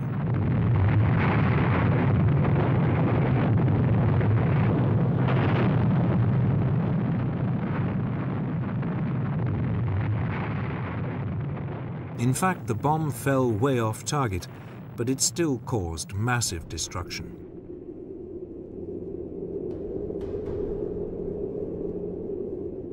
Between 35,000 and 50,000 people are estimated to have died in the explosion.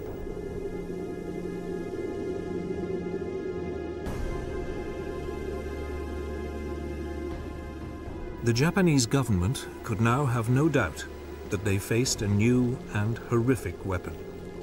But the question remained, would even this force them to surrender?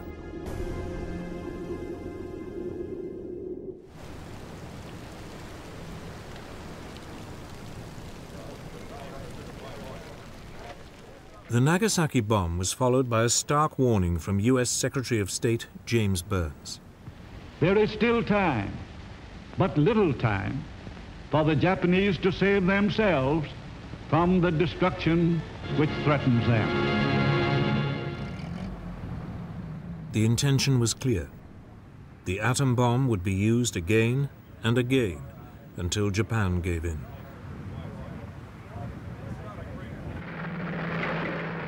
That same day, Japan's position became even more precarious. Early in the morning of August the 9th, 1.5 million Soviet troops stormed into Manchuria and northern China.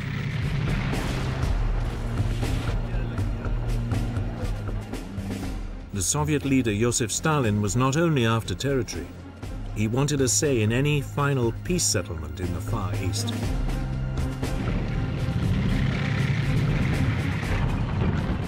There were still over 1 million Japanese troops in the area, but the Red Army blitzkrieg was unstoppable. The Japanese position in the war had become untenable.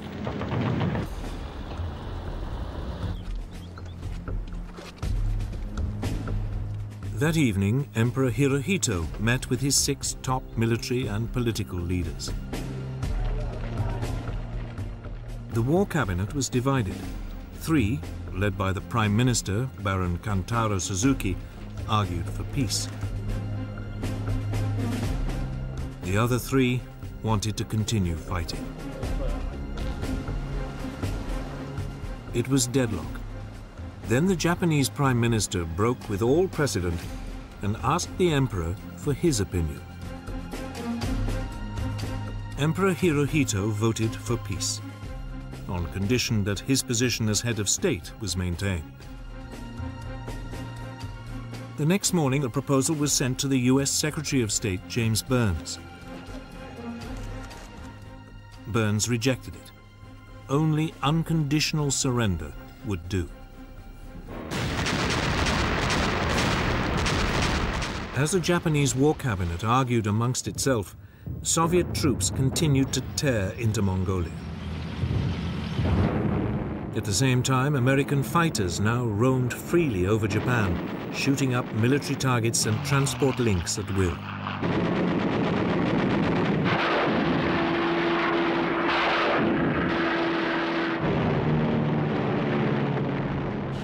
Massive air raids continued to devastate Japan.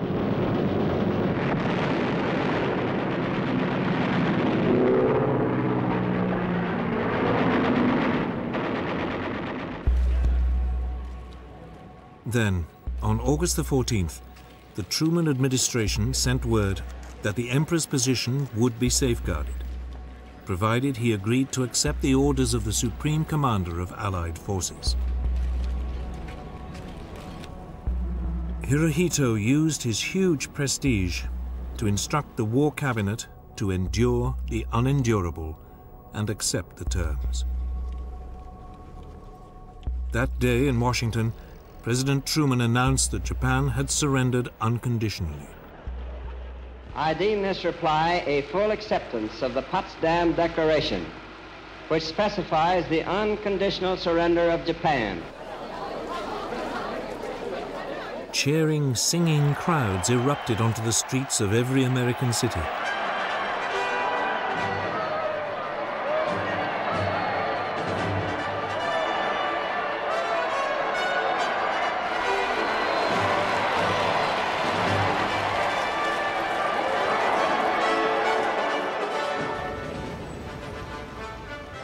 In Britain, it was midnight when the new Prime Minister, Clement Attlee, broadcast the news. Japan has today surrendered. The last of our enemies is laid low. Peace has once again come to the world. Let us thank God for this great deliverance and his mercies.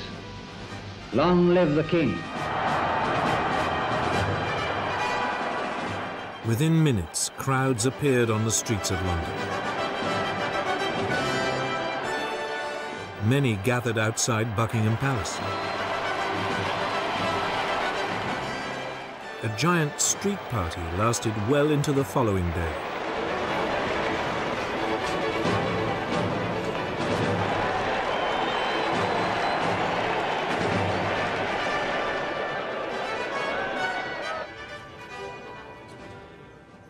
The next morning, August the 15th, an astounded Japanese people listened to the voice of their God Emperor for the very first time.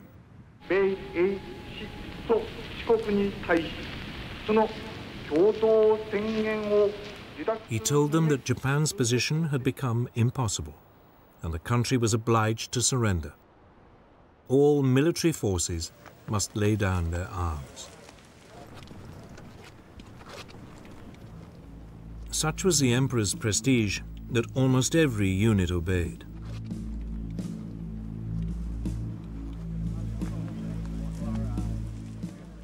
But in Manchuria, despite the Japanese ceasefire, the Soviet forces fought on.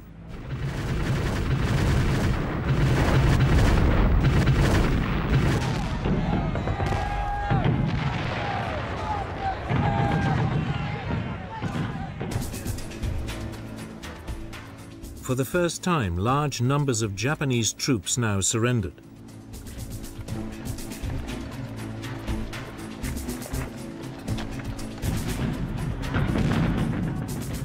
Nevertheless, the Soviets, determined to seize as much territory as possible, continued to advance.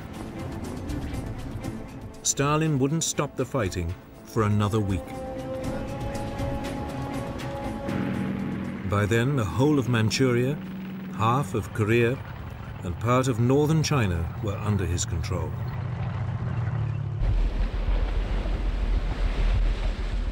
Elsewhere in Southeast Asia, in the Philippines and on many of the Pacific islands bypassed by the Americans, it took weeks for news of the surrender to reach isolated Japanese garrisons.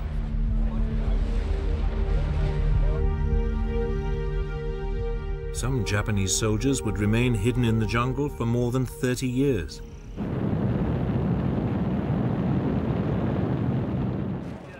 Finally, on August the 28th, 2 weeks after the surrender, the first US troops arrived in Japan.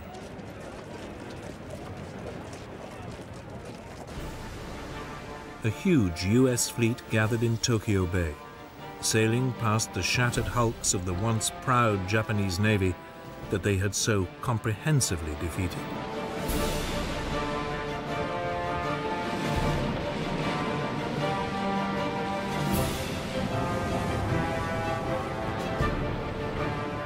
Several days later, on September the 2nd, 1945, a Japanese delegation came aboard the USS battleship Missouri.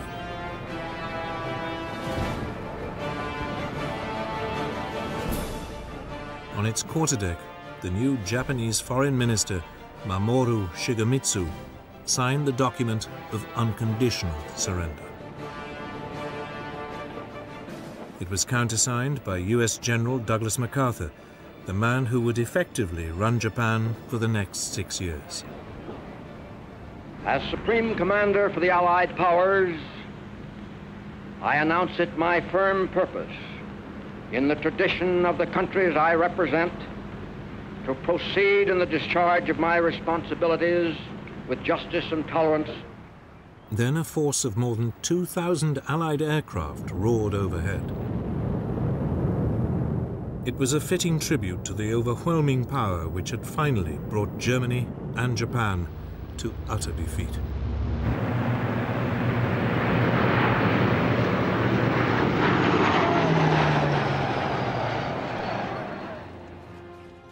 World War II was at an end. Japan's ruthless desire to wage war had been crushed by a weapon of awesome destructive power. Now, in the East as in the West, the world would be divided and shared along new lines. New allegiances would be formed, and new enemies would vie for global influence under the specter of nuclear war. A new era in world history had begun.